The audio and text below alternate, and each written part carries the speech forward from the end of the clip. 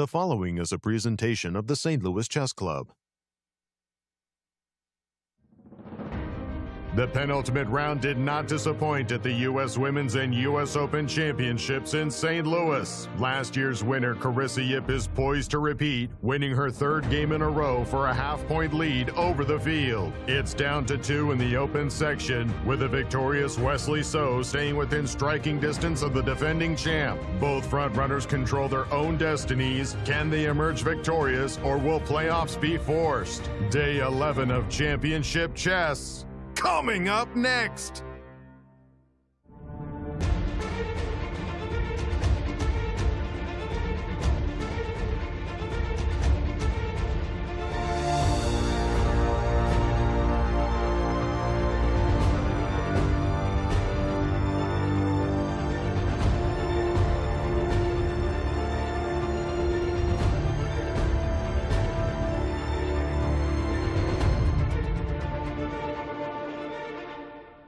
It's here, the last full round of the 2025 U.S. Championships.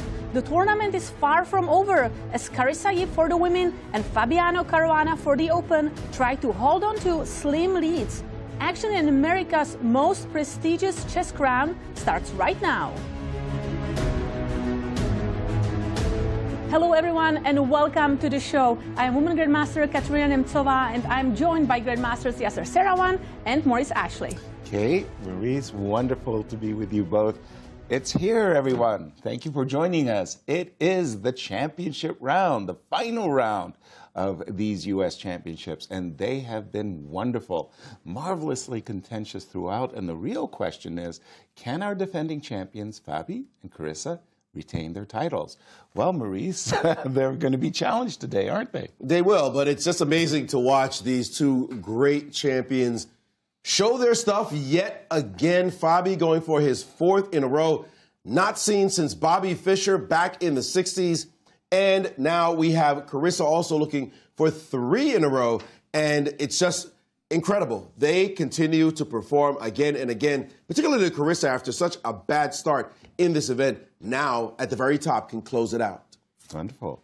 And Kate, do the honors. Tell our viewers the standings after 10 rounds of play. Yes, and let's start with the women's section. Carissa Yip, she is on a roll and she has 7 points, half a point lead ahead of Irina Krush, Alice Lee and Anna Sargsyan, who will try to catch up with this last round. And tell us the standings in the Open. In the Open section, we also have a sole leader, Fabiano Caruana, with 7.5 points. Clear second, only half a point behind Wesley So, and 1 point behind Wesley So is Levon Aronian. And the format for these 2 U.S. national championships? We play here 12-player round-robin tournaments, which means each player gets to play everybody else in their respective section.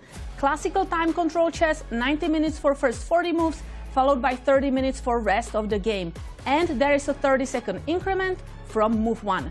No draw offers are allowed until after the completion of Black's 60th move. Not much left, but tell us the remaining schedule nonetheless. So today we have round 11, the last round of the event, and if there will be clear leaders, clear winners after today, that's it. But if not, if there will be a tie, we will see playoffs tomorrow. Well, tell us about the playoff format in that case.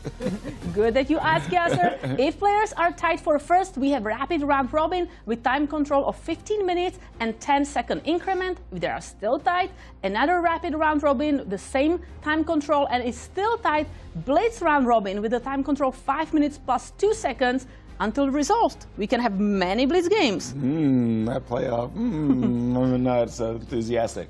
Maurice, big matchups today.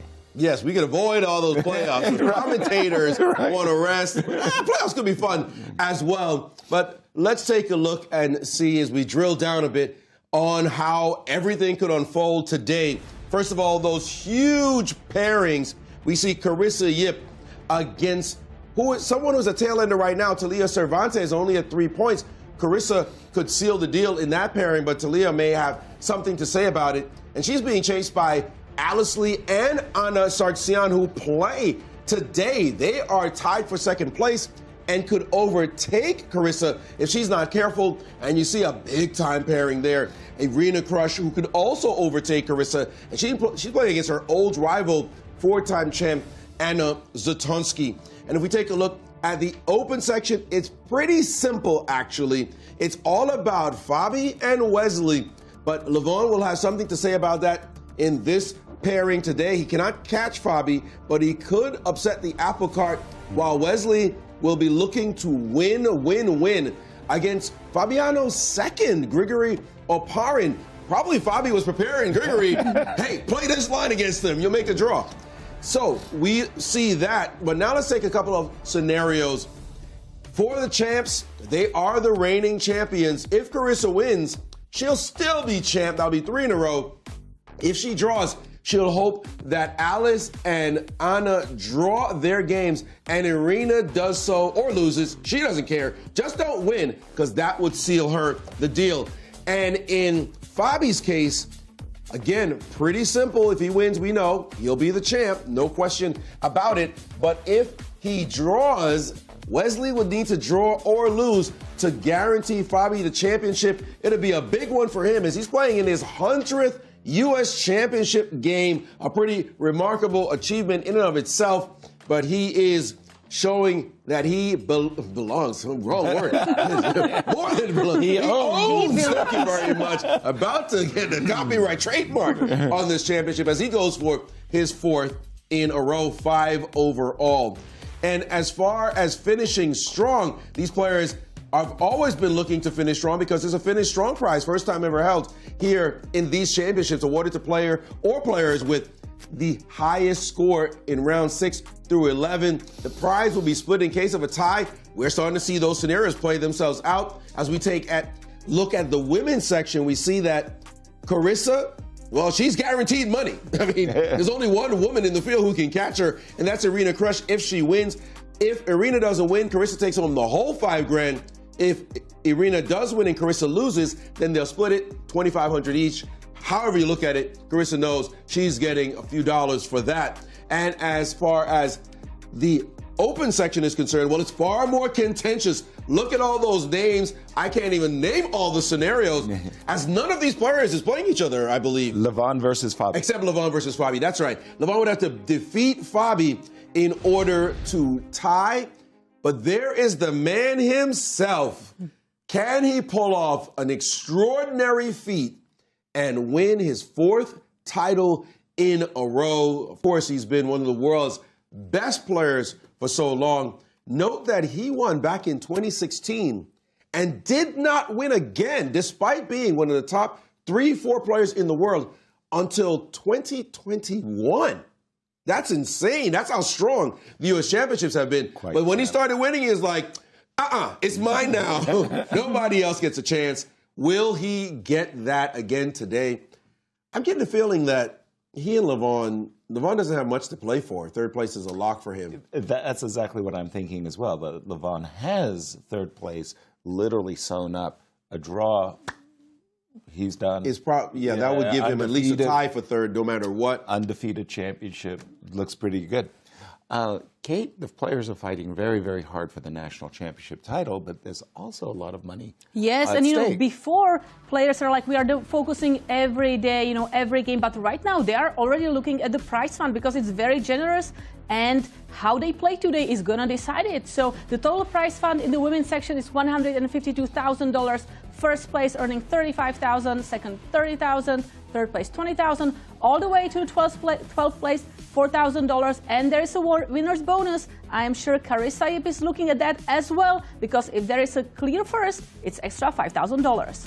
Oh, just amazing that she didn't pick up the Bobby Fischer prize. She just about didn't leave anything on the table. And in the prize fund for the Open? The total prize fund here is $250,000. First place winning $55,000. Second place $43,000. Third place $35,000. All the way to 12th place $6,000. And again, winner's bonus $7,000. Thank you, St. Louis Chess Club, for all your generosity. And there she is, the defending champion, Carissa Yip, playing black pieces today against Talia. If I'm not mistaken, Carissa did not play in 2022. I believe that's right. There was a Stanford, something, There was a conflict. School or conflict. Yeah, that prevented her from playing. That's right. So she won in 2021, 2023, and 2024. Right. She wins in 2025. That would be the last 4 championships she played in, where she would say, yeah, I'm also putting my name there as a trademark, the Carissa Yip prize, as we see here. A huge pairing. Could be a very dynamic, Chess amazing Tour. game. Grand Chess Tour semifinal repeat right here. Yes. But I'm thinking, if this one lasts more than half an hour, I would be surprised. You think that Levon's made peace with the fact that he can't fight for first? He wants to win the championship. Yeah, but he can't this year. Like, what does he get for sitting here fighting Fabi for the next 4 hours, 5 hours, and get a draw anyway? Well, if Sevian wins, they tie for the 3rd place. That's not... Levon made so much money this year already. That's 3rd or a tie for 3rd. It's not going to change his bank account much. Remember, he won, was it $250,000 In Las Vegas? For it was for the which event am I thinking? The freestyle? He won? Yeah. I mean, come on. The guy, I know. The guy's doing all right. By the way, for Fabi, look at it. What a moving target he is against 1e4 in this tournament. I mean, Sveshnikov, Taimanov, what he pulled off. D4 right now, draw. Oh, D4. Excuse me. The Scotch. Actually, knight C3, knight F6, D4 would actually be the Scotch ending that has actually been played in this event as well. Okay. Oh, Bishop E5. Levon wants to play. Well, A little early to say little that. early. I mean, well, we see a Berlin with knight F6, and then you can get those D4 variations and so forth. But the man who could derail Fabiano is one Wesley So, and he's up against the trainer of Fabi, Grigoriy, and we have a Sveshnikov on the board, and boy, talk about a variation that Grigoriy has absolutely studied. Has to be this one. Interesting that in this variation, let me just take that last move back. Well, I guess it's not letting me take it back. In their 2018 World Championship match between Magnus and Fabi, Fabi really went for this knight d5 variations, and Magnus defended both knight b8 as well as knight e7 positions successfully. Remember, all the games in that match all the classical games in that match were drawn. As instead, bishop g5, b5, and did I just see knight on a3 to b1? I think I did. Let me just I think refresh. he just played knight a3. No, I think, knight a3, b1. An unusual I'm move. not at all familiar with this move. I've seen it for the first time. Bishop takes f6, g takes f6, knight d5.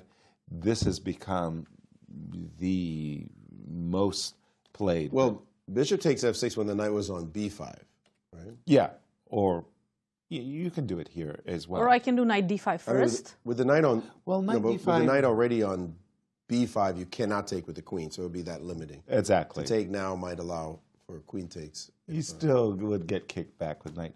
But okay, let me just see. I mean, I have seen the move knight to b1 before, but I was 300 curious. games out of 21,000, almost 22,000. So it's a very, very rare bird indeed. I was surprised that it was number 3.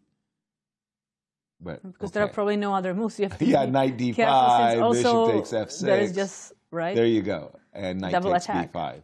Okay, knight b1, and by far the most popular response is bishop e7, which makes a great deal of sense. And why? Why would you play knight b1? Well, the idea is that the knight on a3 is looking to now land on c3 and maybe even d5. This is called the Pelican Sveshnikov variation. Wow. Pelican and Sveshnikov. It's not this specific one. No. The Pelican was the old name that we called it in the Western world, and the Sveshnikov was what they called it in the Slavic world, particularly the Soviet. Sveshnikov. They come from, Sveshnikov comes from a city or a town in... Evgeny Sveshnikov. Yes, but he comes from a town. Oh. Chelyabinsk is the name of the town. They also called it the Chelyabinsk variation. Yeah. And as a funny story, I mean, you learn about these geographically far-flung places when you study chess openings. And as we see here, they're playing quite quickly in this line as the knight is now on d5, and it looks like Grigoriy knew this line, wasn't surprised by knight b1, and is playing the popular recipe for this line. But it was during the championship in New York that I was visiting, the one between Carlsen and Karyakin, and there was a lady there from Russia. So I asked her, "Where are you from?" And she said, "Russia." And I said, "Okay, where in Russia?" And she said, "It's you wouldn't know." And I said, "Where?" And she goes, "Chelyabinsk." And I go, "I know Chelyabinsk." She said, "You know Chelyabinsk? Nobody knows Chelyabinsk. What are you talking about?" That's hilarious. And I said, "Well, actually, I know for two reasons. One, there's a chess variation named after your plays." And she's like, "What?" Right. Like, I was like, "What are you doing at a chess event if you don't know that there's an actual variation with players from Chelyabinsk who popularized this line?" Yeah. And I said, "And also, a meteor exploded over Chelyabinsk." And she's like, "Yeah, you knew that too." Like, yeah, like a few years ago. And yeah, so that it's cool when you are a chess player. Right. I learned so many names of these places. Things that are crazy. Like, yeah. What is that place? And you go look it up, and you find out. There you go. And it's funny too, because some chess openings bear the names of the cities. For example, Catalan, or we have the Leningrad Dutch. But Leningrad doesn't exist anymore, right? We're going to change it to St. Petersburg Dutch? And it just still has stuck. The Leningrad. And by the way, you combining Leningrad and Dutch. Yeah, like what? So you have the Netherlands over here, the Leningrad, and you paste them together to make a chess opening. Okay. It is quite funny. Doesn't fit. By the way, the players, again, I'm referring to the game between Wesley So and Grigoriy. The players are still playing the main line or variation with the knight on b1. And the standard move, or the most popular move, is bishop to g5, which has just been played. And White's most popular answer is queen d3, which has just been played. Give me the pawn. That's the simple one there. Also, because the bishop is loose, the move queen d3 kind of gels, kind of glues White's pieces together. And if it does provoke a5, which happens to be the most popular move, there are others, but a5 has been played, then we see that White, again, has lots of choices here. Knight d2 makes sense to me, bring the knight back into play. Rook d1 makes sense, preparing to put pressure. And even the move c3, which is actually in this position, surprise for me, the most popular move when players get this position.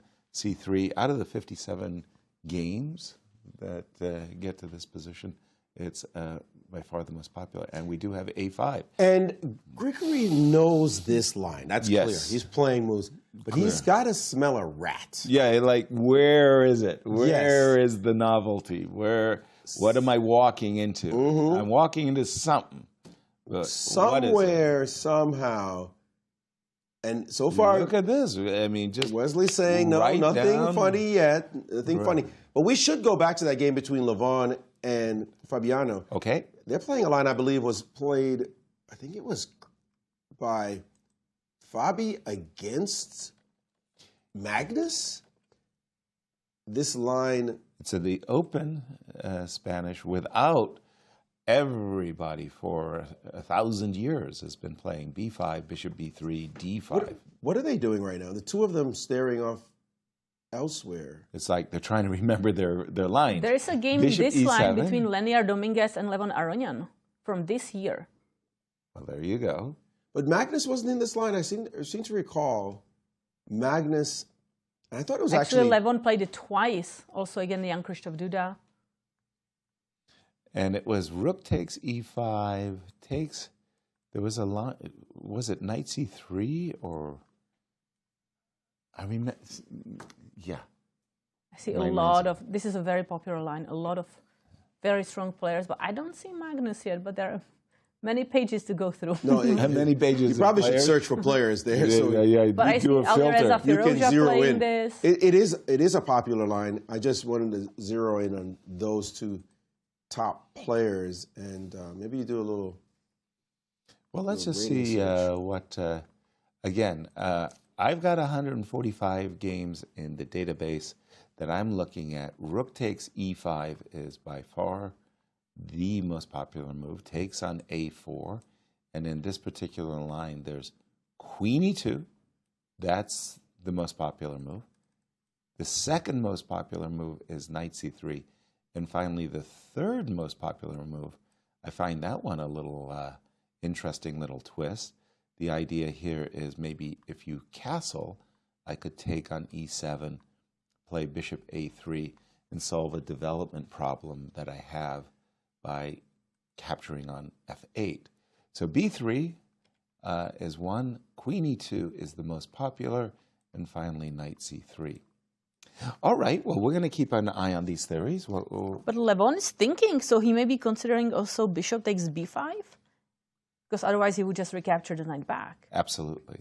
And also, we were wondering and speculating on whether or not he was here to play or to just back down. Right. This game seems like he's in between. He's not sure He's also yet. deciding. Yeah, he's still deciding which of the variations after rook takes e5 will get him the kind of game I guess he's hoping But for. I saw at least 3 games already Levon playing in this exact line. As white.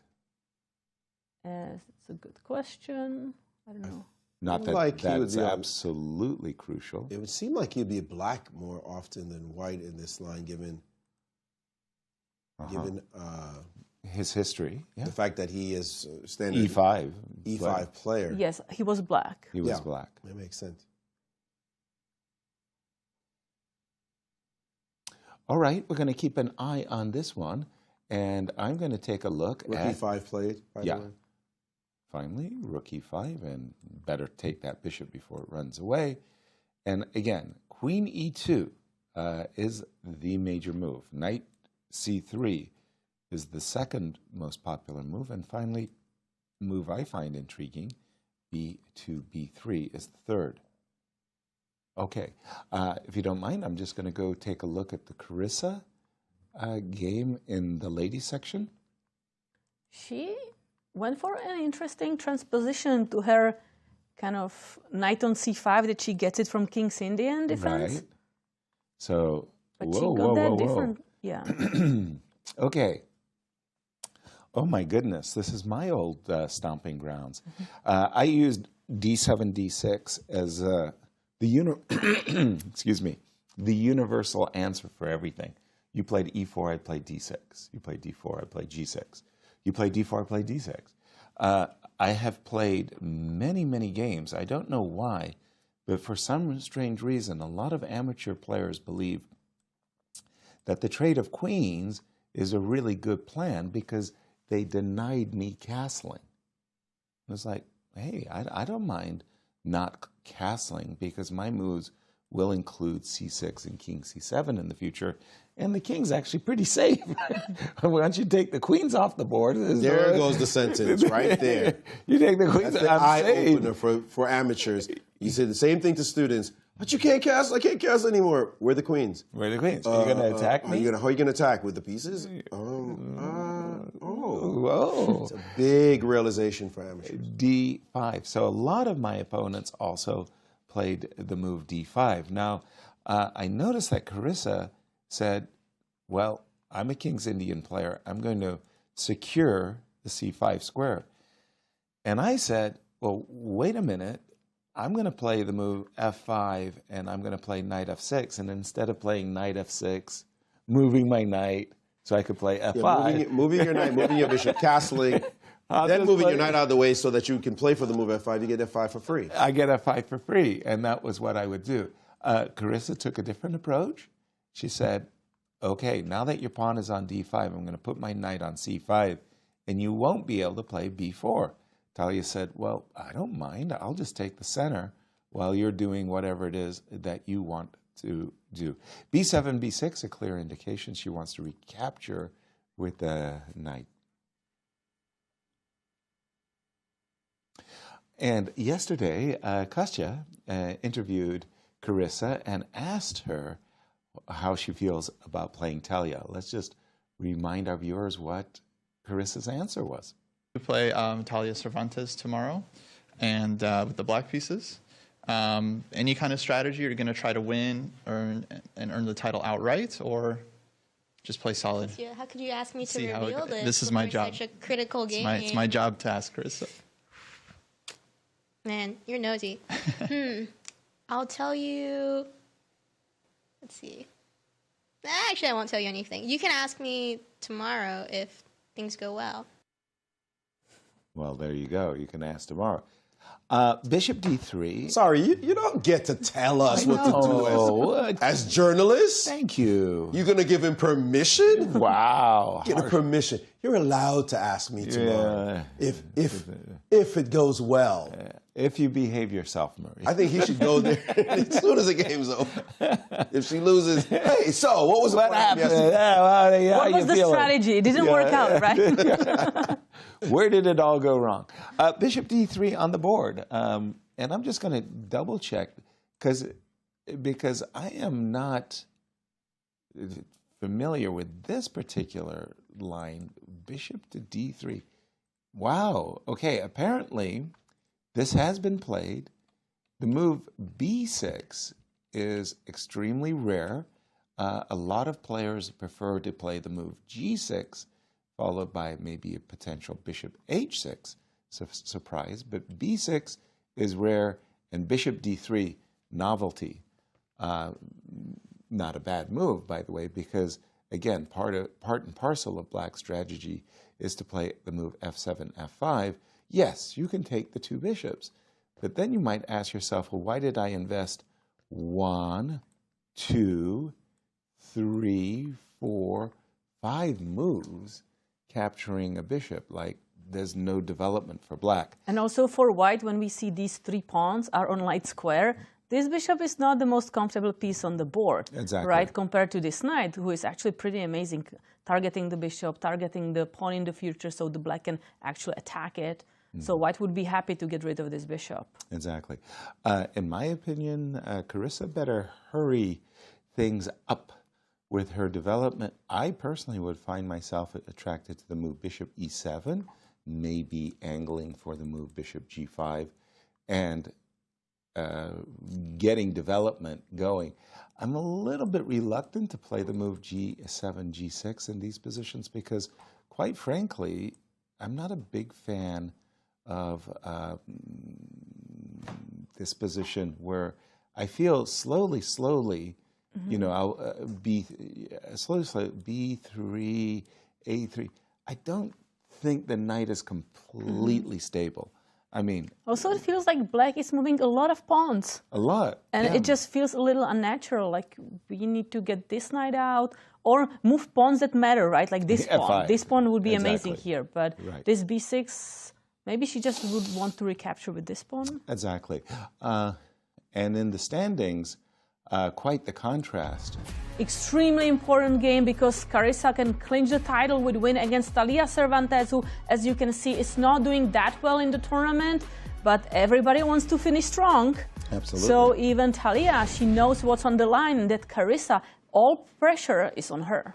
I think Irina said it best when she said, everybody in the tournament is dangerous, and especially a lady like Talia who is thinking to herself, look, I haven't had a good tournament, but I can ruin your tournament. I mean, remember last round she played against Carissa Yip with white pieces at the American Cup? Yeah. She could have checkmated her in 3 moves. Yeah, so a dangerous opponent is Talia. Let me just check in on the other key matchups. Alice versus Anna. I'm going to switch over to that game, and let's see what happened. Alice with the white pieces. Okay, Rogozin, Queen A4 check. E2, E3, castles, Bishop D2. Very, very popular system these days for black. The idea behind A7, A6 is to park the bishop on D6. Why? So she can support the move E6, E5 without having to contest with any nasty jumps like knight B5. Still a very theoretical game. And then the other game that is so crucial, Anna Zatonskih, Irina Krush. I feel like for 20 years I've been mentioning these two names whenever referring to. I would be curious how many chess. games Anna Zatonskih played against Irina Krush in her lifetime. That would be just so many. Yeah, exactly. Probably more than 100. Oh, yeah. And Blitz, wow. Okay, never mind. Let's not go there.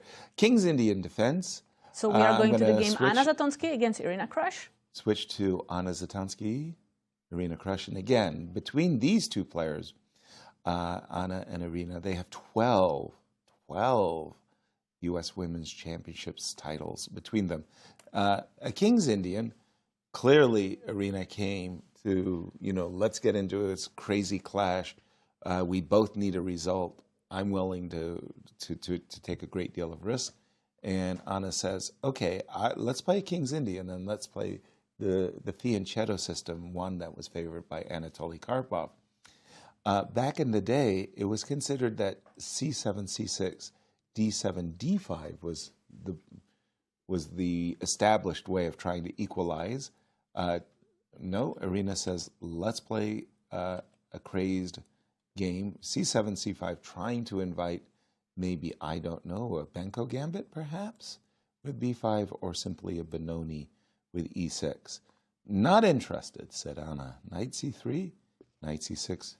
Now, it's very strange. Inviting a Pano variation with D5, Knight D2. The idea here is this knight's a little bit off sides, A3, B4, potentially on White's agenda. No, says Anna, I'm not interested in anything but a clean strategic game. Takes, bishop D7 on the board. And it's not a Maroczy. And if you were to play the move E2, E4, I don't think the bishop is that great on G2. It's a, let's say, finely balanced position. And let's take a look at the standings between these two players, because and why this game is so absolutely vital. And why Irina Krush wants to go all in the year she got inducted to the US Chess Hall of Fame. Because she's only half a point behind Carissa Yip, and Carissa Yip may not win today, so she knows that if she wins, she can either clinch or get to the playoffs. Exactly, and that's what it's all about, winning titles, as we see the 8-time champion Irina Krush chasing history, trying to become the second lady to win 9 titles. And Maurice, what do you have for us in Fabi's game? Yes, a very important development in this game, as we did see rook takes, pawn takes, and B3.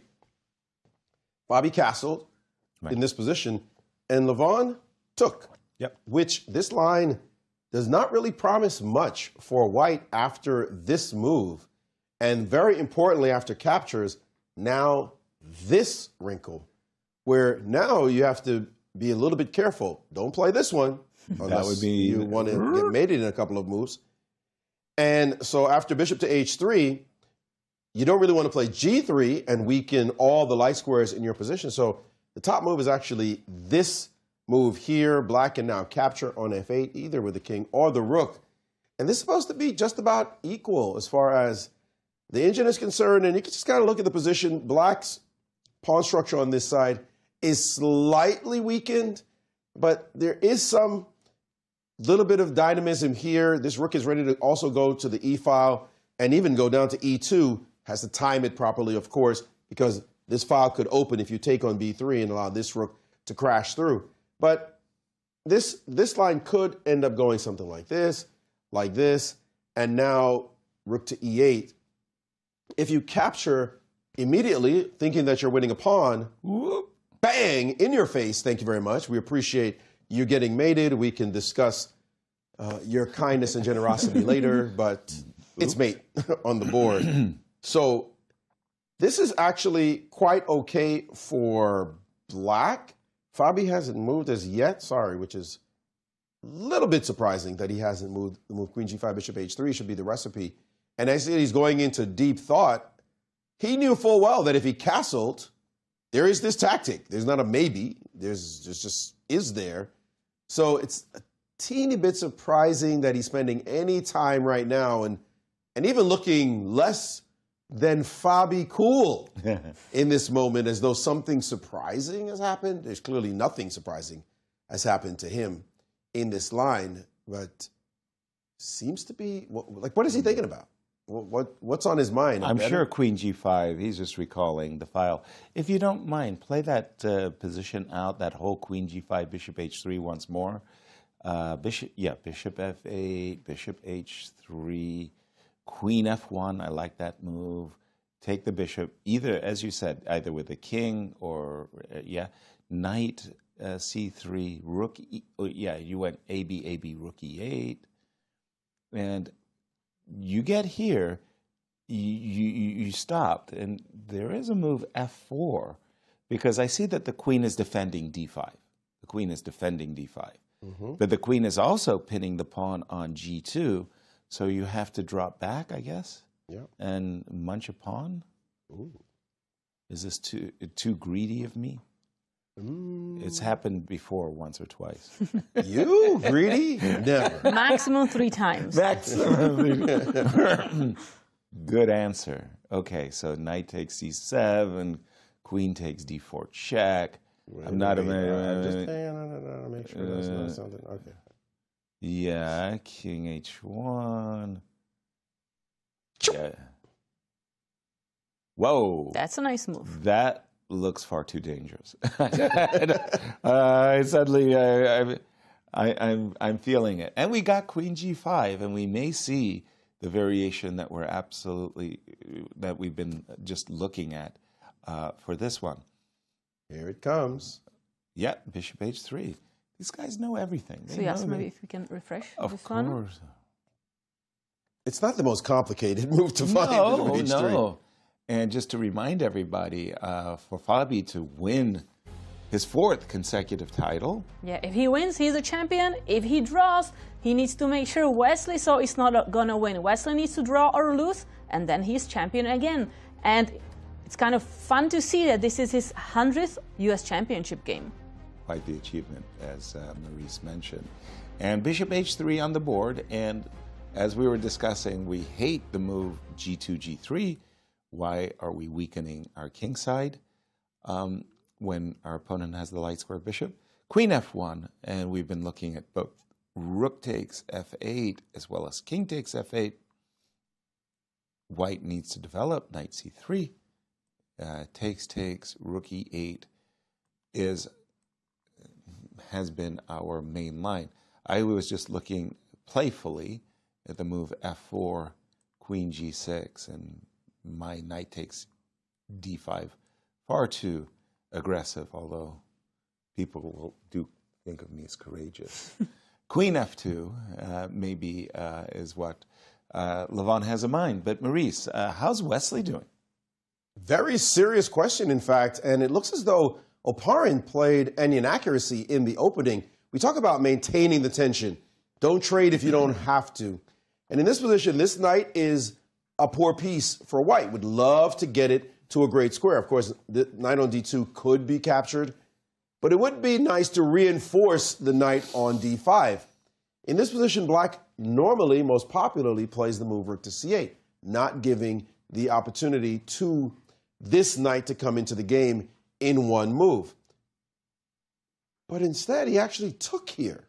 Ooh, That's helpful. This one seems controversial, to say the least. And after knight takes, rook to c8 now, b3, solidifying this entire side.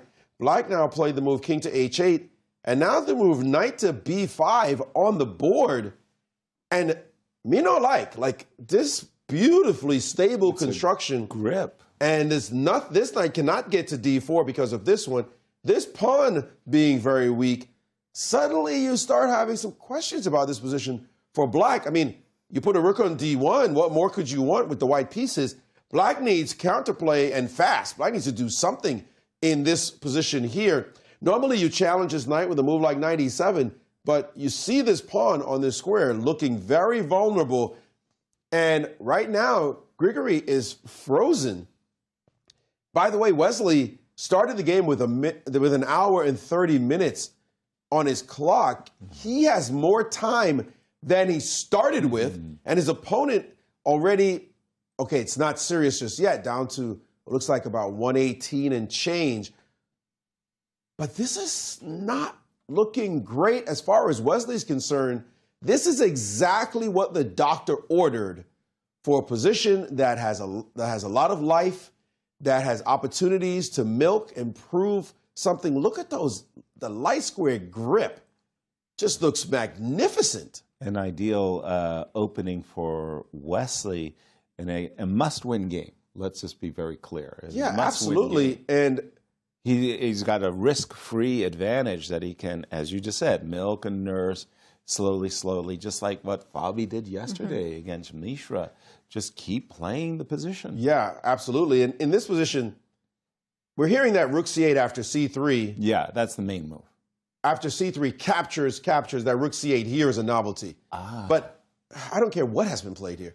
Whatever that novelty is, you know, it's one of those, yeah, you play a new move, but then you look later and go, why did we play this position at all? c3, I think he slipped and didn't remember that he should play rook c8 first. Instead, he decided on a very concrete approach by capturing, releasing this knight into the game, and then after just a couple more moves, this knight is a monster. By the way, the knight started its life early on the b5 square. So this is the same knight that went from f3 to d4 to b5 to a3 to b1 to c3 and now on b5.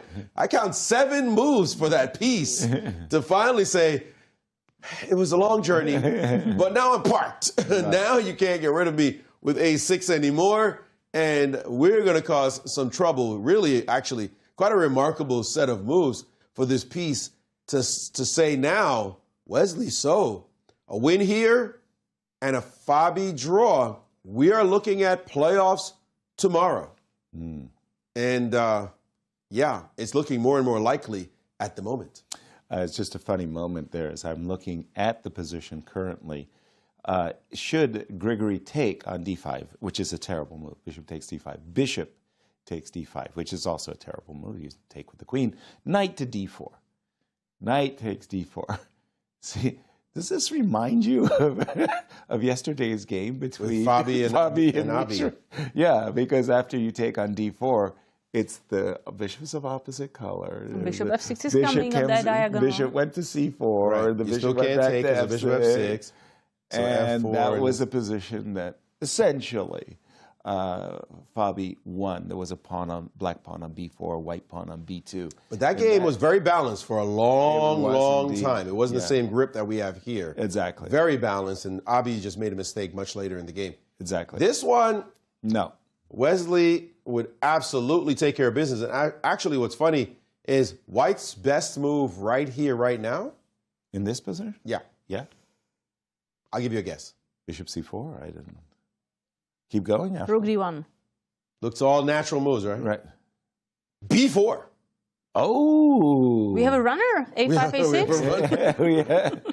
A criminal. A criminal. A criminal, indeed. It was backward on an open file.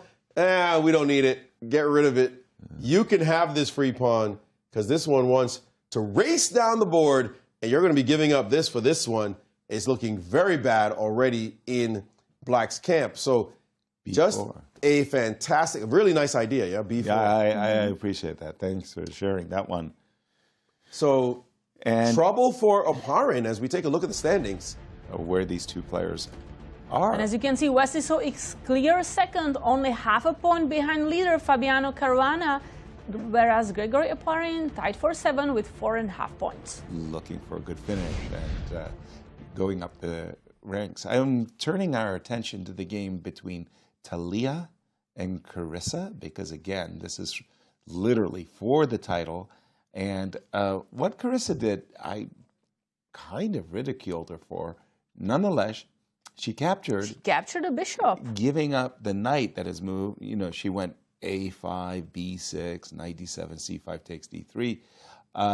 She spent a lot of energy putting the knight on c5 and then voluntarily traded it off for a bishop. She followed it up with knight f6. I don't know if knight g4 is or is not a threat, but nonetheless, Talia said, I have my setup in mind.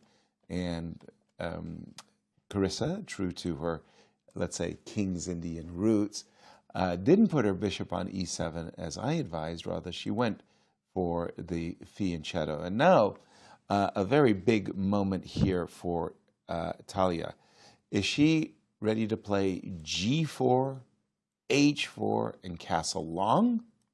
Or does she want to go castle short, let's go, come on, you can do it, yes. b3, a3, b4, and play for a queenside attack or pawn storm. So she can castle long and go g4, h4, or she can castle short and go b3, a3, b4. If she had the chance, because Carissa played a different move. Carissa played. She did not put her bishop on g7. She played knight back to d7. Okay, so... so she wants to go on c5? Well, she's still playing for the f5 break, right? But she's deciding where she wishes maybe to have the bishop. I have a little trouble with this move myself because the problem is this move. I see this move as a key problem in these positions for black. You really don't like it when white plays h5 and you're forced or somewhat forced to play the move g5. h4, h5, well, that's a different commitment altogether, right? How do you think Carissa would handle a challenge like h4? Would you go I knight think she c5? has to go h5. Okay.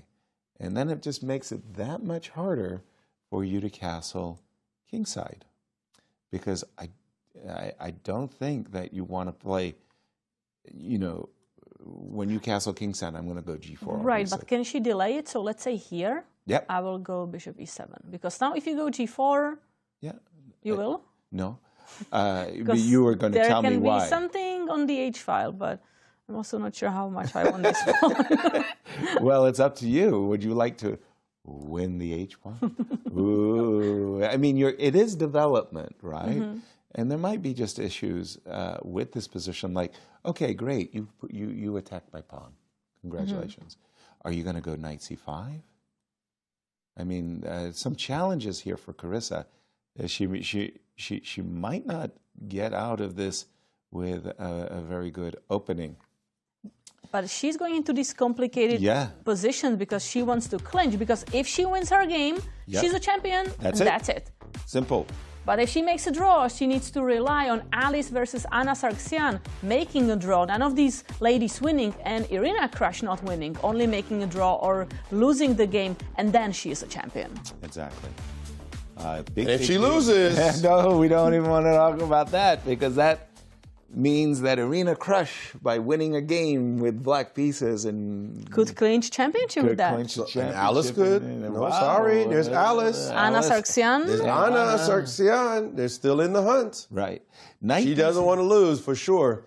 It's funny you mentioned this move h4, Yas, because I was thinking, is she playing knight d7 to play the move bishop h6 in this position, if she gets the chance? That was an famous I had played against Igor Ivanov, and in this position, or one very, very similar, he had played the move bishop h6, and I happily took it off. He was thinking, okay, he's doing himself a great favor.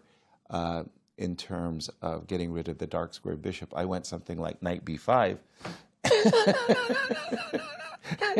It's sort of like, well, the queen is offsides. There's no rook a7. But let's check in with Fabi. How is his game? Okay, well, when we left it, let me just refresh the board. Oh, king h1 is... Okay, so here I had kind of suggested the move f4 to prevent queen d2. I wanted to avoid this position. And if I take, there is, hold on, no, bishop g2 check, and, yes, it does work, because the knight is hanging. The knight is hanging. If I take with the king, there's queen g5. Followed by, whoop, perfect. And if I take with the queen. And there is rook e1 check. That's right. Trading exactly. rooks. Forcing the exchange. Forcing the queen to go to g1, and then queen e4 check. Queen And g2 back. That's and our we have perpetual. Perpetual. And queen d2, I think, seals the deal, because there's no, I mean, I don't want to play queen d3. That allows rook e1. And I don't want to play knight takes, well, I do have to play knight d5. Yeah, because if you take the bishop, Ugh. this is... Who wants, no wants one. that structure? And if No. knight a4? Knight a4. Aren't you going away? Well, the knight wants to go to c5 theoretically if he's trying to avoid the draw, but this is nothing anybody wants to play. Yeah, it could easily be that black is for choice. I mean, after all, there's even... Could I have played rook e2? I retreated the bishop very, very quickly. But this is also a potential issue. By the way, we have our first result in this final Yes, and the round. result is Hans Niemann drew against Dariusz Swiercz. Oh, I did not see that one coming. And one of those So let's Grandmaster quickly draws. just jump to that game. Hans Niemann against Dariusz Swiercz. There's nothing, well, there's certainly physically there's nothing to jump to except the board that you're looking at now, because they're gone. They're gone. Like, let's get out of this bad boy. Wow. And so this is just one of those Grandmaster draws where the queen gets trapped in the middle of the board. So we're going to stay with the game of Levon and Fabi, because we are expecting Fabi to play the move queen d2, followed by knight takes d5, and the perpetual check that exists in the position of... And queen d2 is on the board.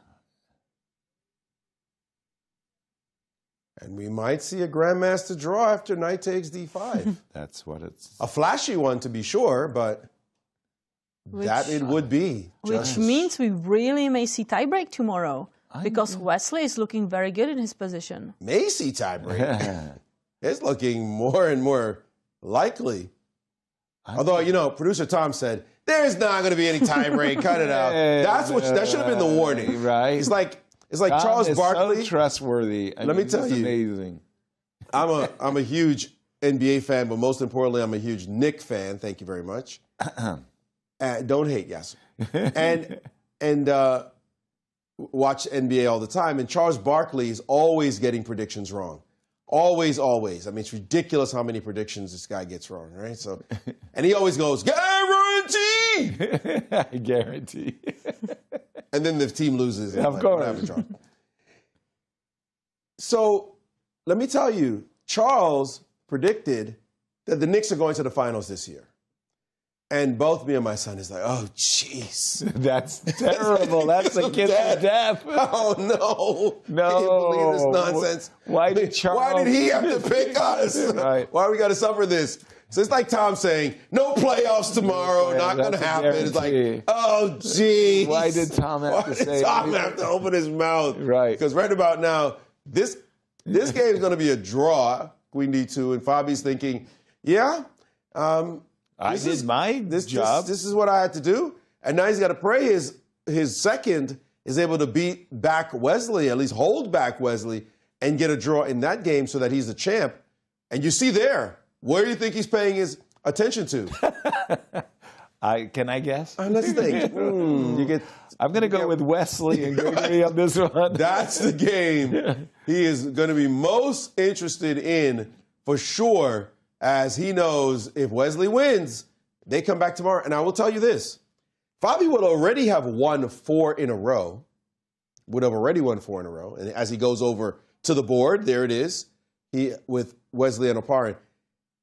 Fabi would have already won 4 in a row, if not for one Wesley So. Right. Who defeated him in a playoffs, as knight d5 is now on the board. Fabi will come back and play the spanking bishop takes on g2. By the way, forced. Anything else, and black is much worse. Yeah, I mean, you're not retreating the bishop. This game's going to be a draw. We said 30 minutes. I think we're about right.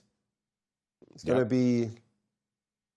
But you were saying that Wesley was the man that stopped Fabi from going on an amazing streak of 4 wins. Look, and maybe Fabi in 2021 was tied for first with Wesley and Sam Sevian, and Wesley defeated them to win the title. Right. So Fabi tied for first in the last 4 years already, and he's going to tie for first this year, right, for 5 in a row as he takes on G2 instantly, and they will be drawing shortly.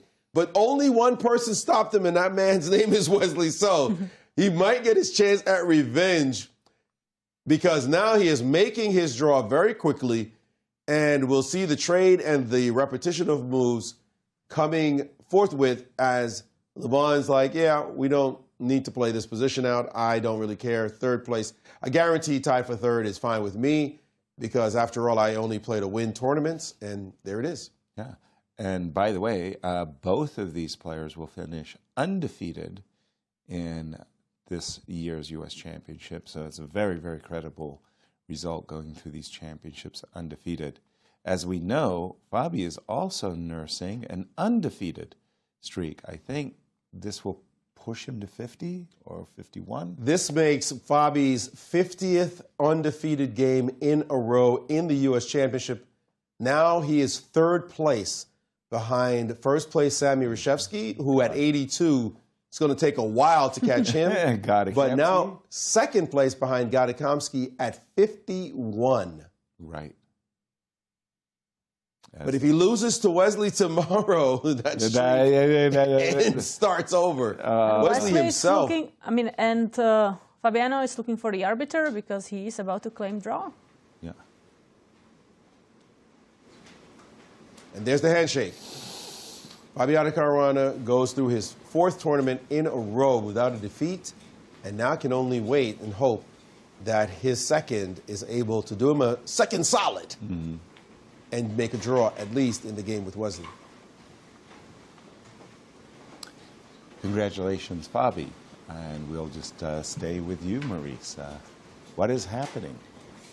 Well, this game I'm about to show doesn't have like massive significance to the standings. And however, by the way, the Finnish Strong Prize, I want to come back to that Sevian was in the running because Sevian was in the running, but now that Fabi got a half a point, and Levon dropped out because he didn't. But Sevian was only half a point. Yeah, anyway, so we'll take a look in a second. If Sam wins, he can tie Levon to 3rd place. For the Finnish Strong Prize, there is not Finnish. Oh, for the overall. For the overall 3rd place. And look at these good friends as they walk out, smiling. Friendly. Levon saying, you know, I did you a favor today. Next time, when I'm winning the tournament, make sure you do that quick draw. That's not the way those guys work. No. It's so hard for them to defeat each other, all the matches that they've played. So now just casually strolling out of there as Fabi hopes that good results happen now. But Wesley Levon kind of threw himself out of the event. Just kept making draw after draw after draw. It was right.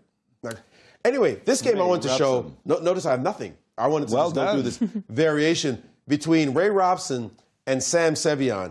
And this is the most exciting opening so far today. They started in a Steinitz variation of the French after knight f6. And now take a look at this line. Which Carissa played recently, h4. Yeah. Okay, you ready? Yeah, go. Bishop e7. Okay. h4. Yep. What move don't you play here? c4. Okay, that's a bad positional move, and you shut up your center. Right. h5. You guys are picking bad moves. You asked us what you not to don't play. I mean, ask us Okay, there are a what lot you of should don't play moves like knight b4. What move might be a move Black would like to consider from a strategic perspective, but it doesn't work right now? B5? Why are you making this funny? Okay, I give up. What should I don't? G5. Let's play? play. F6. No, a pawn break, a natural pawn break that you would like to play for. Right, but Right? it doesn't work. But does it work? Knight That's like a F4? reasonable-ish, but does it work move, right? Because it's a Correct. move you want to play because you want to break up the team. That's a Right. natural break. Maybe the move was too good-looking for you guys to guess it. That No, the must have been E6 it. weakness, I'm worried about that pawn. Now you should be worried. Thank you. That's what I was saying. Sure. And the engine doesn't like it because knight f4 is like, what are you doing? Your pawn is just hanging at the moment. Your position. You don't want to move your knight to some ridiculous square. So what do you do with it? Go back? Yeah.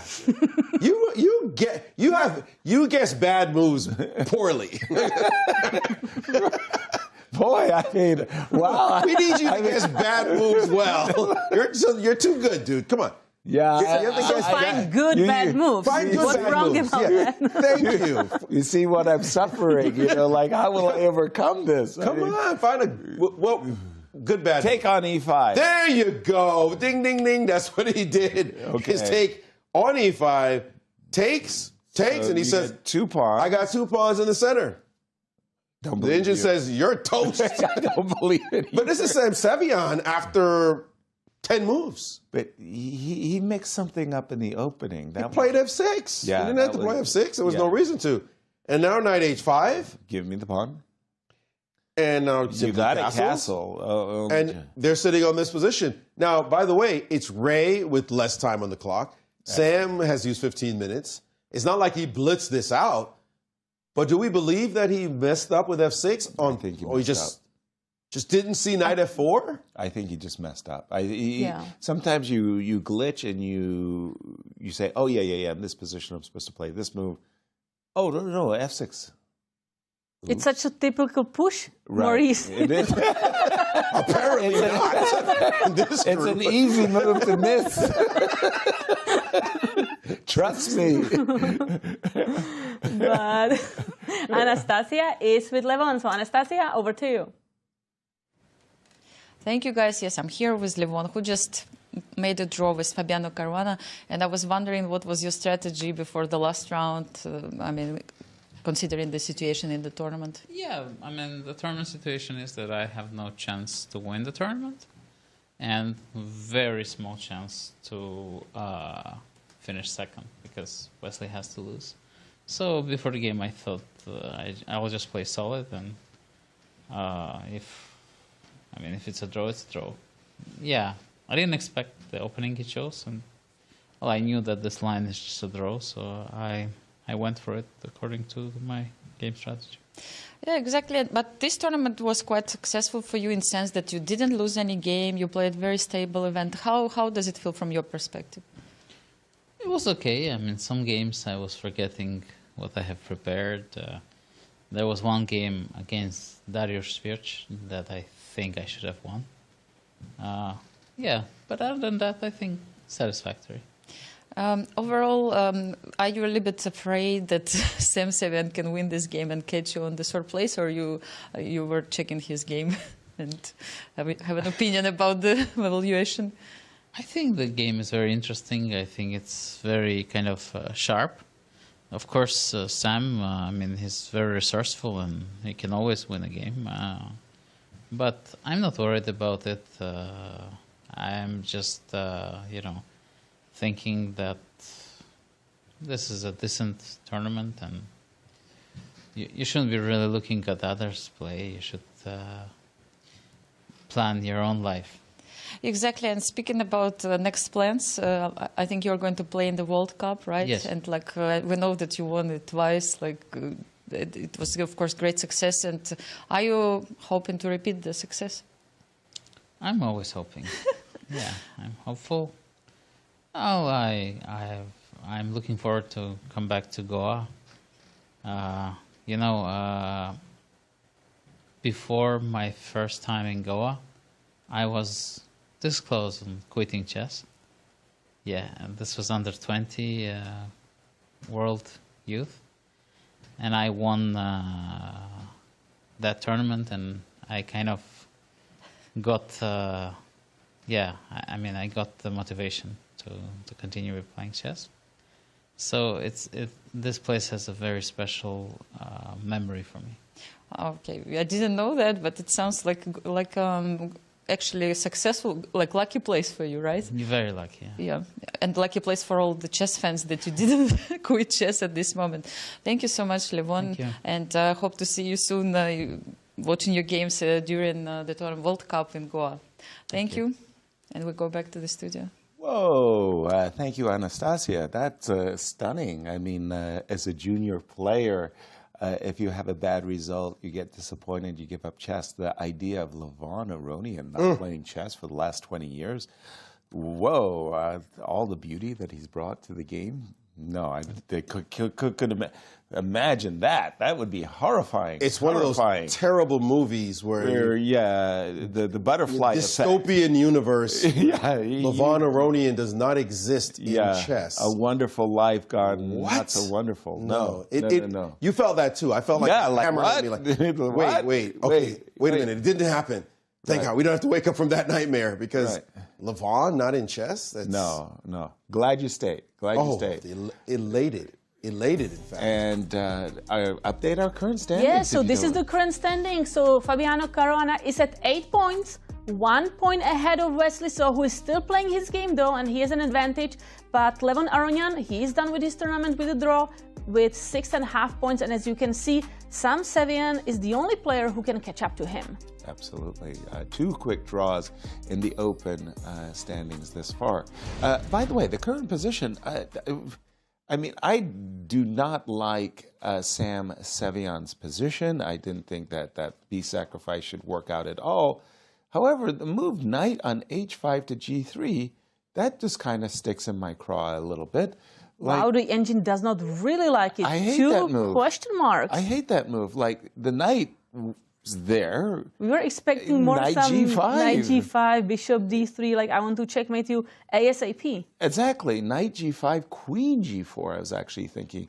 So if I play knight g5, I'm going to play a very bad move for it. Sam should not be playing, let me just emphasize this. You mean you can't guess a good bad move? I can't. Come on. I mean, I've got ideas of knight takes g7 in the position, ideas of knight takes e6, and queen takes g7 checkmate. Also some ideas with knight take h7. I mean, and anytime black takes it, well, thank you very much. Right now, this rook. But why would you retreat a knight that's kind of actually an aggressive knight? And, you know, if you did some ineffective development, I'd hate that too, like bishop e2. Because eventually, this pawn could come to e4, and you could find yourself restricted.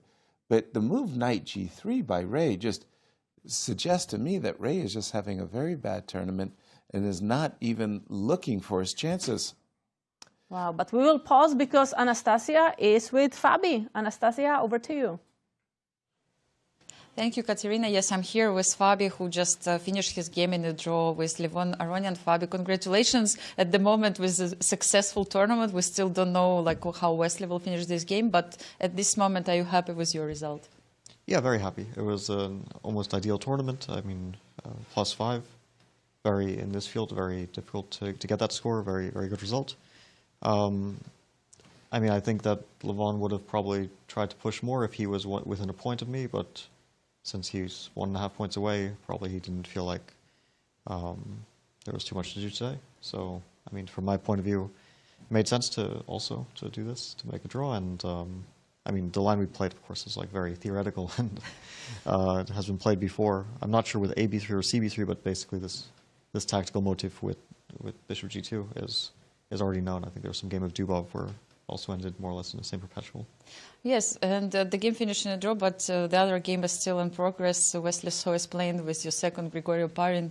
Yesterday we were discussing in the studio, like, you know, trying to imagine like what was the preparation of Grigoriy today and like how much you took part in it. So tell us was behind the scenes? Well, I also had to prepare my own game, so I wasn't preparing. I mean, he's very good in openings, but I think he actually mixed up the line, and when he took on c3, I remembered you're not supposed to take on c3 earlier. I had some games in this position, because it is my repertoire as well with black. I played rook c8 instead of bc3, and then after bishop a6, after the rook is tacked, and then bc3, you kind of provoke bishop a6. It's a better version. And so I think I had a game, like after rook c8, some online game, my opponent played b3, and then I played king h8. And maybe he was trying to get this. But, Yeah, so actually we have a position, I think Yasser is trying to help us. I think this position I played, I think it was king h8, but maybe there was another move. But I think it was king h8. And the point of this line is if instead of b3, white plays bishop a6 to basically, like white wants to play bishop b5 to attack the knight, but first you try to chase the rook away. So rook b8, bishop b5 would be nice, but here bc3 is a nice intermediate move. bc3, yes. Yeah, After bishop a6, yeah. bc3. Because if you take, then cb2 and Yeah. black gets too much on the queen side. Exactly. I think even you can't play rook a2 because of bishop d5 and knight b4. Oh, So unpleasant, yes. So, Bishop d5, yeah, knight b4. basically you just get a much better version if you don't take on c3. But after taking, I'm very concerned about his position. Yeah, and here I think you could just take, I mean, you have 2 pawns for the exchange. So now I'm very concerned for his position. It looks extreme, because the knight's on b5, white got the dream of this line. So do you feel like he's suffering a little bit playing with black, this position? I think possibly suffering a lot here. I mean, I think it's a very... The issue with these positions is that sometimes they're just losing. Like, they could be okay, but then if, it's actually very, very difficult positions to play, because one small detail and you end up positionally busted. Like, yeah, oh, well, okay, this is just next pawn up for nothing, so this is bad. Who's showing, is this Yasser showing the line? Yes, it's Yasser, yes. Usually it's him, yes. Yasser, take the pawn. Take the pawn. Take the pawn. Yeah. I mean, now that we are checking this game, I wonder, you have to wait and check what's going on. What's your plan now? Would you like to go to rest, or it's not possible not to follow the game? No, of course I'll follow the game and root for Grigoriy. I can imagine. Yeah, I mean, if I have to play a playoff with Wesley, then I think that, I mean, he also had a tremendous tournament, and it's also a normal situation. I mean, if he wins his last 2 games on demand, then he also deserves to be in the playoff. Absolutely, but I remember you had another playoff in 2021.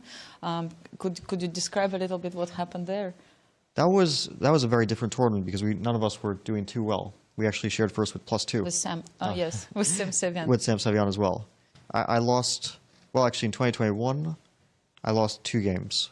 I lost to Danya with white, and I lost to, I think, Sevian with black. I think it was 2 games I lost. Then I actually lost those 2 games in a row. And after I lost to Danya, it was a kind of desperate situation in the tournament, because I was like 50%, I think, or I don't know, maybe even -1. I was having, I mean, I had a very bad score, but then I did recover in the last few rounds. And I think even in the last round, if I'd beaten Sam Shankland from good position I had, then I would have won clear first. But that was a draw. We were all +2. We played a 3-way playoff, which is always weird to me. It's like, you never know how to feel about it, because you could, like, basically I lost the first game to Wesley, and then that was it.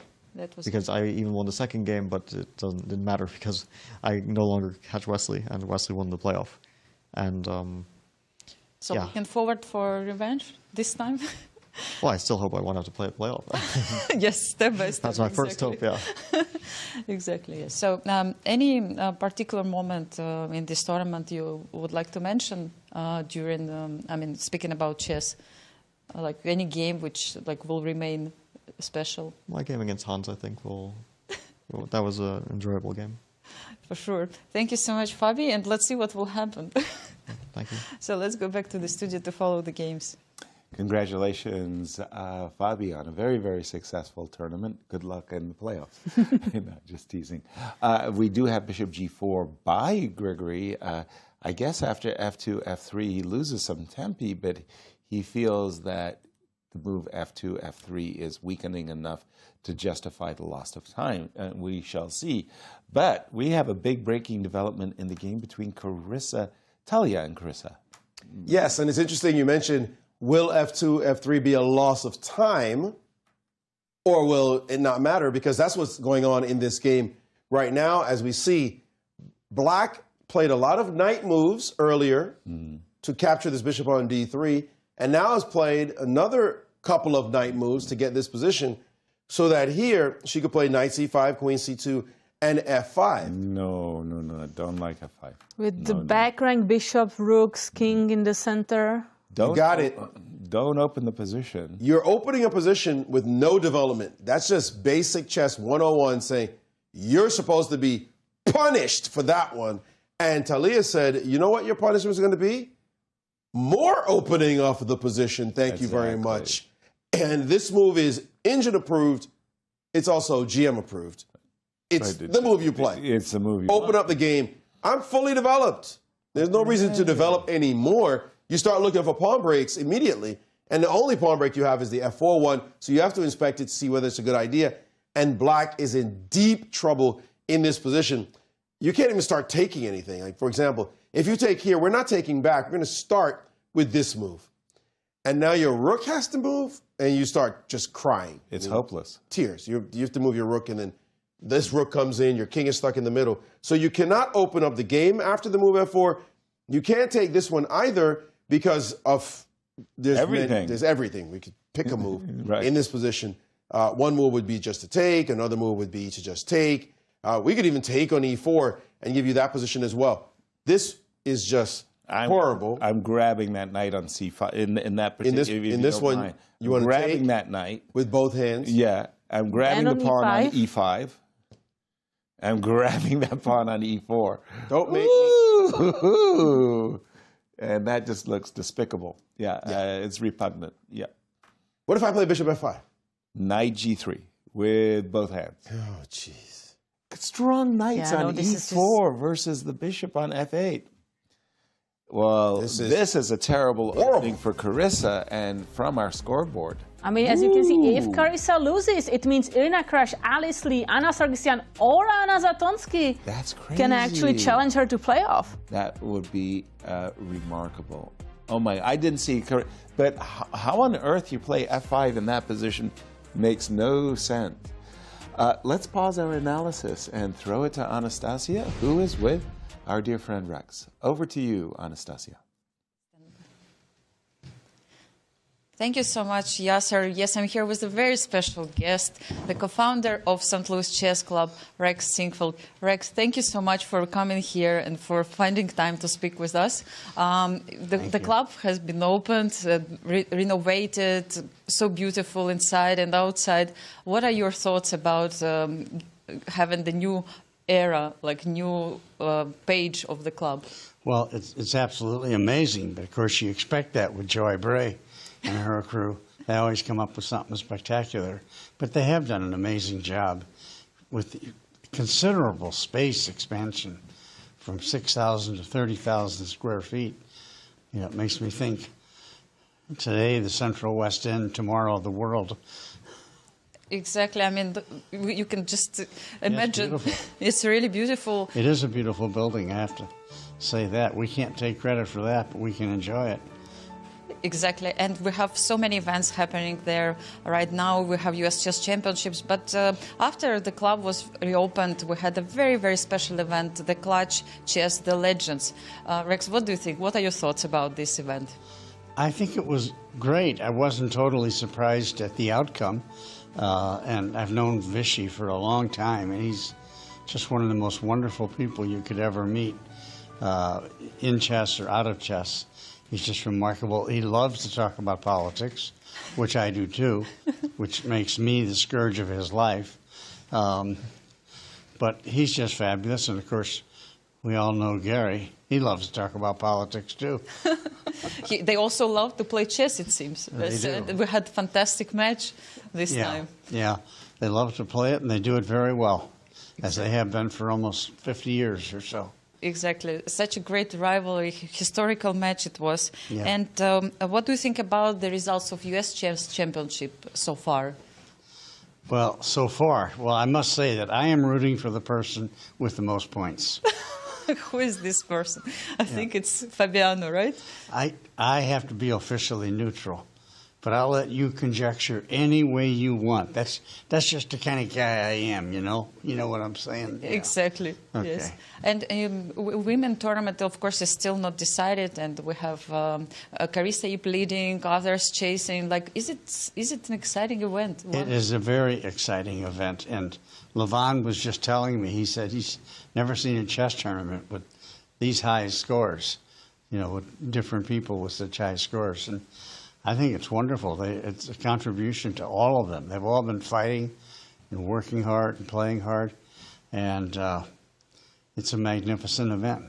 Isn't it just amazing that we have 17th U.S. Chess Championships taking place here in St. Louis Chess Club? It is. It's wonderful. Thank you for saying that. I mean, and of course, we have the world's greatest interviewer here, too. You.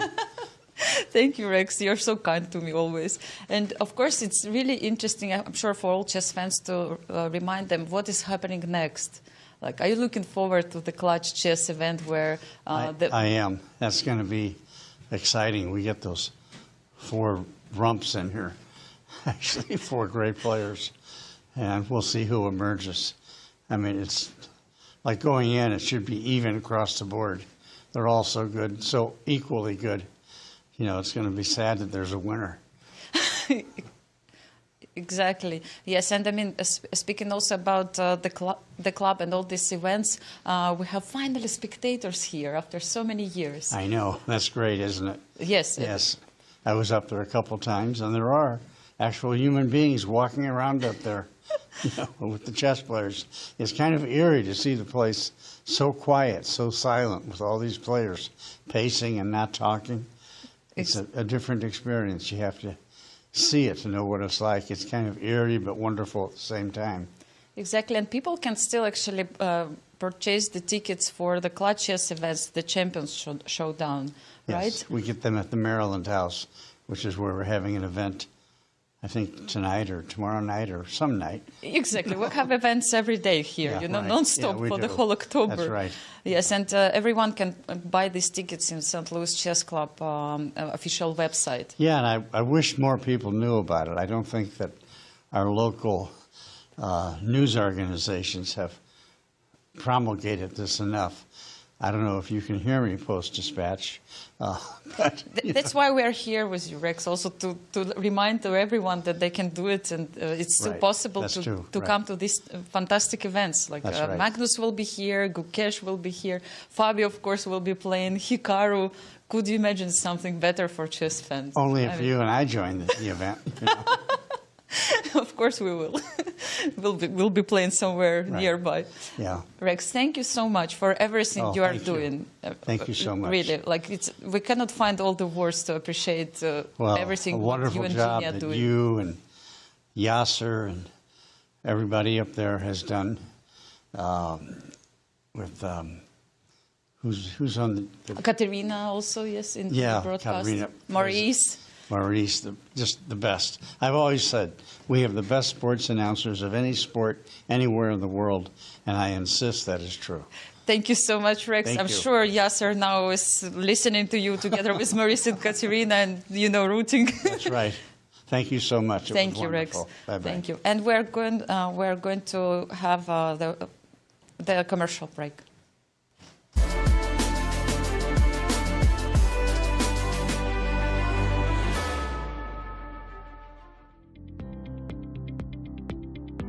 We were thrilled here in St. Louis, rooting you on during the FIDE Grand Swiss. And again, if you don't mind me saying, for us it felt like you were one game away from potentially becoming a candidate. Yeah, the Grand Swiss was my best event till date. I finished with the performance rating of 28-28, and this is fantastic. This is quite high for me. For anybody, actually. But I mean, honestly, I expected something like this for a while now. I've been trading very rigorously for the past year, like year and a half, 2 years, and I think the main thing that changed, let's say from juniors to now, let's say like this sudden shift, was that the good thing with my trading is that like it helps, but the negative part is that it's like very painful. So I think as of now I'm like embracing the pain a little bit more. And so and the other nice thing is that let's say with my training, it's all like say based on like practical games and so on. So like whenever I go play, let's say like when I had these games against, I played many top players in Grand Swiss. I played Abdusatorov, I played Giri, I played Kukesh, Prague, and Fantastic. so on. And I felt like in those games, since I'd taken let's say all the pain at home, calculating every variation at the game, I felt a lot more relaxed. And let's say the difficulty level for me, like during those games, was I felt like 1/4 of what I was doing in my training. So it was quite nice. So it feels like you kind of shifted a gear. You're in a different gear now. Definitely. Actually, adding on to like regarding the Grand Swiss, you're absolutely right. I was one game away from getting to the candidates. I had the highest tiebreak score, and what hurt me was my game against Abdusatorov. Like there was a brief moment where I was winning. I'm not saying it was easy at all, but it was a very complicated win which I'd missed, and this is the kind of stuff that I train on, and hopefully with some more training I'll be able to reach to the level where I think I should be. I guess I had a lot of thoughts in my brain going into the last round, like what could happen, but I tried to kind of get rid of it before the game. But then I guess I couldn't really pull out a win, but I tried my best, so I was really glad that I could have a really strong team. You know, being in contention in the last round, you know, I wanted to get to that. You know, I was really, I beat Yagis. You're one game away from the candidates, right? Exactly. And being in the Grand Swiss itself is such a difficult tournament to qualify because you have all the best players in the world, only 2 make it, and it's tie breaks. For example, at some point I had my average rating, my first tiebreak was 2668.4. Okay. And Anish and Keimer were at 2668.1. So if I was 0.1 more, right, and I tie breaks. If I had 0.1 more on my average and I made a draw, I could have qualified. But so all these little tie breaks were getting into my head. I was like, why couldn't I just have 0.1 more? Why couldn't I just have 0.1 more, and then maybe I could draw? So. It was a very unfortunate moment in the last round where I have black, I'm playing the most solid player in the world, I have to win, right? It was already, but the way I beat Prague, I was very happy. I feel like I'm improving, I'm getting better. Yeah, I think it might not have been as close as advertised, because I saw online there's all these statisticians doing the calculations with 2 rounds to go. And I think with 3 rounds to go, because of my tiebreak situation, I was sitting at 0.0%, could not go lower. So I was like, guys, like, why they have to calculate it out that way?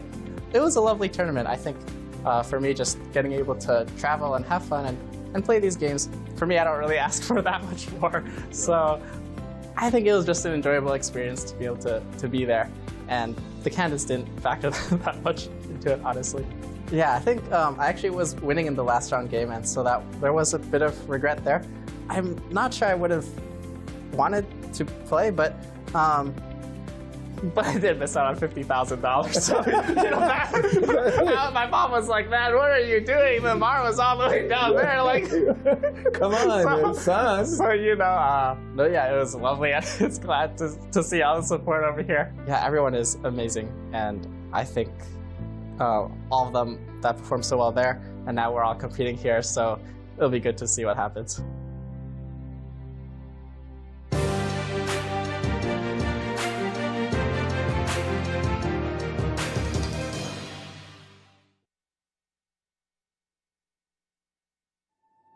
From world capitals to the chess capital of America, titans of chess have traversed the globe to prove one thing: who will be the next Grand Chess Tour champion? Each stop yielded elated winners, but it all came down to 4, and beautiful Sao Paulo, Brazil set the stage for an epic final showdown. After a tense first match, Fabiano Caruana and Maxime Vachier-Lagrave emerged victorious, but with the title bout deadlocked after Classical, it all came down to Rapid and Blitz. Once the dust settled after a stunning comeback, only one man was left standing, and Fabiano Caruana was crowned the 2025 Grand Chess Tour champion.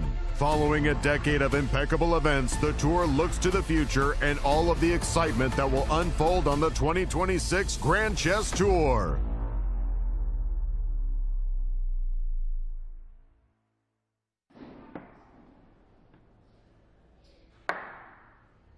Mate is in 4 moves from the position in front of you. Don't move until you figure it out in your head. Don't look at me for a hint. I can't do it without moving the pieces. Yes, you can. Clear the lines of men in your head, one at a time, and the king will be left standing alone, like a guy on a street corner. I'll make it easier for you.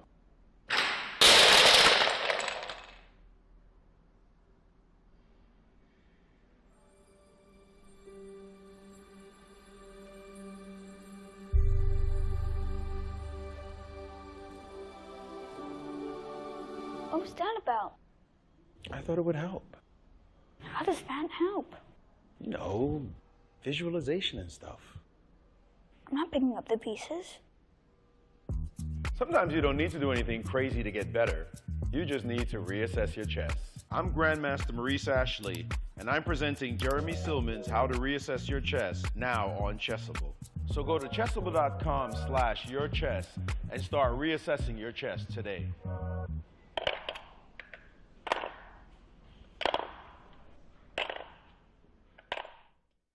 Clutch Chess Champion Showdown is here, and 4 superstars take the stage. World number 1, Magnus Carlsen, Hikaru Nakamura, Fabiano Caruana, and reigning world champion, Gukesh Damaraju.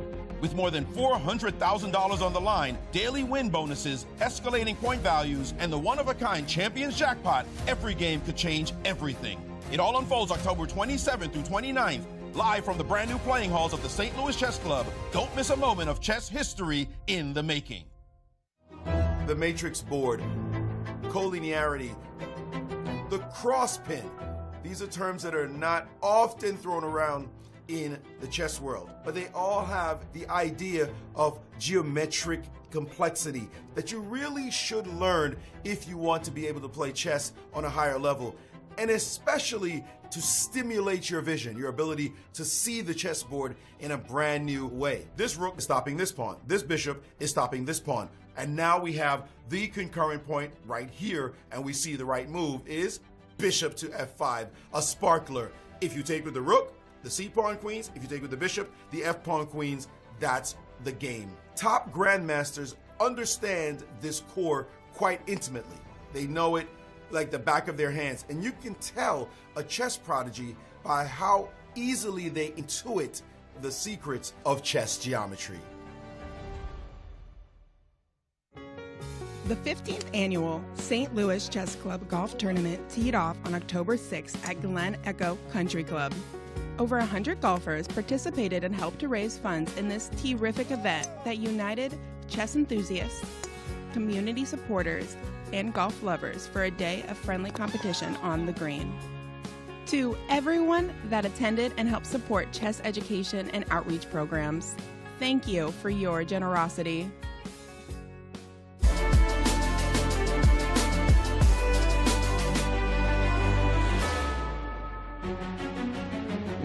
Welcome back to round 11 of the U.S. Championships.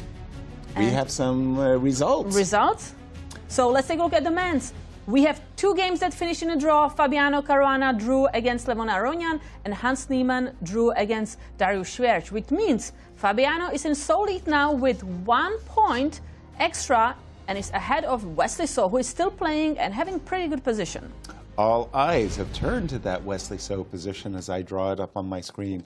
For those of you who are joining us late, we just interviewed Fabi, and he said about this specific position, Black is in deep trouble.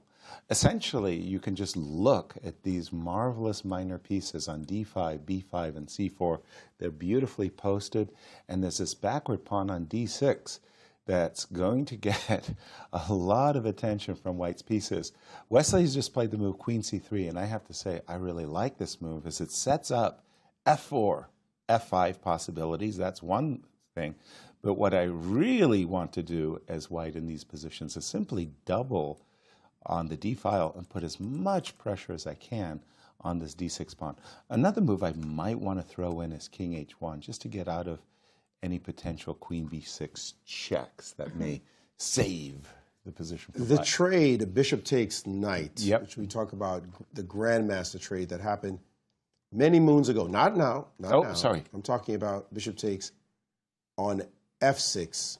Way back when? Way back when. From the opening bell, so to speak, Correct. right here. And every time a bishop takes a knight, then the opposite color from that bishop becomes a bit more vulnerable because the opponent can't fight. The opponent has the dark square bishop, but it can never fight the light squares. Right. So that's a strategic concept that happens all over the chessboards and board in all sorts of different positions.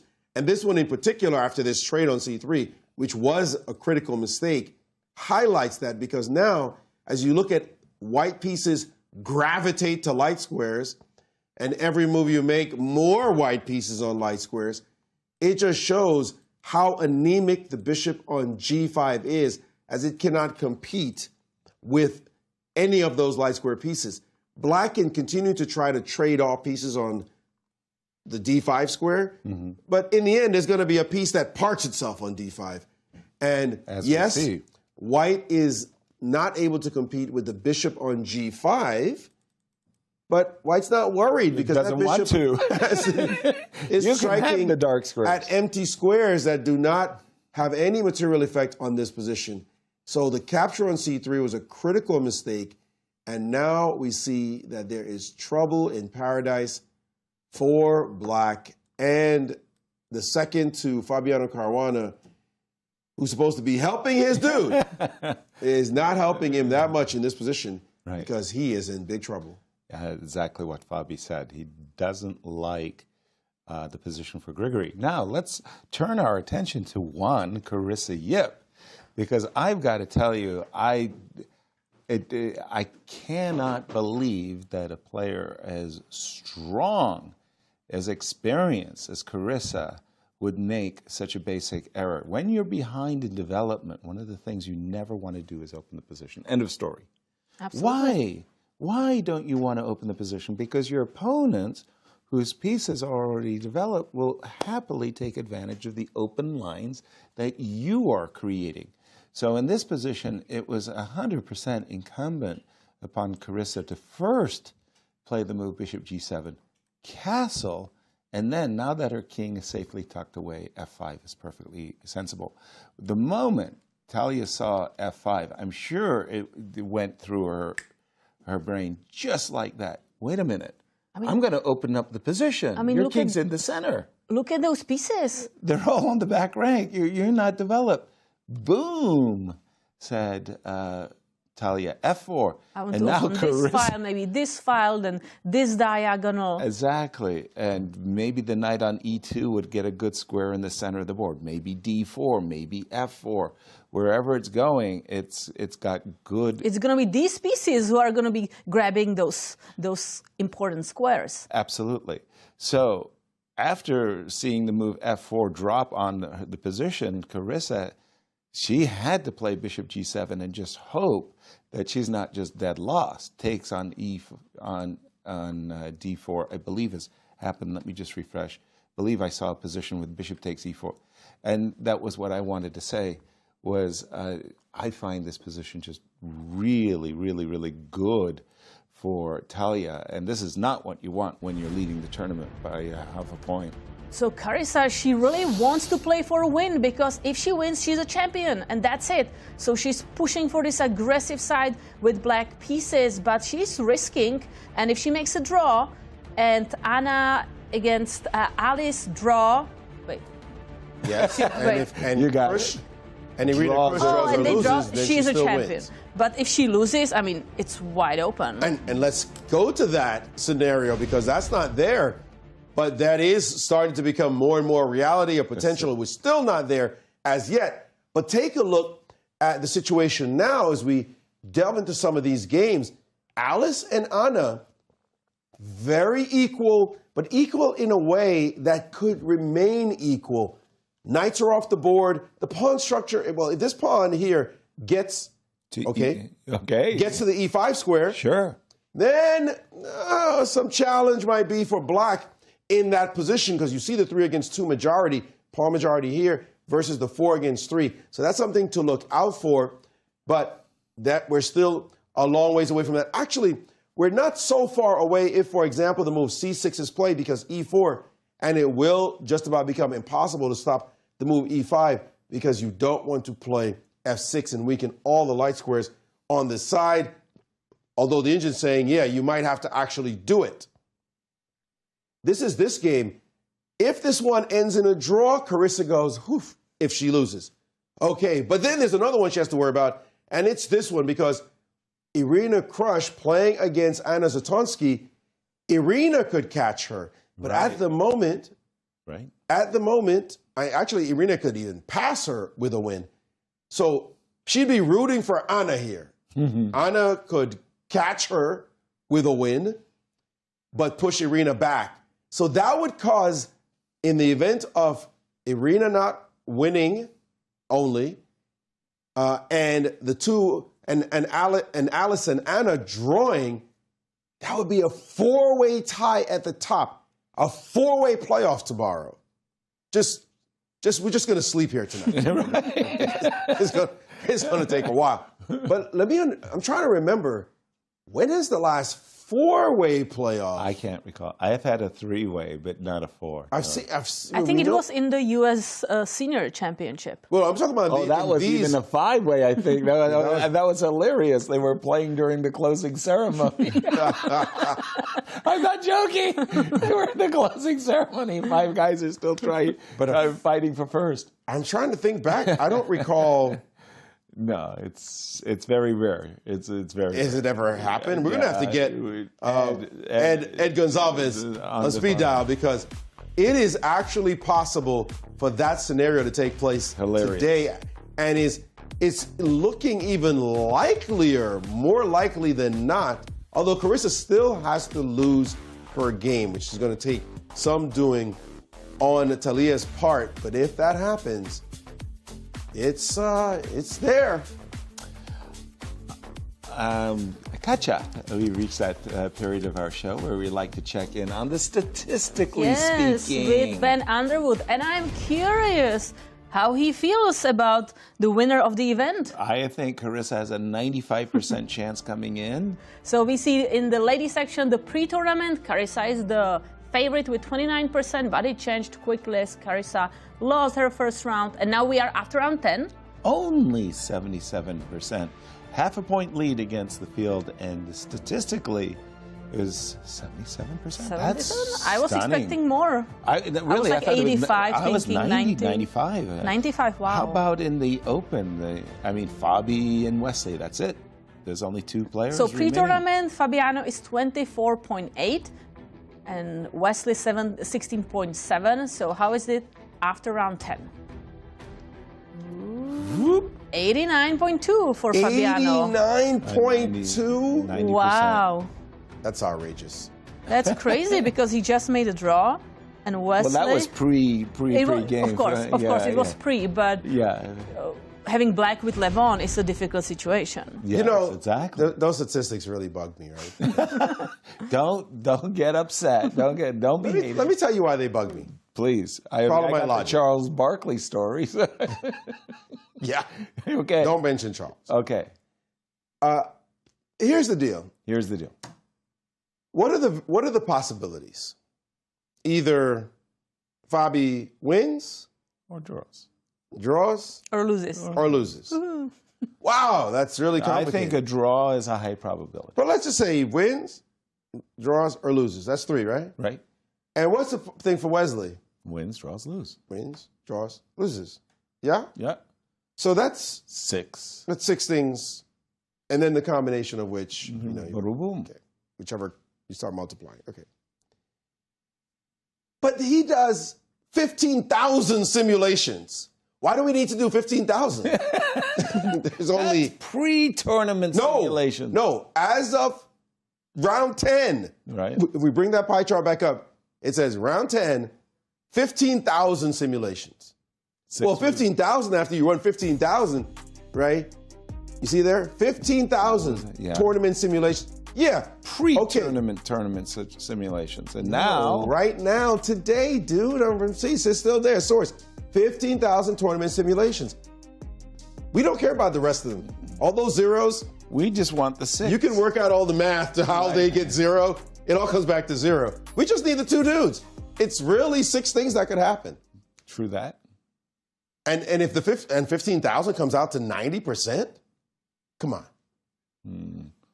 I mean, sorry, Ben. I'm not trying to throw you under the bus. So what would you expect? Kick you under the bus. What statistics would you expect?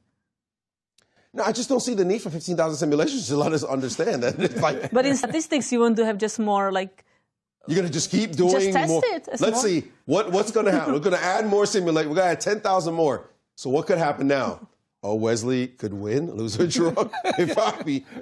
Look. We got a great game going on here between Talia and Carissa. I'm being ornery right now. Simulations aside, I'm gonna get your take on this one. I hate losing pawns.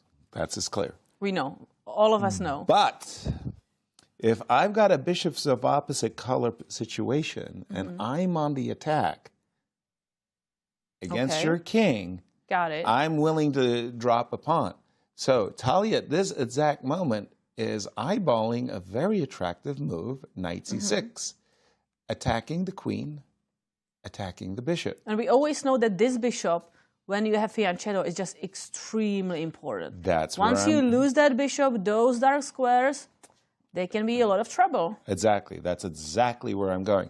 I'm assuming the move queen e8. If you want to play queen f6, that's a deal as well. But let me just show you where I'm going with this. I'm going to eliminate what I think is an absolutely critical bishop, so that now I'm shifting my attention and I want to focus exclusively on the dark squares. Please take my pawn. Please take my pawn. Please take my pawn. And you can see what is about to happen to Carissa's king.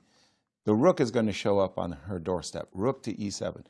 Don't allow the queen on h6 as well. And for the mere cost of a pawn, yeah, no, this is a terrible position. Actually, I think a winning position. And Talia just played knight c6. Yeah, and queen e8. We so may they see that position because, of course, if I take the bishop, I mean, no, take the knight. Let's go. Drop the knight in on b5. I mean, this bishop is not much better, right? Oh, this is terrible. Drop the knight in on b5. Prepare the move d5, d6. F5, f4. I'm never worried about f4, f3 and attacking my king. No. You just don't have enough resources to play this King's Indian attack. Queen e8 on the board. And wow, what risky play by Carissa. F5 was blunderful, just a blunderful move, and really put her position at risk. Really, I just can't understand what overcame her when she played the move F5. Now, having said that, by the way, can we start with this move? Yeah, I was looking at that Rook F7. I didn't have an immediate kill after the move Rook F7. My idea was if I can go here, you take. Correct. This is protected already. Yeah. But then you can take with queen. Exactly, and that was why I was thinking the knight on c3. But okay, I go here. I took a pawn. Here. I'm threatening the same thing, but also Rook e1. I'm crying. This is Bishop a6. What can I do? I have a terrible position. I want to emphasize, but I wasn't 100% sure that with the knight on c3 versus the rook on f8. So I got to go queen h4, and I'm just holding on. It's grim. It's very grim, but I'm holding on. And Carissa, you would love to take this, right? Yeah. And maybe jump back and right. Yeah, white has to be accurate too. Exactly. But over to you, Maurice and Wesley. So he's got his dreams. He's got his dreams, but they may have been dashed on the rocks. Oh, no. And then Underwood is coming over to say, that's right, 15,000 simulation. Get it right, buddy boy. Okay, well, here we go. This move, Bishop G4, was quite a cagey one. Forcing this pawn, not quite forcing, but suggesting the pawn advance itself. The best move is actually to move the rook away and not weaken your pawn shield with the move F3. And take a look at what's about to happen. Bishop to E6, all seems like black just lost the tempo. But now you have to be a little bit careful. Moves like king h1, getting your king away makes sense to play slowly. He played the move queen c3, and we see now an amazing move that we actually saw yesterday. What is that? Knight d4. Knight d4 played, but with a different wrinkle in this position. Now, suddenly, Wesley has no real advantage, which is extraordinary. And you see Wesley there looking away because he can't believe it. He knew he had a beautiful position. Then just saying, sack the exchange just to get some kind of edge. Because what Wesley did was to take on d4, and now the move bishop takes d5 right on time when you can't fill the gap on the d5 square. You can't play bishop take, the move you really want to play. We said we were able to take on d5 so many different ways, except now there's actually only one way to take on d5. And if you do that, then after pawn takes, you get this ending, which, okay, it's slightly better for white, but this pawn, the extra pawn that you have, is not going anywhere. Black suddenly has a massive control. The main problem is gone. Black will start ganging up on this square, and you'll never play the move b4. Just not going to happen. So this position would actually be equal. Instead, Wesley, after bishop takes d5, tried to get what he had before with knight to b5, but then suddenly bishop takes, and this double trade changed the whole position. Let's get the queen out of the way with check. King now h1, and now let's get the bishop back to e7. And now at least there's something to get counterplay. Suddenly you see two pawn weaknesses, in fact, in white's position. It's not one of those, we're just going to attack you, one-way traffic. No, we have counterplay too. You win this, we win this. We're all happy. This position is dead even, according to the engine, even after this light square domination that's about to pop up. Rooks are going to double on this line and ask you about your own pawn as well. Fabi's at home right now. Ooh, my man! Way to go, way to go. Keep defending. But Maurice, what about some knight a3? There are some opportunities too, right? But we have some what-if scenarios. So if Fabi wins, that's not going to happen. He already made a draw. But if Fabi draws and Wesley draws or loses, he's the champion. So he's really rooting for Grigoriy to just make sure you make a half point or you win the game. And you made this point, as Wesley now is somewhat disgusted by the position. You talked about this move, but let's say black plays this. Okay, knight a3. Okay. What is your point? You're trying to defend this. No, I want to take on a5. a5 is her point. Oh, you just want a free pawn. Oh, yeah. She's learned from the best. Yasser Seirawan school. I forget about that. Okay, that's not going to happen. I'm doing commentary with Yasser. Right? It has its pluses and minuses. A big minus.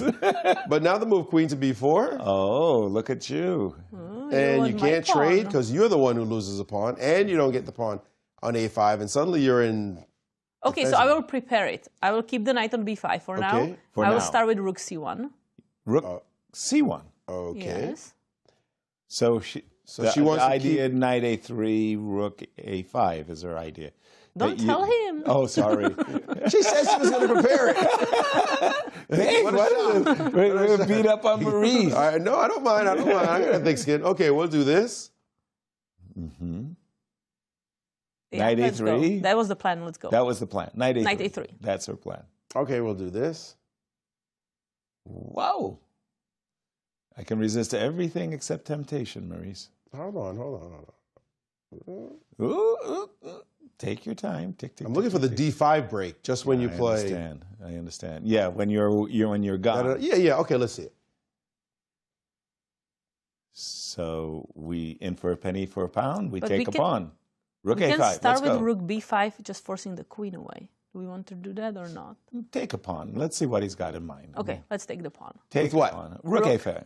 Rook take. You sure you want to do that? Yeah, baby. I thought d5 was working. Rook takes d5. Give me 2. What's better than being one pawn up? Yeah, right. Is it working? I don't know. No, we're going to find out. No, that's not Rook working. takes d5. Rook takes d5, and Bishop takes, and I rook only takes. have this. Queen this. No, and rook takes c4. Yeah, okay, so that's one pawn for us. Yeah, but our back rank, I'm more terrified. No. It's one pawn for us. I mean, it's... Oh, so you just move like rook D1. Yeah, D1. That's one pawn. I don't want this position. I mean, He can defend, but we let's can see how defend, that- but we don't want to defend. Right. We don't want to defend. Okay, so I'll have the engine help me here. Oh. Because just in the interest of time. Mm-hmm. So in this position here, there is this move, no? If we take on c5 and take on a5, you don't want to take with a pawn on c5, do you? No. You want to take here? Yeah. Mission accomplished. No. Relax. Relax. Wow. Maybe it's not accomplished. Don't we have an Okay, A rook pawn? d1, rook d1. Yeah, rook d1. Don't we have an A pawn? Rook d1, and no, but you're giving me this one? Knight d6, and if you play rook d8, I'm going to grab that rook. You're funny. She was, yeah, you want me to do this, and brilliant. Yes, okay. Brilliant. I love your bad moves. I like the really bad moves. Okay, You're going to have to work on your good, bad moves. Yes, let's go. No, that's something you, Yasser, need to work. I was doing fine before the good, bad showed up. Okay, it's a pawn, but okay, it's still, it's a lot of work. Work. You're worse. Worse? Worse. I didn't think I was worse. Move your rook. Okay, back to the current position, by the way, because I'm thinking, I don't like going, I like the knight on b5. I like King G8, no? He hasn't moved yet. He hasn't moved. You're suggesting king, but go ahead. Because there's a little... Yes, No. f4, f5 could be disturbing. But after king g8, which I think, by the way, is a very good move, rook to d1, rook... rook? Yeah. I didn't like putting the rook on c1. I'm just curious how this is going to pan out. Okay. So how do I break through, let's say? Not easy for just a moment. Well, can you prepare g3, f4? This? Yeah, it's too much. I'd like to see that happen. Mm-hmm. No, I much prefer to have my This is a pawn on tough position. h4. This is a tough position for white primarily because of this pawn. Yeah. And then potentially this one. Mm-hmm. And black, by the way, is ready to sack a pawn in many of these positions for counterplay. This current position, c5? C4, c5. So if you take with the rook, I was going to take with the rook. If you take with the queen, I was going to take the pawn on a5. And I've got that position that we were just looking at, but the d6 pawn is still alive. Yes, takes. On e5, please. Not saying too much about the position still. It's a knight versus bishop. Ooh, that might be a very, very good move. This pawn is its own danger. You have a 4 against 3, knight versus bishop. This knight gets to d5, could be problematic. Yeah, that was what I'm dreaming. Right, but you still have some things here, and this is a pawn. There is, yeah. And if this bishop gets here first, then you never get it. So we take on d8, you take on d8 with the queen, I'm assuming. I go queen d5. Ooh. My king is way out of the square. Go ahead, queen d5, maybe I'm losing. Not losing. King g1. I'm trying, you know what I'm trying to get is just a good knight versus bad bishop. No, but this pawn is going to be a liability? to potentially have, like, who's defending this pawn? Nobody. I was going to play, king. No, it's... A lot of these endings are suddenly much closer than what we expected. What we expected was a wipeout. Right. Oh, yeah, no. Grip, we're not no getting chance. No. We're not getting that at all. We're not getting the wipeout. Again, Fabi sitting back, looking at this one and going, okay, come on. Hey, my friend, do me a solid. I got your back. Yeah, lean on me. You got it. Is that actually? That's what Grigoriy is saying. You can lean on me. Right. Rook d5 on the position. And Katya, where would you like us? I wanted to go to the game Ray Robson, Sam Sevian. I know it's not that critical for standings, but I saw Queen h5 played by Ray, and I thought there's a lot of danger. But I guess the danger is over. And a premature f6 by Sam forced him to give up a piece for 2 pawns. But then, well, strange play. Knight h5 to g3 by Ray has brought Sam back into the game. There's a trade, and look at this. Ray just gave back the piece. Ray's for choice. There's a pawn structure that's kind of messed up. But I think Sam's counting his lucky stars to get this slightly worse position, let's say. Okay, but no danger for Sam anymore. So maybe let's jump to the game of Carissa Yip, because we have some developments. Absolutely. Well, she did include the move knight b5. That was a choice that I didn't think was necessary. I just loved Talia's position simply after the very simple knight takes e5, queen takes e5, queen d2, just setting up for a dominant bishop on the long diagonal.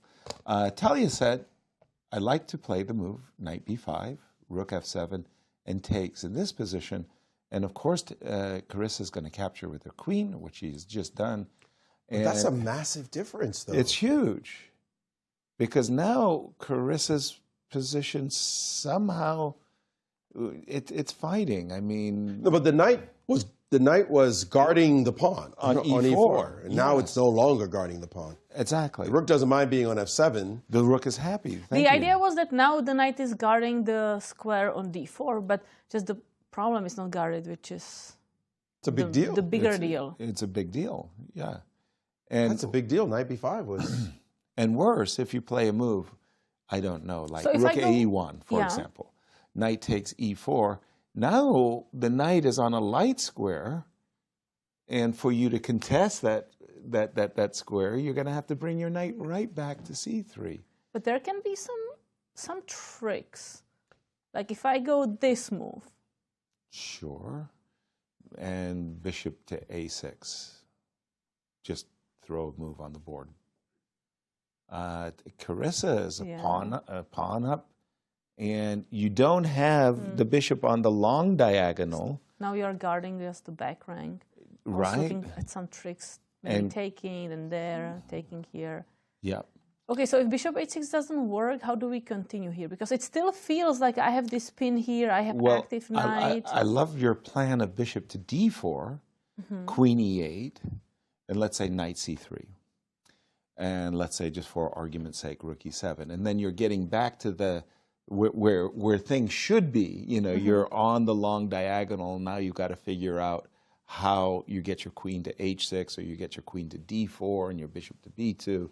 But Carissa would feel like she dodged the biggest monsoon ever. Because the knight went back and forth. Meanwhile, this rook transferred to a better square, on this file. So, for example, a move like b2, b3 here. I mean, I think I still prefer White's position, but not the big advantage that Talia had. You wouldn't bet victory in this game, especially not a victory, no. If you were playing Karpov, for example.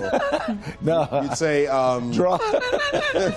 If you want to draw, it's okay. We see the standings here. Carissa playing against Talia, and she is obviously being chased by the other three. A draw is not ideal either. But it guarantees at least playoff. Carissa should be chased playoff again by the entire female field here. What, are you kidding me? Did you see how many wolves were chasing her? How many U.S. champions are just right behind her? She's used to being chased. Yes, she is. Right? Like the last 3 championships of hers, they were behind her too. So she's a great front runner. So if White had this exact position with her knight on c3 and the rook on f8, then we've got that position. Like if we moved back? Yeah, without the move knight b5, I think that was that was a nuance, an unnecessary, subtle nuance, because after the move queen d2, it's all about the dark squares. One of the best moves in the position, g6, g7, illegal according to the rules, but queen d2 followed by bishop d4. Woo, what a massive attack. And Talia, she's a headhunter, much like Tatev. She likes playing for the attack. This position would have been a dream. Compared to the current position,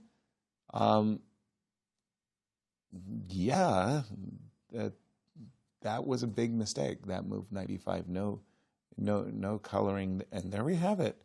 Talia is going to sacrifice a pawn now. Bishop d4. No choice. The engine does not like it. No choice for. By the way, Carissa's moves are all forced at this point. I mean, she's just has to hope that there's no massive killer blow. But queen takes e4, and she's saying, "Okay, kill me. What can you do?" If the bishop were on h6, you could get away with this because now rook e1 or rook fe1 for that matter, checkmate, wins the game. Right. But with the bishop where it is, this rook move doesn't do anything, as rook f7 will always be possible. So I play just queen d2. Again, Queen d2, bishop a6. I really don't see a choice. Although now that I look at it, queen d3 is legal. There wasn't a reason why I couldn't play queen a6, queen d3, offering again a trade of queens. Just feels like this wasn't the way Talia was supposed to conduct her business.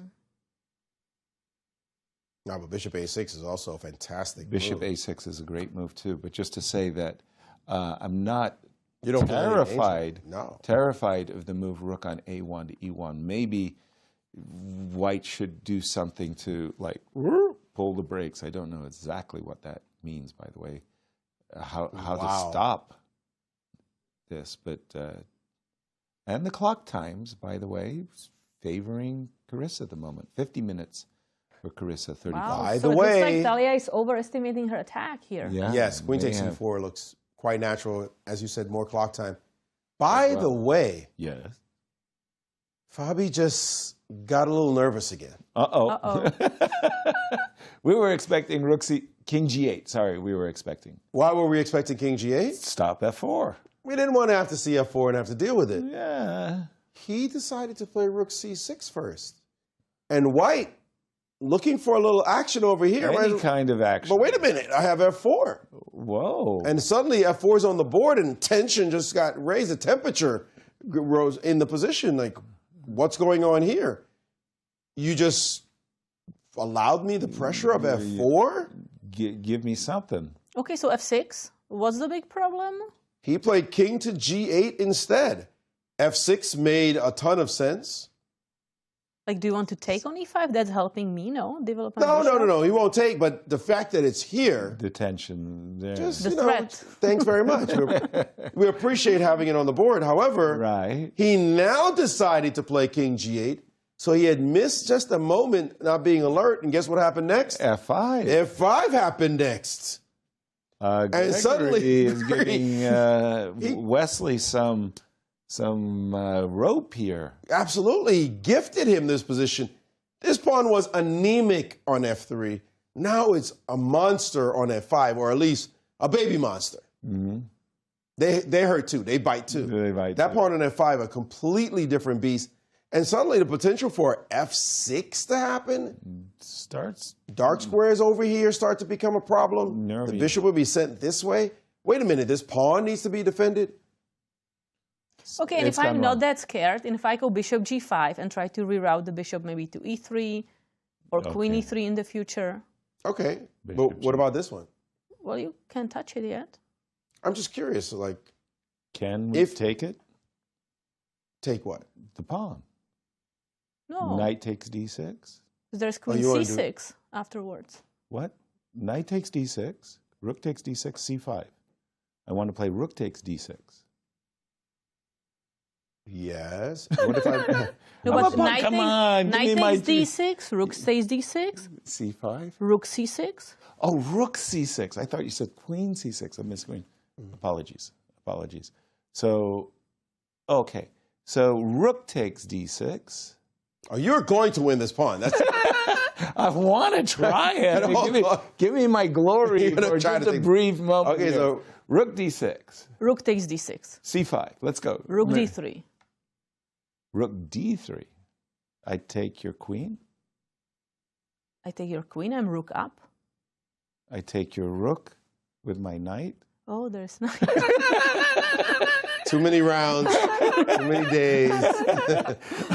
Wait a second. Let the audience see what Kate may have missed. I'm not going to put it on the board.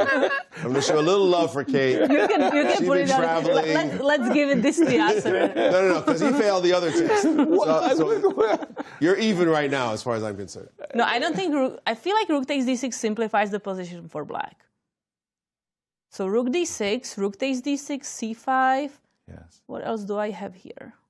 Well, I'm just asking if bishop g5 loses the d6. I think Maurice wanted to play rook d1, by the way, which is not a bad move. And just ask you, how are you defending the pawn on d6? Yeah, no, this position is actually a win of a pawn after rook takes d6, and it actually is a win of a pawn. Yeah, I don't. Since the knight is defending the queen, Since it's the a knight problem. is defending the queen. So, f5 on the board. You know, this is turning out to be a great day. How about that interview with Rex, where he complimented the entire team? The entire team. I mean, we're going to put that interview, the World Chess Hall of Fame, on an infinite loop so that all the future guests will hear about our sports, our greatest sports teams ever. Sports commentators, sorry. I think you were included, Maurice. I'm not 100% sure. Nobody saw that interview. Yeah, it was great. And Rex, I remember this one. At any rate, that was fun. This is trouble. Yeah. This is serious trouble. Suddenly, Wesley went from nothing to, Wait a minute. And how did he let f4 just sneak in on the game? You don't need to give it to him, but he let it happen, and now Grigoriy in real trouble once again. And by the way, the Incr is giving bishop g5 as the best move. Just lose a pawn. And it's on the board. And it's on the Well, congratulate yourself too fast. Because you are losing a pawn if he wants it. And if rook takes, the Incr is giving this as the best move. I did not expect that. Which by the way, allows takes. This pawn looks, that pawn and that pawn. There's the f1 issue. None of that. c5. Okay. Now you can come back and try to get this pawn, but you are going to drop this one. It's not fun. Against Wesley So, this is not going to be fun at all. f5, bishop g5 on the board. What a massive turn of events in this one as playoffs. Playoffs. It's starting to look like it right now. I don't want to speak for Fabi one bit, but I mean, of all the players in a playoff, we saw what a great player Wesley So can be at the Sinquefield Cup when he's forced to play. That's correct. He beat Fabi in the playoffs back in 2021. That's right. He beat Fabi in the Sinquefield Cup. They tied for first. Exactly. That recently concluded. And the playoff there. The playoffs, that's what I'm talking about. He beat him in the playoffs. Right. Another major playoff? Wow. He's not going to be scared of Fabi. And when you push Wesley, Wesley might be somebody who's a bit more on the safe side, a practical player. Yeah, more practical, not necessarily hunt until he's forced to. Yeah. I have never seen the difference between a player be so diametrically opposed when in terms of you don't have to win this, so he's like, I'm not going to push, versus I have to win, and how wicked he is when he is forced to push. He just somehow turns into a beast, an animal. He grew like all kind of clumps of hair on his chest and say, I'm coming to get you, and he plays brilliant chess when he is totally forced. I would love to see more of that Wesley So because he is such an incredibly powerful force when he is made to play. And in this event, he was made to play. And look how he's delivering the goods. Fantastic. Just amazing style. So here he is, a big-time opportunity to win this game and force a playoff tomorrow. For those of you who don't know, Boris Spassky was considered one of the most gifted natural players the world had ever seen. After his loss to Bobby Fischer in 1972, Boris became a very, very quiet at the board player. He was oftentimes taking too many draws. Let's leave it at that. But when the players refused to make a draw with him, he just turned into a Russian bear, and he got just angry. killed opponents, myself included. I thought, oh, I'm playing this old guy. I'm going to show what a young buck can do. Not so. I lost a lot of games to Boris Spassky by underestimating what a great force he was in chess. And here we're seeing, can Wesley tie for a first and force a playoff? Well, bishop g5. It wasn't the only move. This whole, I like somehow the rooks on the f file, so I'm a little loath to play the move, but it does have some point as well. I mean, go ahead, defend the pawn on d6. Is it so easy? No, it's not easy. Not easy. We have reached that moment in the show where we like to check take in with our friends. Yeah, exactly, at Q Boutique and see what they have for us. Well, here we go. I'm waiting for... What is the special today? What is the special today? Halloween surprise. Let me tell you, elevate your look with this exclusive pullover. This pullover is perfect for year-round wear. Honor the of American chess with the official logos of the St. Louis Chess Club and the 2025 U.S. Chess Championships. It's available online at QBoutiqueSTL.com, or please, if you're in the Central West End, come in person, visit the shop, and chat with our friendly staff.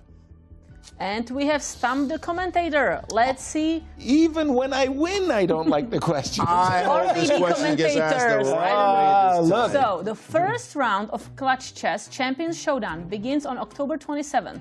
How many days will have passed since Magnus, Hikaru, and Fabiano played in a tournament together in St. Louis? What the hell? How many days? What? 1860. I didn't like the question. I don't like the answers. 823. Is it what, 1081?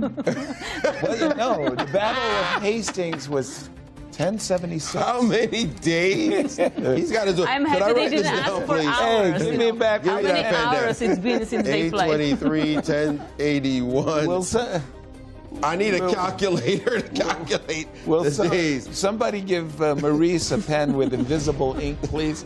What the heck? Give me back my pen. Do you remember the days now? No. No, because you didn't write them down. That's why. You can't look at my paper.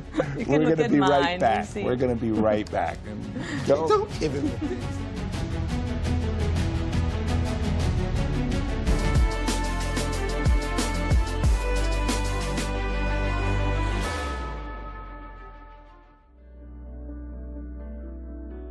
Fabiano, welcome to our interview. Thank you very much for joining me. Thanks for having me. Dude, you have had a winning formula 3 years in a row. What's the winning formula?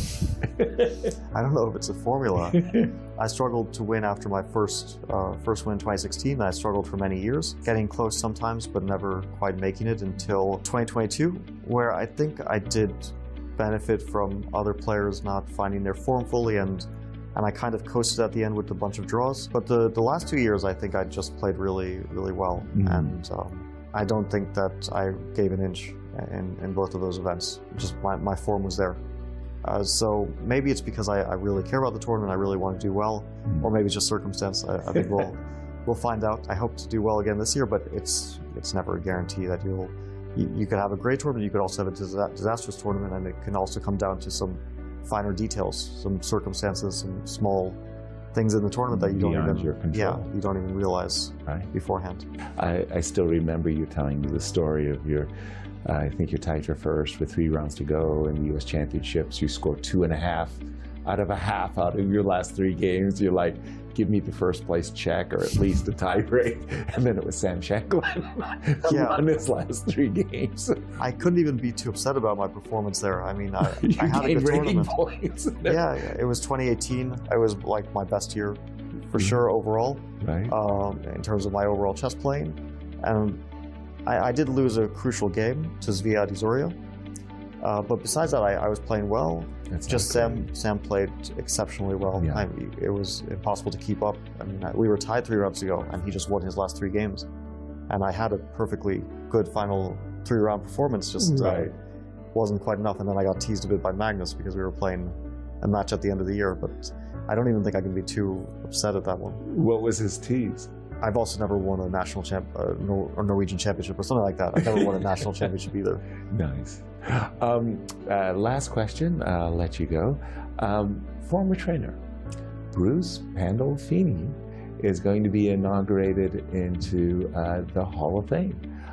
Your thoughts about working with Bruce and maybe a shout out you'd like to share? Yeah, I had heard already a few months before that he was going to be inducted into the U.S. Chess Hall of Fame, right. which I think is very well deserved. One of the most legendary chess trainers, especially in the U.S., portrayed in the movie Searching for Bobby Fischer, which was a childhood movie for me. And as a kid, I think Bruce was also very pivotal. I mean, when your early trainers that in your most formative years are super important. It's not a guarantee that you're going to be super strong, but to have that initial really good push, it helps a lot. And Bruce was a wonderful trainer. I see him on occasion. I saw him in New York for the World Championship Rapid and Blitz. He was there. It was really good to see him, and I'm glad that he's going to be coming back to town, and I think he just really deserves the honor. Absolutely. Fabiano, thank you so much for joining me. Good luck on your journey trying to make it 4 in a row. Thank you.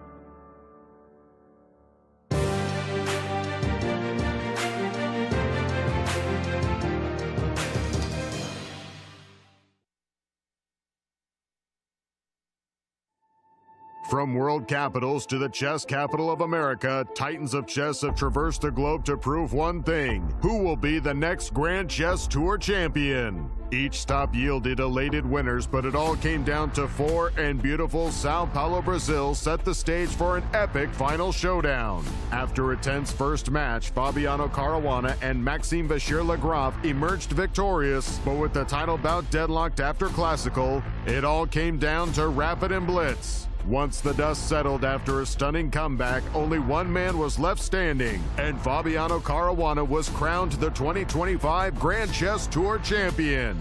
Following a decade of impeccable events, the tour looks to the future and all of the excitement that will unfold on the 2026 Grand Chess Tour.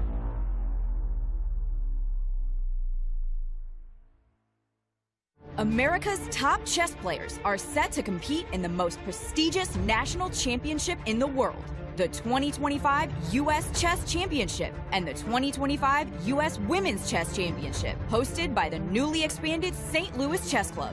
Defending champions Fabiano Caruana and Carissa Yip will lead an illustrious field from October 12th through 25th, with a total prize fund of more than $400,000 on the line.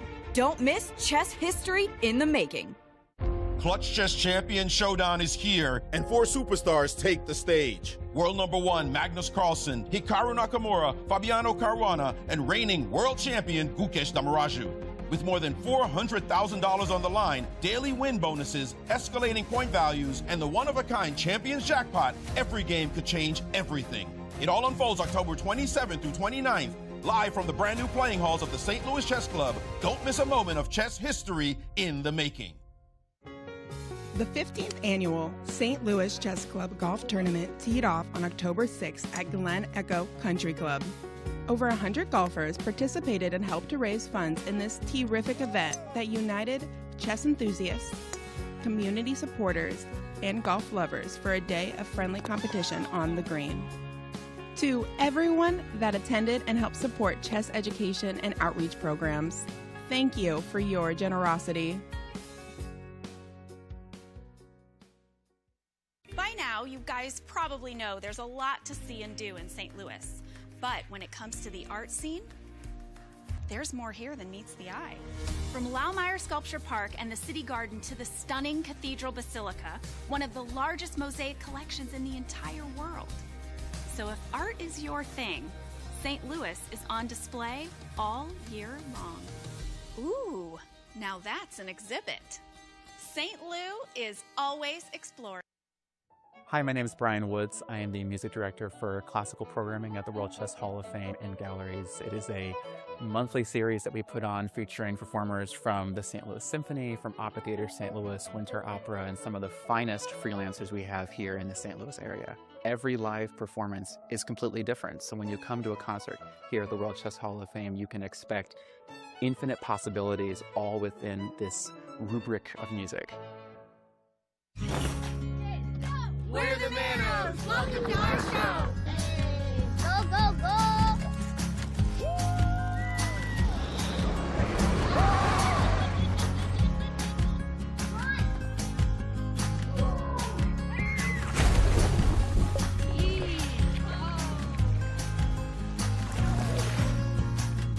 That's our show! Now go plan yours at visitmo.com!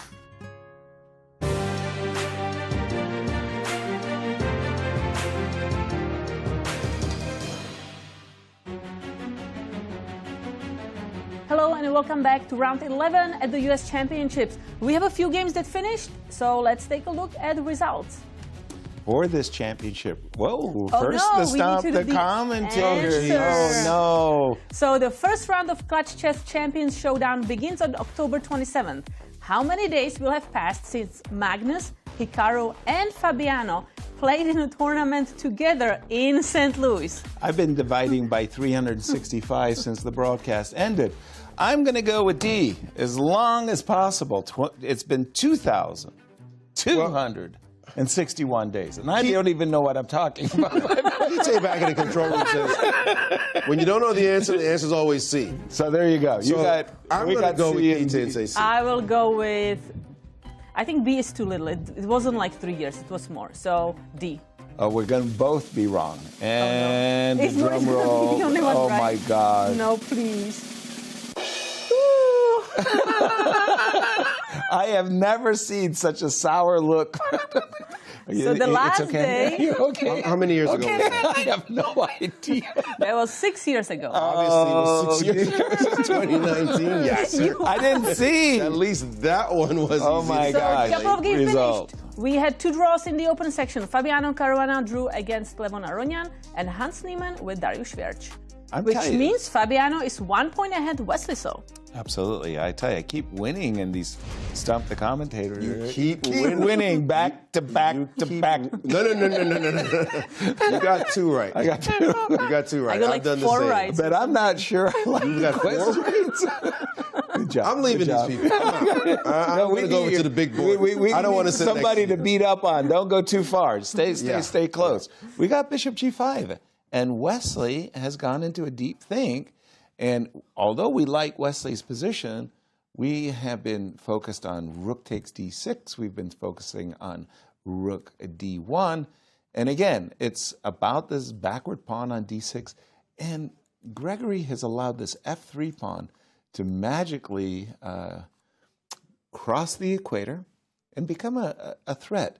We haven't considered the move f6. Is that something that would cross your mind? I mean, it would cross my mind because I would That's be thinking such about a some scary- checkmating threats here. Scary idea of just like, put this pawn on the f6 square. Maybe on a good day you get to slide your queen And across. target the bishop also. Yeah, cause some issues for Black's king. But if f6 happens, I mean, it's the most brutal move in the position.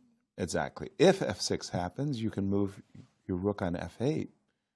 because if I go, this is too passive, right, to attack it. Just moving the queen back. D8. I mean, I don't want to do it. I'm just wondering that you cannot really move back with this queen because then my rook takes this pawn. Right. So I'm just curious how you're going to defend it. I was actually, and I've been looking at this throughout, playing the move c5. So if you take the pawn on f6, I would take with the rook on d6. You would take my rook. I would take with the pawn on d6. And I would say, look at this. I've transferred a c4 pawn, which was potentially a weak pawn, to a powerful pawn, passer on d6, protected by a knight. I could have also put my knight on d6. And a little bit still issues on the king. attack. Yeah. Yeah, Queen this c7. this knight is actually pretty good. It's guarding the pawn, but it can help in the future, maybe even Precisely. Queen c7 is what I'm thinking here. about. Okay, got it. So then f6. It's something Queen d8 that seems not the best choice. Well, it's something that, I mean, when you see such a powerful pawn at the board and you're under the pressure of this pawn like so close to your king, it does make you nervous. It does make you think about the move queen d8 and eliminating that transgressor as trespasser as fast as possible. And if I go something like here to just try to target this pawn, and then maybe I can hide with the bishop to f8. Aha. So what can I do? What can I do? Queen d3, getting off the tempo. Rook takes c4. So rook takes c4, knight takes d6, and I'm threatening the rook on c8 as well as the rook on c4. I've got that one covered, thankfully. Knight takes c8. Hopefully I'm not blundering. Ooh, I've got rook d8. I've got rook d8. Thanks to the pawn on f6. Now you are super thankful. Alert. Yep. So there are, I mean, I can understand why Wesley is going into a tank at this moment, because there are, after the move bishop g5, there are, moves other than rook d1 or queen d3, but simply f6. Maurice, if you don't mind, if you could bring up the game of Wesley and Grigoriy at this exact moment, how does the engine evaluate the position, and does it consider f6? I'll come to it. Okay, please. I promise. Okay, and not just because I don't like you anymore, but I will do promise. I just wanted to get to this position here. A big game between Alice Lee and Anastasiya. They're hoping that Carissa does not win her game and one of them wins so they can at least have a playoff against her. In this position, Alice played a very aggressive move, the move f5. And it looks amazing if you could pull it off. Right. If you could pull it off, wow, you're starting to get your pawns down the board.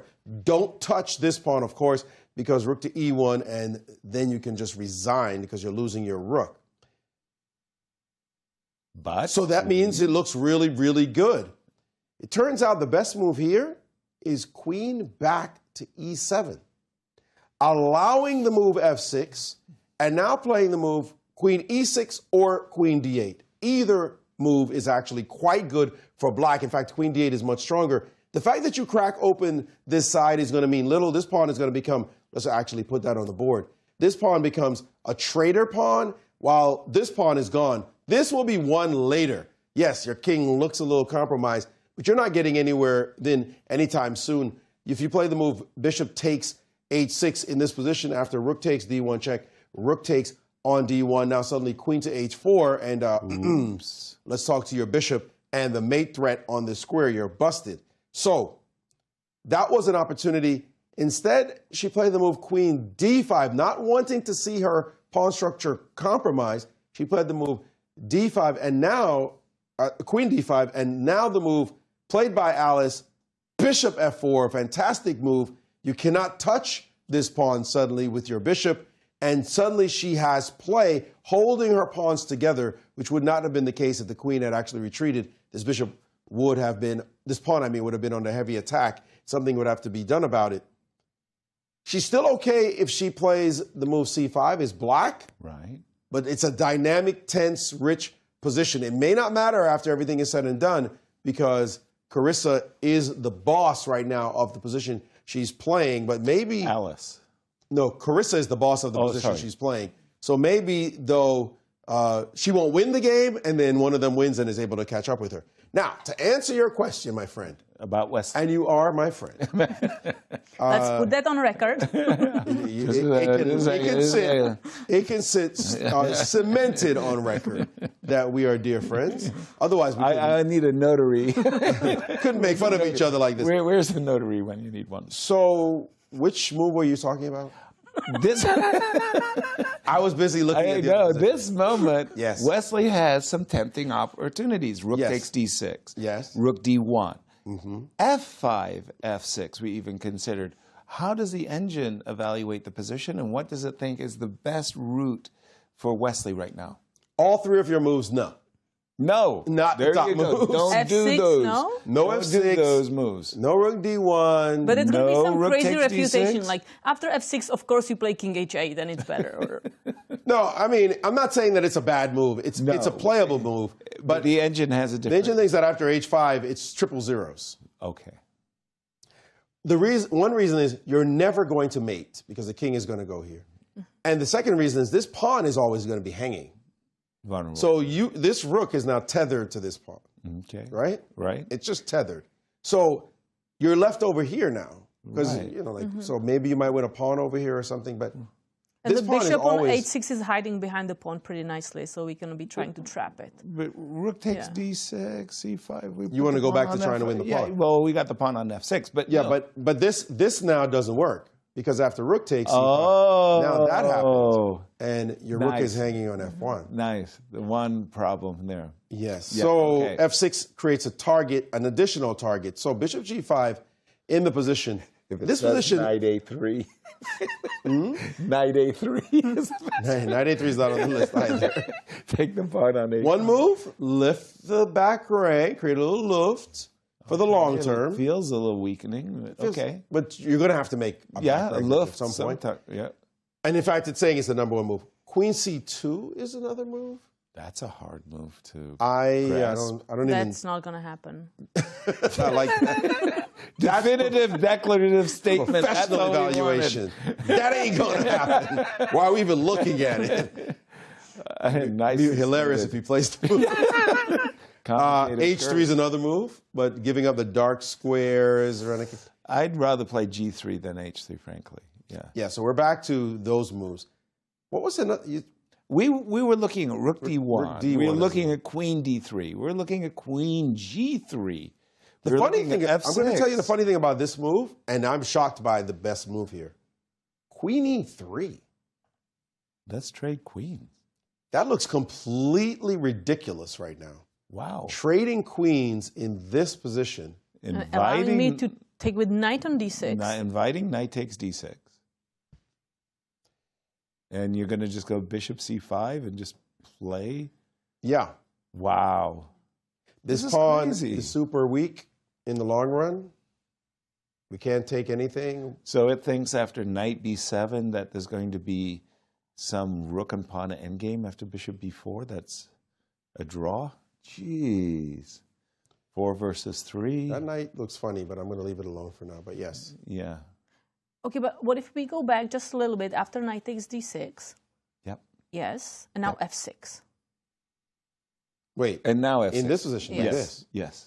Oh, but that I pawn. want some back rank stuff, like But rook d8 in the future. But here's the thing. What piece do you move right here? I want to get my king away, like king g1 or G4, G5? or maybe g4. Yeah. Okay, we need to stop that nonsense. For sure. King G2, I guess. King G2, and now you're ready. Rook d8, and you have rook c8. Well, No, it's not even checkmate. It's not even checkmate anymore. Rook D8, he can take and all hide these out. yummies along the line. Mm-hmm. It's subtle. Wow. By the way, What did he play? Rook takes D6. Did he play Queen C2? No, after a very, very long think. You know what's hilarious? What's that? It now says double exclamation mark. Was that? Did I Yes. see that? Yeah, like you never saw the move. What was my first move? Wow, what a move by Wesley So. What an amazing Nobody suggested this move. We didn't see that one coming at all. Who could have imagined? That's why they are 27.56. Right? Actually, that rook takes D6, double exclamation Double mark? exclamation. Because he thought for 20 minutes and then played it? I don't get it. Because At you any were rate- saying Queen C2 is the best move, right? Or the engine was Yes. suggesting it first. Yes, like it never saw Rook takes D6. What's the specs on this engine? I gotta check. I think it might have come out of my laboratory. I mean, This is a Yasser Seirawan specialty. Yeah. I'm beginning to wonder myself. What? So Queen C5 is on the board. Queen C5, only way to play. Don't let that other position happen. But now he is threatening the pawn on C4. Okay. But we can trade rooks. You expect a trade. We are. And or now not. he's threatening the pawn on E4. And how do you deal with this pawn and this pawn? Rook C8's coming because this knight move would be answered by takes. Right. But I can go C5, you take, I go C6, C7 is protected. Hold on. Don't get too excited. We're going to go after that first. We're not letting that one That run one's not away. going any further. Okay, Rook C1. Rook C1. You don't have rook c8 because there is a fork on a7. Ooh. That's true. We won't do that, but we can tickle that rook. Okay, rook to d1. Didn't we gain something? Oh, tricks. What? So our rook was on f1 a moment ago. You provoked it to d1, and now you take on e4. Yes. We wanted to play c6, c7, c8. But after c6 now, maybe there's rook d8. Or, our back rank is weak. No, worse. We'll take that one. And a4 and b5 as well. Oh. Okay, that was crafty. That was nasty. That was very tricky. Yeah. By the way, I remember in my day we had a chess engine on the ICC called Crafty that we enjoyed bumping heads with. Queen c5 on the board, and 36 minutes for Wesley, 25 minutes, and many chess engines. And by the way, the current eval after Queen c5? Half of. Only. Yeah. So Wesley still has a lot of work ahead of him. Yes, there's still tricks in this position. Rook d6 is very concrete. Let me go get it right now. Yeah. Sometimes it's better to just wait, but that's a hard call. Just get that pawn, and it looks good. So tempting. But I think Queen c5 may have surprised him. So Fabi is. I know Fabi is Joe Cool. Yeah. Joe Cool. Well, you got to love him. No matter what happens, Fabi's even keeled. It's all good. It's all good. Right now, his heart went from, oh, geez, to, oh, chances to, oh, geez, to, oh, wait a minute, we're back again.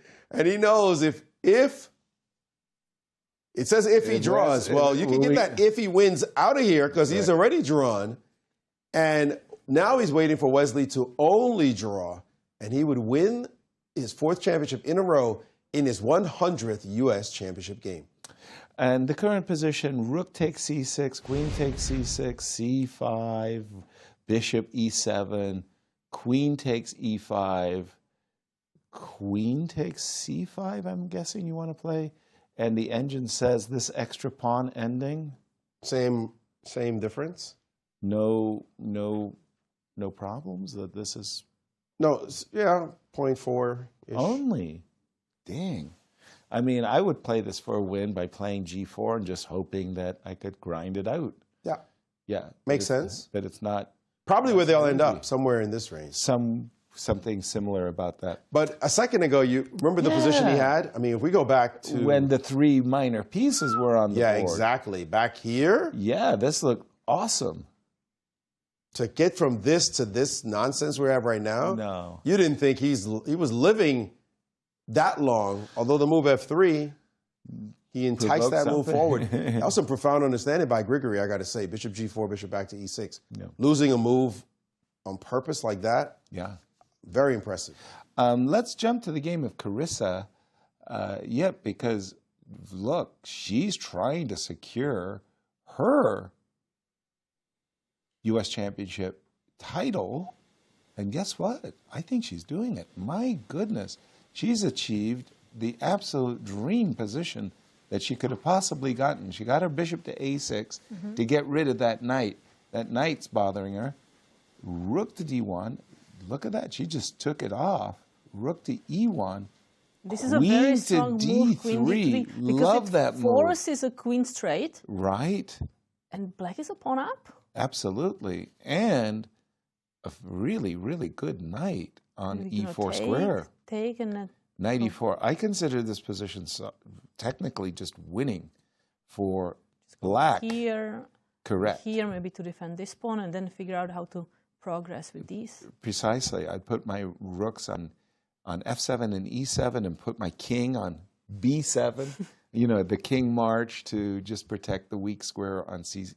And the knight on e4 is anchored for life. That's a beautiful, beautiful pawn outpost. Can be up for grabs at some moment. Right. So everything going wrong for Talia when she played the move knight b5. That was a step in the wrong direction. I think Carissa is actually just winning this. Completely match. winning. Completely winning. And with this, she's going to win the Finnish Strong Prize, the bonus prize for a player who is clear first, and the first prize. I thought you would have started with the first place. Yeah, that first prize is a third thought. The only thing you didn't mention is the Bobby Fischer prize, because she's not going to win at 11-0. But that is, wow, that is a very, very impressive. And again, Maurice said it at the opening of the show, to come back from a loss and 3 draws and then have such a dominating performance. There's a Bobby Fischer prize, but I think you said there should be a Carissa Yip, comeback award, something. I said that, thank you. She did that too. Maurice says that. You want to give her the credit. Yeah, so I'm liking you less and less on this show. Wow, but this could be her three-peat, if you will. 4 championships in total, but 3 in a row. Carissa, yeah. 4 in a row that she played in, because she skipped a year. She skipped a year. Yeah. For school. Right. Who told her to do that? Not me. Talking to her parents out there now. Right. Hello. No, I'm not talking to the parents. I don't want. No. I don't want Chris. They're going to come and beat you up. We're having a lot of fun on the show. Don't take anything seriously. We know in the age of social media, everybody's sensitive. Pay him a visit. Good idea. Oh boy. All the relatives will show up, and I'll be like, I was kidding. Joke. We tell jokes. We tell jokes. But but she's no joke. Yeah. She is doing damage. And what a year she will have had. She won the Cairns Cup. That was huge. Now this championship. And by the way, I think Percy, her father, is in town, so this is excellent. I saw him. I saw him. I think you guys are going to have a great conversation together when you get together. The first thing I'll say is, what a star your girl is. She's just so wonderful. Yes. And there she is, Carissa Yip. Didn't she pick the number 1? No, Anna Sargsyan. Anna picked the number 1. Okay. Yeah. Who picked 1 in the... Or was it Hans who picked 1 in the... No. Or was it Fabi who picked 1? I think Fabi picked 1. Anyway, we got Carissa on the screen. We got Carissa, and she's, okay, the very, very greedy amongst us, not choosing myself. Queen takes b5 and 2 pawns is nice, but leaving the king exposed on the dark squares, I don't think is a wise policy. Conversely, queen takes d2, And play she just made the very easy technical ending after knight e4. Let's put a rook on c2, and then rook slides over. You've got one weakness in the position, and what you want to do is protect it. You go rook on e8 to f7. The king is doing nothing. You would slide the king nicely to the d8 square, and once you've done that, well, you've got a majority waiting for you on the king side. And you did mention, and I think it's worth mentioning, that the knight could slip back to f6 and force a 4-rook ending where Carissa's a pawn up and has every expectation of winning. White really misses this pawn, right? I would love to Truly. have pawn on f2 to push f3, force this Exactly. knight away, and it's a game. Exactly. But without that pawn... It's not much fun at all for Talia. And knight e4, and Carissa will be well on her way to victory. Now we start talking about the fight for second. Let's just check in on... Anna Zatonskih and Irina Krush. How did you know I wanted to go to that game? I mean, the rivalry between these two are just, it's marvelous. It's what sport is all about. And I think in many ways, thanks to this rivalry, they've made each other better. They really have. They pushed each other over the many years. And, well, here we go. What do we have? Is it a theme of this tournament? Bishops of opposite colors? We may see a repetition. So many games, bishops of opposite colors. And have they been playing a repetition, by the way? Sure looks like they have. Check it out. Queen d3, queen a2.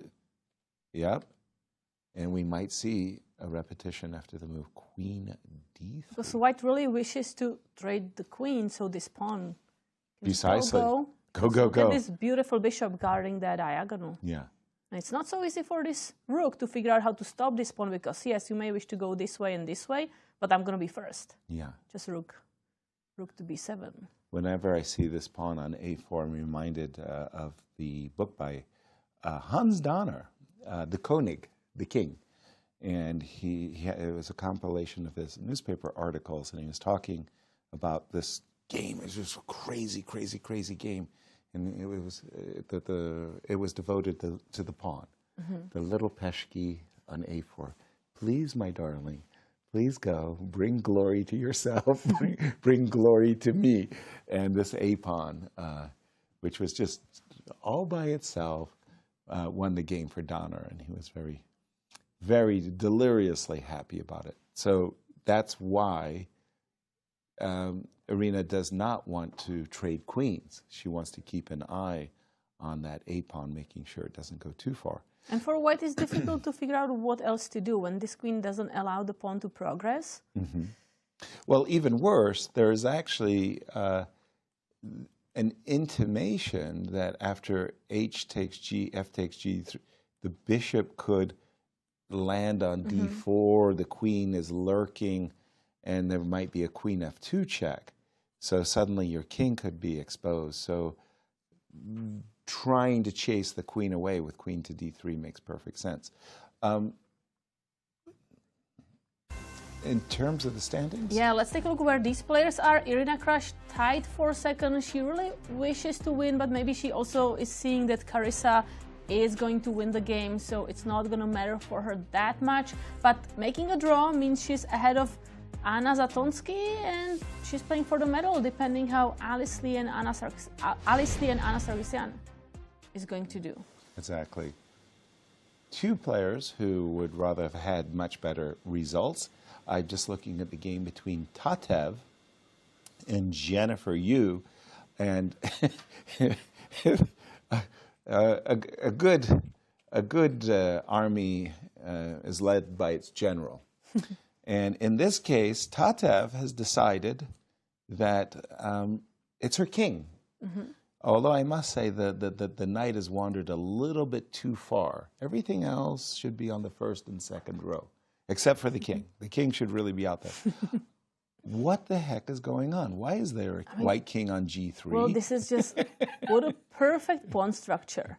Just kind of not allowing this bishop to do anything. This bishop is completely out of play. Okay, what is this knight doing? Right. Meanwhile, yes, I'm targeting this pawn. Yes, you are. And mainly I'm going to have this incredible h-file. And this king is completely safe. Wow, that was played really fast. Really but yeah, fast. That's the idea. I simply want to go also to h5 and capture that pawn. That looks and yeah, like probably want queen h1 as well, maybe rook h8 checkmate and some tricks there. But first I want to take this pawn.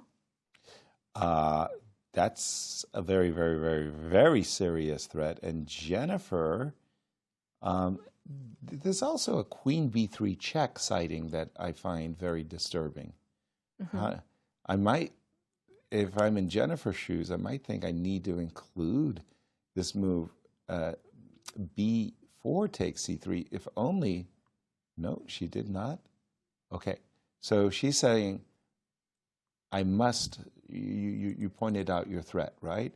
I must defend the pawn on g5 with knight c6 to d8 to f7. Makes sense. Well, yes, but I feel like your pieces are going to be a bit tangled, right? So if how do I start? Okay, I like this move. I feel like it's going to be useful. Very good move, knight Forcing. f7. Yes. Very, very useful. Maurice, as we struggle with this one between Tatev and Jennifer, what's caught your attention? Well, it's the same game, actually. Actually, what I'm struggling to understand is this moment in the game, because we know this idea of bringing the knight to h7 to stop this h4 g5 rush of pawns going forward. But in this position, she played knight g5. This is how she actually got the structure. And to play this move and to allow this trade followed by this move. That's nice. And suddenly your structure completely falls apart. You have to actually play f6, because if you play like this, then g6, g5 with g6 into queen h5, g6 intentions plays itself. That's just.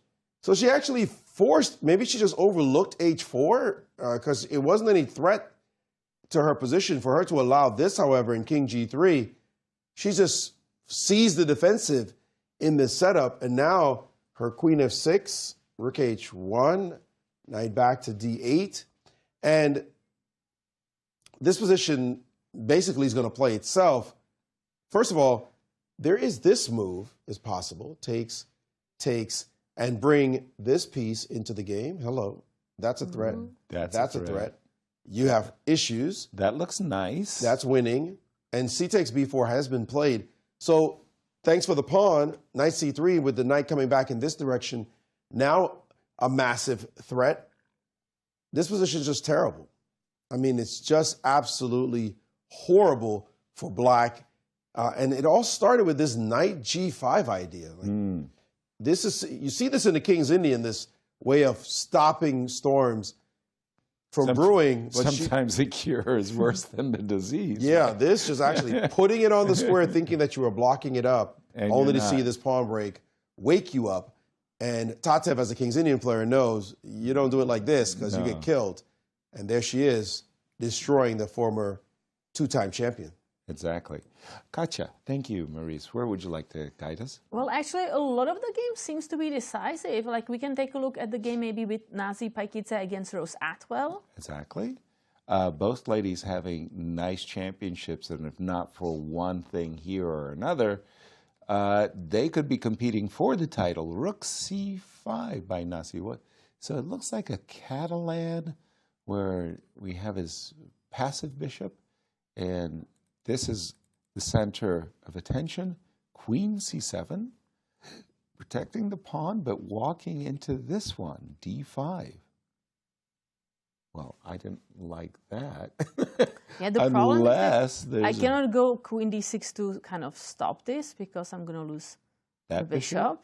And if you go queen to d7? Queen to d7? Well, I thought I'm just going to... You're going to continue advancing. Yeah. No, I like Nasi's position because that passer on d6, that's the most gorgeous looking passer. This is a very, very good position, I believe, for white. So we can go to the game. I mean, Atusa seems to have big advantage. Tatev, we looked at that. Let me see the game of Zatonskih, we are expecting and the draw there. And Megan, I just want to say that I know Megan's not had a great result, but at 12 years young, I just want to encourage the young lady and say we are looking forward to her return into these U.S. championships and maybe a stronger, better Megan at that. She's just played the move f7, f5, and that's a kind of a nice Henri counterattack, attacking Sicilian move. What do you think about this position, Katja? Would you like white? Would you like black? Like I saw a few moves earlier, white had bigger advantage, but now it feels like I like it for black because if you play something like this, it would be super helpful for me. Right. This bishop is going to be absolutely fantastic. Oops. Agreed. Not that diagonal, this diagonal, but that's the point. This rook can sometimes sacrifice. Ah, the Sicilian sacrifice. Right, queen a5. You know it. And I don't see white directly attacking black here. Exactly. So you probably don't want to take. Probably knight d2 and maybe just kick that. But you have to look at rook c3, queen c3, f4, these types of things, right? Because that bishop might like run out of squares. Yep. Yeah. Interesting game. We'll keep an eye on this one as well. Maurice, over to you. Just for instructional purposes, what's better than being up one pawn? Two. Being up two pawns. And black is up two pawns in this position, but white's pieces are so ferociously active that black can't really figure out how to get rid of either the rooks, maybe trade something down so that you can start advancing. The rook on the 7th place makes a very good impression, and the rook on the 6th actually also makes a great impression as well. This last king move was a good one. There's not much space or daylight between this move and the other improving moves black could have tried because white's just going to have activity no matter what. The rooks are so dynamically placed. And right here, right now, however, a4. The key move after the move a4, white has to be very careful because black is trying to consolidate this position, and white has an immediate draw. Bishop h6. By just taking. Yeah. And capture, and rook takes f6, and say, go ahead, figure out how to deal with what's going to happen here as we're going to just start perpetual motion against the king. I'm going to either combine it with mate threats on h8 or just the simple checks. And the move was played in the game. We have bishop a6, g8, 6. We're waiting for rook f6. That's going to happen for sure. We can say that. So, Maurice, what about knight e6 here, knight e5 here? Knight e5 in this position will be met by takes, and then we're going to get on the rank. And again, we're going to play check, and then we're going to move the rook away. And we're just going to keep on with this mechanism for mate. And you only have a knight in the sector. Be careful. Don't let us play h6. Right. We'll be thinking mate ourselves. Rook g7 and That's rook right. h8. So let's just play a random move like this one. For example, check. Whoops. Check king here. It turns out that here you can still draw with this check. Ooh, let's do this check. King. Now you have to be a little bit careful because this, of course, loses the game. But if you play king here, now we have another check, and the king doesn't dare run away. Oh, that's nice because rook h5 and rook takes h6. Oh, what a way! And now to white has to with draw. The checkmate. Yeah, now he has to make the perpetual. So, and there are other ways as well. The knight h2. Knight h2, I mean, that's crazy. That is a crazy move. But it just means that this is going to be a draw now. G8, 6, rook takes f6 played. Very nice, very instructive, the mechanism for how those rooks draw. Of course, if you've seen it before, and I know some in the audience no doubt has, as this one is now a draw between these two great former champions. There's 12 championships between them. Yep. 12. Veterans of the circuit, and they have played, I believe this is Irina's 25th championship. That's got to be a record. That's It is. Amazing. It is. Amazing She's only number. trailed by, I think it's Anna with 23, across from her, and Tatev has played. And I believe she also has played 20. This is her 23rd. Amazing. Amazing. Well, congratulations to the two players. I'm looking at the game of Carissa, and, well, we all have our own ideas of what constitutes a win. I'm sure Carissa is still winning, but the move a5, a4, I mean, I would very, very seriously question. She is thinking that, hey, look, this pawn on b5 is a potential weakness. Ooh, by the way, sorry, time trouble has reared its ugly head for Talia. Talia has a mere 40 seconds for the current position.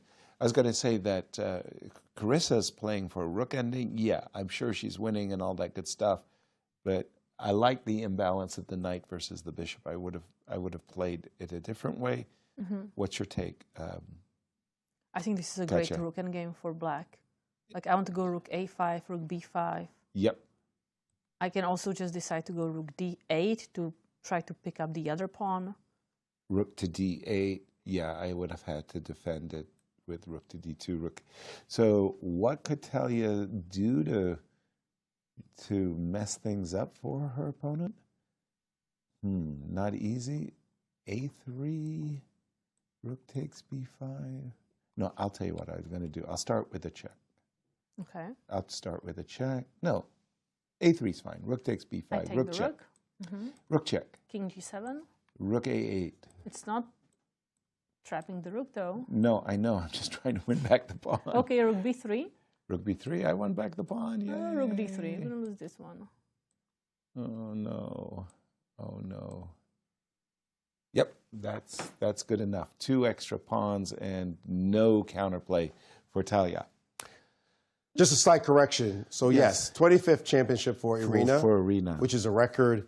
Wow. It is actually Tatev with 22 that ties her with Giselle Aggressor for second place. Okay. And Anna is at 21. Wow. Well, there's a lot of veterans, a lot of championships. Iron Man competitions, Iron Lady competitions in this case. Wow. But unfortunately, the children have risen. They've grown up. Yeah, they're and getting have better. made this championship Carissa, an enormous Alice. difficulty. Jennifer, you having won 2, Carissa having about to now win 4. In the last 6 years, it will be between just those 2 young ladies, and Alice Lee coming on strong as well. So it's just getting harder and harder for the previous generation, we might call them, to combat this young rising force as they seem to have taken over these championships. And Yasser, you are having the game of Alice Lee and Anna Sargsyan? On right? my screen, yeah. When we left it, Maurice had just said that Alice had played this very good move, bishop f4. Indeed, she did play it. And the way for Anna to stay in the game was the move c5, which she played. And here we go. Remember, Maurice was showing us a line with the traitor. Just, but you had a different word. It wasn't traitor. Double agent. Double agent. So you like said that more, right? Yeah, the double agent. Of course he does. Come on, that's so much cooler and more sophisticated. Come on, Maurice. I actually like it more too. But I just knew you would go with her. I mean, you know, the double agent on the G7 square. And Anna is saying, okay, that double agent is keeping my king nice and protected. Maybe I can go down here and queen G6 and hello, hello. And Alice has 12 minutes to Anna's 24. But how many moves have they played? So right now it's move 31. So they have Okay, there's not 10 more time moves. trouble yet, but it's lurking. It's lurking. What do you think about the current position? So I'm looking at it's move. chaotic, right? It's chaotic, for sure. I like this pawn here. I know it's double agent, but is there a checkmate here? Like I But can be. you can't get your queen over there. Well, There's if I no go- queen f2. There's h4. queen e4. Okay, so You want to Anna go will- rook b2, Yeah, she'll right? drop the rook on b2. So she's eyeballing queen g6 and g2. She's looking at rook takes a2 and say, okay, go ahead, do your worst on the king side. I How would you- love to go with h3. Well, and then that's take. very quiet. And go there. Ooh, And so you there, got and there. evil intentions. So let's put that on the board. Rook takes a2, and your intention is now that you've made luft for your king, My king is safe. I can have that extra space, so I can leave the back rank. and so the double agent could actually turn out to be a very useful... Because suddenly with the queen, you have to go backwards or somewhere here. No matter what you choose, I get to have this rook on the h-file, and now this is super dangerous. Losing. I think losing. this is just winning now. I would probably have to play a move like f5 instead of queen d7, and I'm not... Go back up. No, go back a move or two, sorry. Oh, okay. Yeah, like you played rook c6. No, I can't play f5. e8 is hanging. Apologies. Yeah, no, this position, rook takes d4. Hello, I better pay attention. As Alice, well, check it out. Queen e4 on the Queen board. e4. And again, we've been looking at rook, go ahead, Rook we've been b2. looking at rook b2. And I liked your move h3, just prepping. Maybe queen g6? Can you take, or is it too scary? Maybe I can, actually. You take. Rook takes c5, bishop takes g7. I think Anna will be okay with that. I mean, after all, she's got her own play in the position with the rook on the b2 square. All right, we're going to keep an eye on this one. Maurice, how is Wesley So? How is Wesley So? Can he force a playoff? Well, still remains to be seen. He's got to make 7 moves in the next 16 minutes. Instead of bishop g5, Grigoriy played rook to d8. And this is an interesting move because he's currently down 1 pawn, and he could go down 2 pawns, at least temporarily, with this move. But he has a couple of ways to play here. One is to actually take with the queen, because it's a back rank mate, so he doesn't have to worry about that. That actually seems like a safer route to go, although Superior is apparently taking with the bishop. Now, you look at a move like counterintuitive. Wait a minute. You're playing with fire right now. You're That last on a move, pin. you're right. I can't take you just yet because of this back rank. But what if I play a move like g3, for example? creating an issue. Right. Now your bishop's hanging. Looks terrible. Looks almost lost suddenly that Right. you have this move. But it turns out that black actually has two moves here that are valid. And one is bishop to d6. Sorry, bishop to d4. The other is bishop to d6. In the position. But what a move. You have to look at it twice. You know, oh, okay. Smart. Lucky, maybe. And very funny, the engine gives this as the best move. You're going to take my queen. I'm just going to take it on a bad square. Right. But of course, rook c6 would be our most natural move here, and bishop takes. And play this position. You're currently a pawn down, but this a pawn and the e pawn are both vulnerable. And don't try to trap the king in, because we can play h5 at any point. And your f pawn we've seen become vulnerable. So this position is actually no real edge for white. But Maurice, can I ask you to take the move back, and instead of capturing the queen, to go queen f4? You mean in this position? Here, just queen f4. I drop back. Queen f4. Protecting the rook on c1. Because I want to go maybe rook c7. Like, I'm pawn up, and I want to maybe push e5. Yeah. I'm trying to figure out what my best protected. move would be against that, just before putting it on the board. But I'm going to think about that one. I want to see queen f4. See if I have a leave solution. that on pause, as we think Carissa Yip is getting ready to put her signature victory on these ladies' championships. I'm going to just bring that game up on my screen. We have Carissa just made move Talia made move h4, which is move 31. So she still has 9 more moves to make on only 30 seconds, 36 seconds on the clock. By the way, I think they actually followed our line. Crazily enough, that whole line, h4, this is where I stopped, and I thought, okay, you take the pawn, that's 2 very, very, very good pawns, and there are more weaknesses in white's camp than black. So, and also the king can simply improve I afterwards. love Trade one pair of rooks on d4. This is going to be over. King h6, rook takes d5, king h6, rook takes d5, rook d7, king h6, and just slow improvements. But again, eventually, the material advantage of 2 pawns is going to be absolutely decisive. And Talia knows it, Carissa knows it, and Talia has even just seconds. So she's playing on increment till the time control. Are we going to say king h6? No, she's going to take the pawn, no? Well, let's see what she did. She did something. What? Oh, no. Wait a minute. They didn't. We had the wrong position. Apologies. The rook was on c6. That was only our analysis. That line. was I thought they had played our analysis, when in fact it was just our analysis. And we do have h5 on the board. We're expecting Carissa to play king g7, guarding the pawn on g6. Although I must say, g6 takes h5, G4 not also. terrible.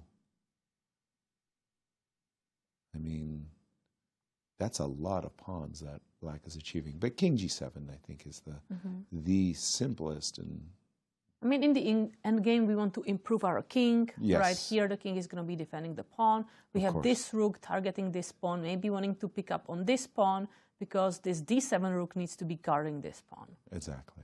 So they need to kind of designate different roles in the position. You do this, I'll do that. You do and this. this king needs to defend this pawn. Exactly. You got it. But you think about capturing, Yasser? It does cross my mind, because the moves rook, I find the moves h5, h4, rook g7, and rook g4 attractive, right? Because it's sort of like I've got a 3 versus 1 majority on the king side. I might as well exploit it. But it is crazy, and we kind of laughed about it, that if Carissa were to win this game, I mean, she gets the trifecta of women's prizes. She's first. Thank you very much. Not bad. She has the Finish best strong. Finish strong prize. That's $5,000. And the bonus for winning clear first, which is also $5,000, right? Ice cream is on you, Carissa. Ice cream? Ice cream. Sorry, I want dinner. Ice cream. I want lobster bisque. Hey, I'm looking for the sea bass. You're with the wrong crowd. These girls like ice cream. They go to that place right around the corner.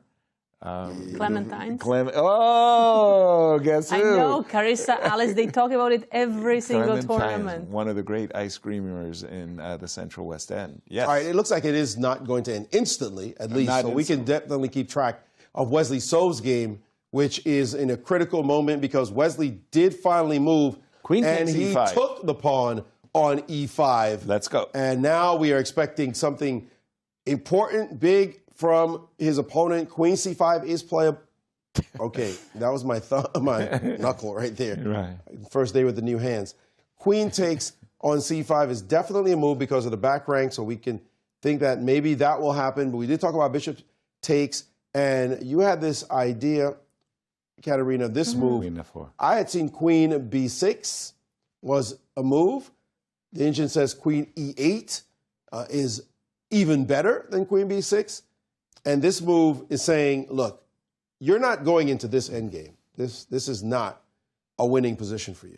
In fact, you're almost asking for it in this position because your pawns are hanging, your king's exposed. So no way you're trading, doesn't make much sense. But anything else you do, the bishop is going to just park itself on the E5 square. So for example, if you do this, you're going to put the bishop on E5. And yes, you're up this pawn, but this is always going to be a target. The king is safe with this bishop. Might even go up to the G7 square. And there's nothing here. So it's just not easy as he tries to extract the most. He can. I need the most out of this position. I don't want to go into an endgame that's fairly easy to draw, to defend. But Grigori's putting up that Herculean fight in order to try to stop Wesley and help his main guy, because he is the second to Fabiano Caruana. He would feel very satisfied drawing this game. First of all, he didn't lose it. That's good enough. But also drawing the game that clinched it for Fabi. Filet mignon on you, Fabi, tonight for sure. And the best wine of the house is what Fabi will be saying for my main man who stopped Grigoriy right at the finish line. So Queen C5, Bishop C5. No, the back rank mate. Queen C5, Bishop C5, G4. The engine is just saying, yeah, you got the extra pawn, but it ain't that easy. Yeah, we can analyze something like this. Say, yeah. It wants to set up this defense. Okay, what fortress? Because this knight, doesn't it find some it looks attractive squares? Here, you know, like, yeah. So can't it find some squares? Okay, first I guess we have to deal with our king. King G2. We have to deal with our king. Check, King F3. Back. Yeah, I was trying to get my knight to E6, knight C7 to E6. You take a pawn, and my knight is on E6, but not... Also, rook D3 check is coming in this position, so it's not easy at all. But let's get back to Carissa's game. Yeah, she's closing in on victory. Making moves. She did not play the move King G7. Very surprised. Very suspicious. King F7. Okay, so what can Talia do? Talia is eyeballing rook E6 and trying to put pressure on this pawn. That's the best she's got. Does she have any? It's something. Or she can go rook E4, Carissa right now. Rook E4, although, are you absolutely comfortable about this one? I'm not 100% myself. Maybe rook E4. The desirable rook takes and developing the king would be nice. I mean, this looks really good until you go one step further and you go, oh, why isn't my rook on G4 kind of business? So maybe you start with rook G4 and you go, I have rook takes D5 intended. Mm-hmm. So actually putting now the rook E2 to E6 actually no longer works, right? right? And wouldn't help you because now you cannot even take on c7, cannot take on g6, and if you give check, I move, and you still cannot take that pawn on c7 because The your rooks rook are is trapped. attacked. So rook g4 looks like an attractive move to stop. Rook on e2 to e6 and prep. Rook takes d5. Big time differences, 26 minutes for Carissa, 41 seconds for Talia. But again, that line, which one? if you play rook to g4, yep, rook g4, and white spends a tempo and plays some move, king f1. Yeah, or king f2. Okay, whatever. Are you Yep. going to take? Because you do allow check, check, right? If you take. Yep. Did you want to give away your b pawn? No, of course not. I don't want to give away anything. Nothing for you. Actually, if you don't mind, I just find the move king f7, I'm not going to say a massive... I would have brought the king to g7, and in case of the same thing, the king kind of hangs out a little bit nicer on the h6 square in these positions because, well, just look. Nobody's bothering this guy, and when I take this pawn, you don't even get to take with check, and I get to do my business on the second rank. So a little bit surprised that Carissa's king went to the f7 square, and she's played your move. She's played this move, but this one, Is let's this take a look. so Rook takes, pawn takes. absolutely King- clear? King up? Of course, give me this. Because I mean, rook this takes- is Talia's only chance. But what's the problem? So I play rook takes d5, Okay, so we took a pawn. king e6. And it's time to try to take advantage of this pawn if I can. Okay, rook d4.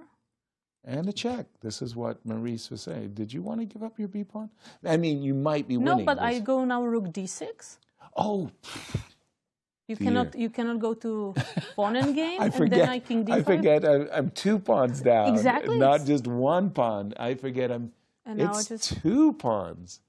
Oh dear. Okay. So yeah, this is. This should be winning. Yeah. Just- The king. Yes. No, let's go. Something. No, the Your job is done there. Yeah, no, rook e6 next. It's 2 pawns. I keep forgetting. Apologies. So rook e4 on the board. King f2 by Talia, inviting the same ending, only this time the pawn is not on e4 and therefore not even as vulnerable. So let's see. Rook takes. And she is threatening rook takes in that position, right? Yeah. So now it's time. So it looks like Carissa has to do something. And now you're bringing the king in the other direction. Yes, I want to. And really what I want to do, my very next turn, actually, is I want to play rook takes d5, rook d4, and rook b4, just as Katja wanted to do. So rook takes e2, king takes e2, rook takes d5. I think this is But what's Carissa's wrong method. if I capture the rook? Yeah, immediately. King e6 again. Yeah, I think this is your method of Mhm. whenever I play check, can I just... Oh, No, because now I go rook d4 and I'm going to get the rook to the b4. ideal squares, b4 and g4. Yes, you are. By the way, Grigoriy did take with the bishop on c5. Ooh. So we can just quickly glance here. Bishop takes was the move we were talking about. Queen takes was obviously the safer, but bishop takes on the board saying, let's go, I'm daring you to prove anything wrong here. Wesley down to under 11 minutes. Plenty of time should be, but this move definitely created a little bit more buzz in the position as Wesley's just checking everything out. Can he find a killer blow? We'll see. We'll come back to this, but let's keep our eye on the championship game with Carissa. And Carissa played the move g6, g5. So we have a majority, and she's trying to push him. I think she still has rook takes d5 in the immediate future, like next turn. And she just probably felt it was better to have her pawn a little bit inched up the board. g6, I can't blame her for that. Looks like a very good idea. Rook takes d5. So if I wait, king e3, we get the same position.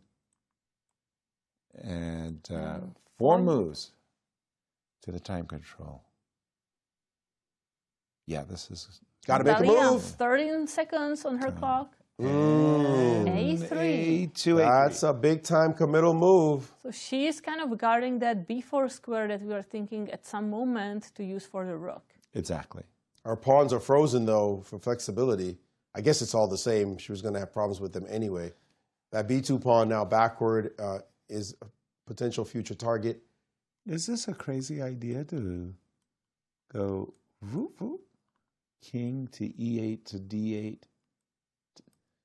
What am I always trying to do? I'm trying to win a pawn. Nothing wrong with that. Looks very, very, very good. Yeah.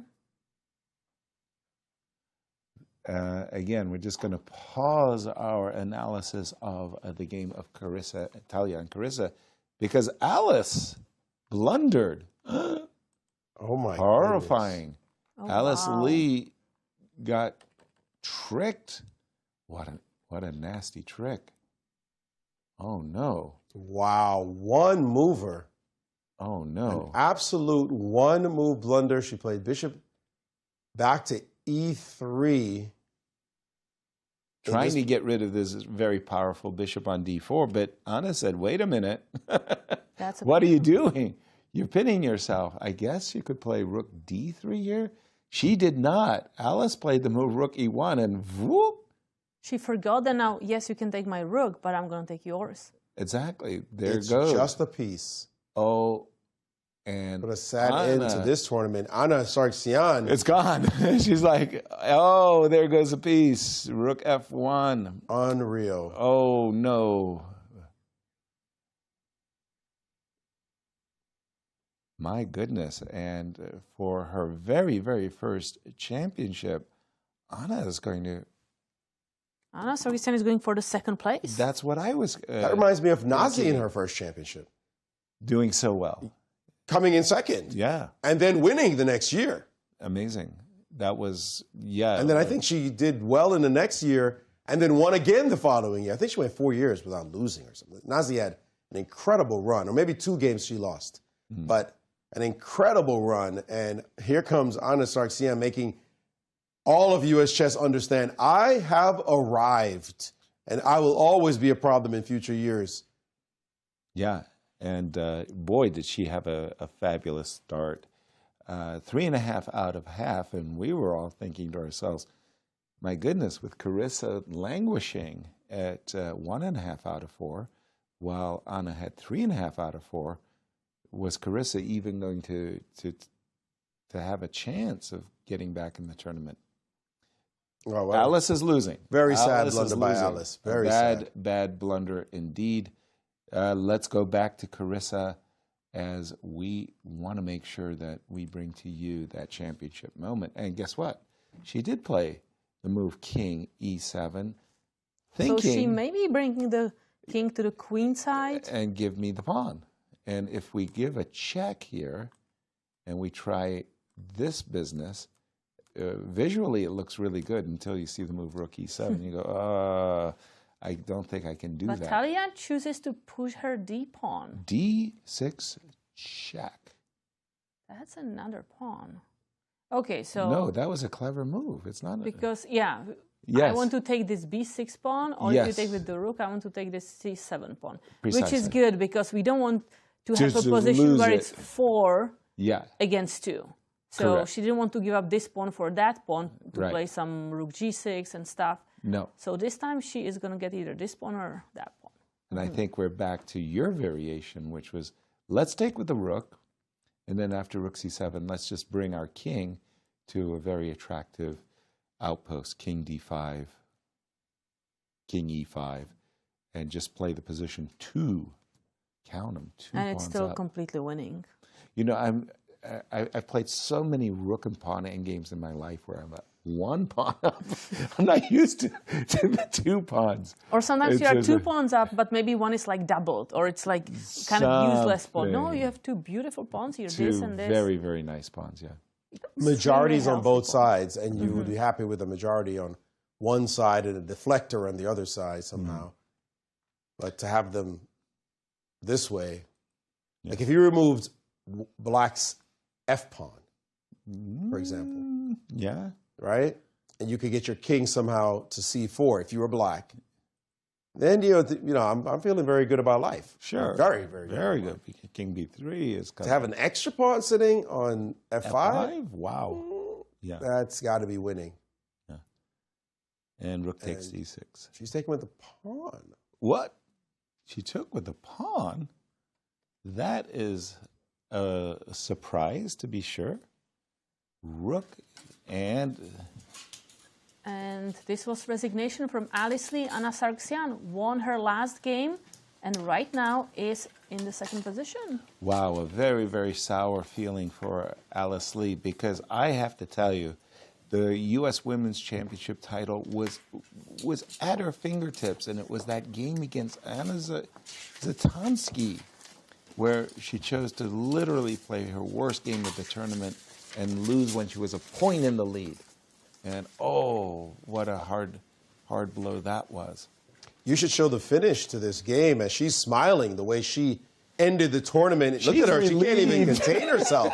Bouncy as she walks. She's so relieved. Absolutely, Oh, and prize money should be shown for her too. Hey, welcome to the U.S. Welcome to the United States. But the finish to this one was just fantastic.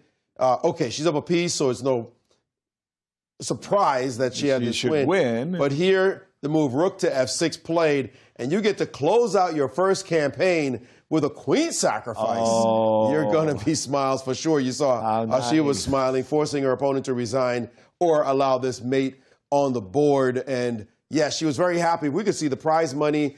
If Carissa wins and nobody else joins Anna in this situation. It's clear second. She is clear second. And this means that she's taking home a nice $30,000.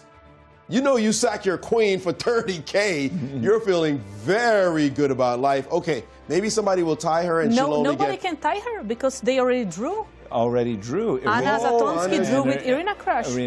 Then that's it. So she was only waiting. If Carissa doesn't win, there can be a playoffs. $30K. Queen takes in the bank account. Feeling very good. You know, it goes through your mind when you get a move like queen takes h3, it's going to be in the tactics books. You know, kids are going to be seeing your name for years to come. You know, find the winning move for black. And nice finish, queen takes h3. Oh, yes, although people are going to say, well, where's the extra piece for white? Well, you get away, kid.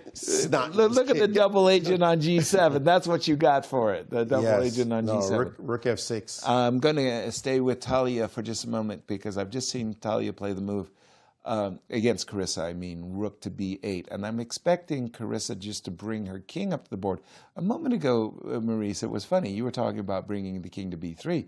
Another not too bad idea is to bring the king, strangely enough, to g3. And why? Because there's two pawns on f5 and g6 ready to be escorted home.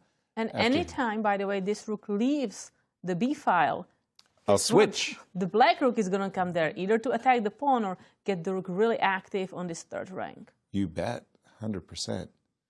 They're just, I mean, this pawn is not going anywhere, and there are these 3 against 1 pretty much. Yeah. So we're expecting king e5 by Carissa. And did they make time control? They did. They have made time control. So it still might be a while. We don't want to miss the handshake, but then again, other games are going on. What's happening with the Wesley game? I mean, I'll come to it in a second. Just a quick point here for a game we probably won't look at again.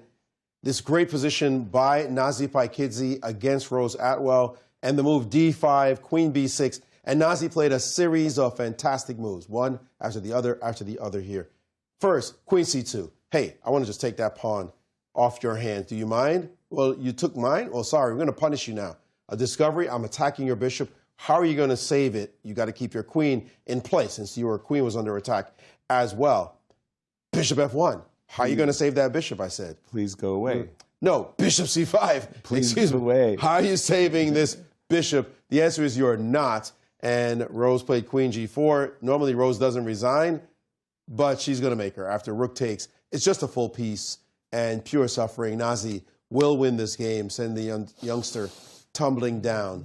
So let's come back to, is it Carissa's game or is it the standings? Let's take a look at the standings. Take a look at the up-to-date standings. Now that we've got some results, including Arena drawing. We'll get them in a second. I think we will be getting those to you in a second, but Carissa just has to figure this one out. She can't afford to draw this game, right? Because Anna is currently in first place. Yes, correct. Right? Anna Sargsyan is currently in first place. So she's sitting there saying, where's the miracle? 7.5. Where's the miracle? Irina Krush is done and dusted with 7 points. But she knows that's going to be good enough for third place only. Carissa accidentally loses on time. And she wins. I guess Nazi can't catch her either, so it looks like Irina's guaranteed third place. Correct. Is that what we had? Yes. Irina's guaranteed third. Not bad for Irina. Irina had one of those topsy-turvy tournaments to start. After a brilliant first round game, she beat Alice Lee. I believe that was her start for her campaign of winning the 9th U.S. championship. But then it went south, and there was a lot of losses. In fact, we thought she was out. It wasn't south-south. It was win one, lose one, win one, lose one, win one, lose one. Oh, dear. Well, you're going to keep this up? And then I think she drew the next one even. And then boink, boink. She started doing work. Okay. And she was throwing away points, too, as well. By the way, this is Sam Shankland and Awonder Liang did make a draw. Sam Shankland found that wonderful bishop takes h6 sacrifice to force a draw. King e5. 1. She's flagged. No. They have 41 She's made moves. the time control.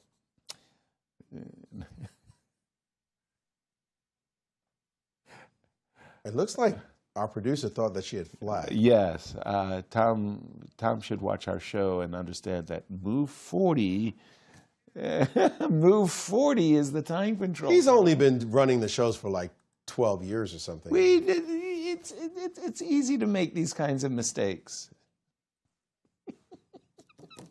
Crickets in the house. Nobody's joining me. He's coming over here. Yeah. That's what I'm afraid of.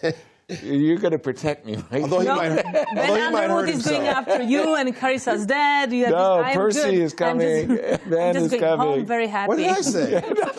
Nothing. I didn't say anything. You're Mr. Innocent.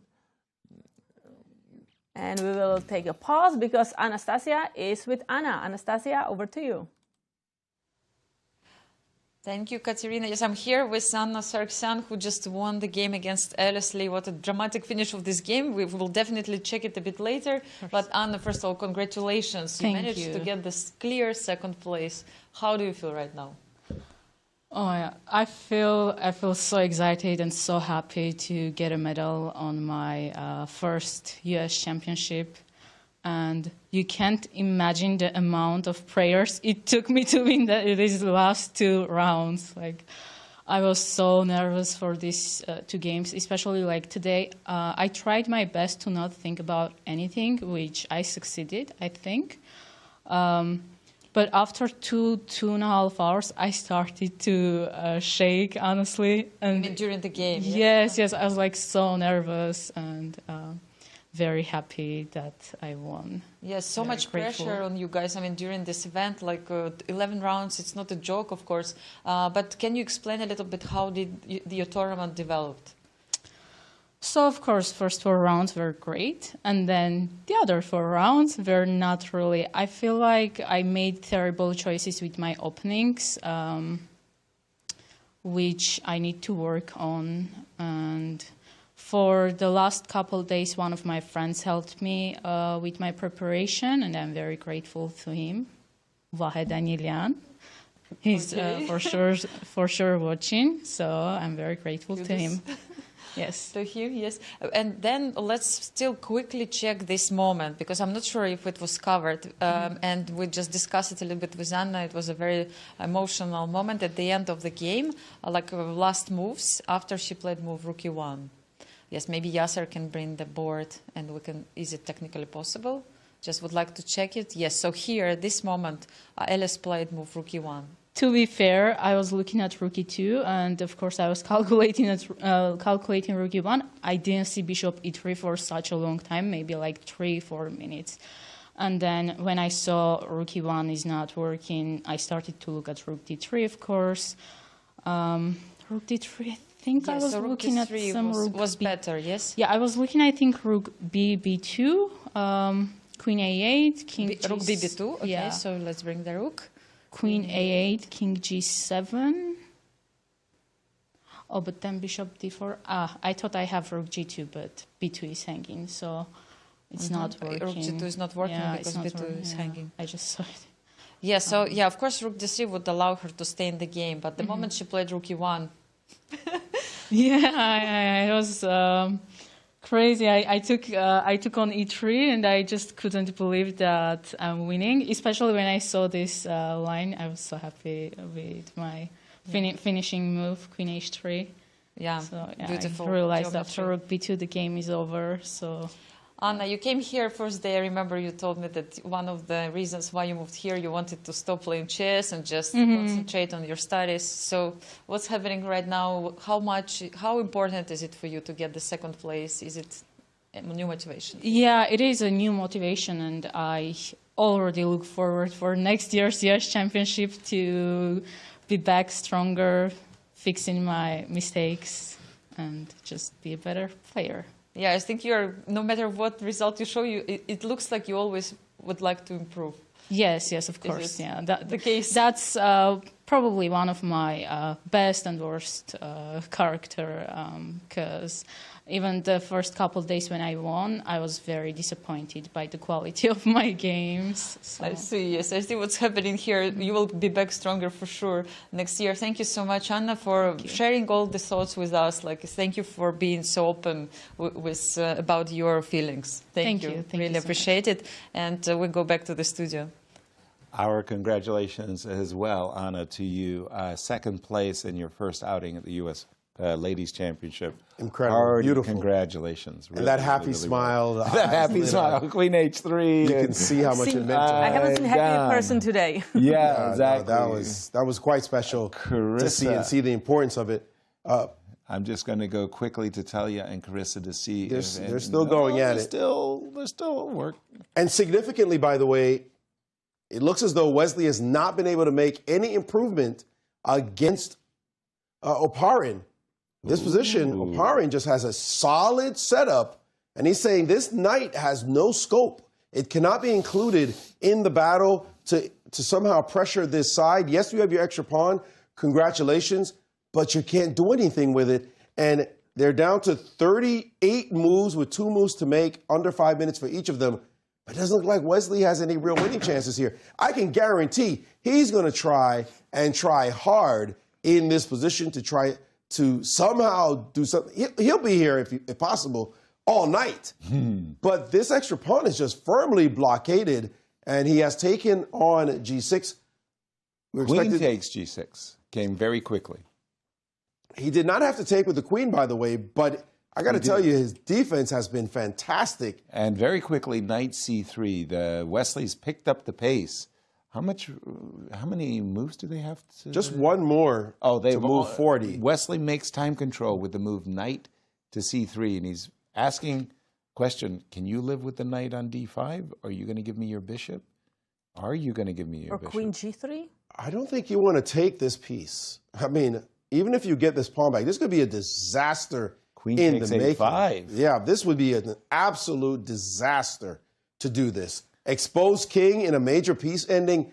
Oh, and by the way, I have an a pawn too. Extra pawn. Yeah. No. This is not going to happen. No.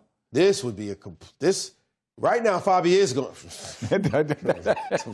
Don't take the knight. Don't take the knight. What are you doing? Don't do that. Okay, so we'll see. He can move the king. He can move his queen, even in trade and go into an endgame. This endgame is not easy. You mean queen g3? Yes. This position. But then we trade queens. We put a knight on d5. We're happy about that. But our king is stuck. And this bishop is actually quite annoying. I mean, we can play a bunch of moves. You can bring your king up. activate your rook. Knight on d5 is really, really, really good when there's a lot of pieces on the board. Because that knight restrains those pieces and there's threats to attack and the like. I tell you what, the knight on d5 is really good, but maybe the knight on f5 is even better. Give knight e7 check a shot. Get rid of that bishop. That bishop bothers me. Okay, this bishop is here. And rook to d1, and give me a back rank mate. You want too much, Yasser. I'm not asking for the world. Okay, king e8. Oh, you want to play rook d5, or what do you want to do? No, he wants us to play like rook b4. So we go king e8. Now you are optimistic. You want him to play rook b4. We got a bunch of optimists here. Yasser, it's a pawn. g4, okay, g4. Okay, now we're going to go get your pawn. Rook d5. Rook. And you've got bishop c7. I was Hate it. waiting for the trick, but okay. Hate it. No, you got bishop c7. Oh, well, rook d4. It feels like it's not enough. It's just not enough. No, I'm not satisfied. Yeah. Okay, but he has 2 minutes and 41 seconds. Does Grigoriy. To make Grigoriy, just as long as he does not take the knight. I'm not even going to say it. You said it. Okay. Do not. You take said the it. knight. Do not do what Yasser said. And queen g3 threatens mate. There is no choice. Wesley will have to trade the queens and get into that ending that you have proposed, Maurice. He also has king g7, but more pieces on the board. The more that knight on d5 is a meaningful piece. I would be frightened. I mean, maybe wrongly, but I would be frightened that with my pawn structure kind of compromised, with the knight actually pretty nicely ensconced, and maybe I live in fear, dread. I live for these knights on f5. Beautiful, beautiful outpost and harassing the black king. I would be playing queen g3. Me too, because I feel like the black queen here, the only job it has is to defend that pawn. Right. So I prefer just not to have these queens on the board. Exactly.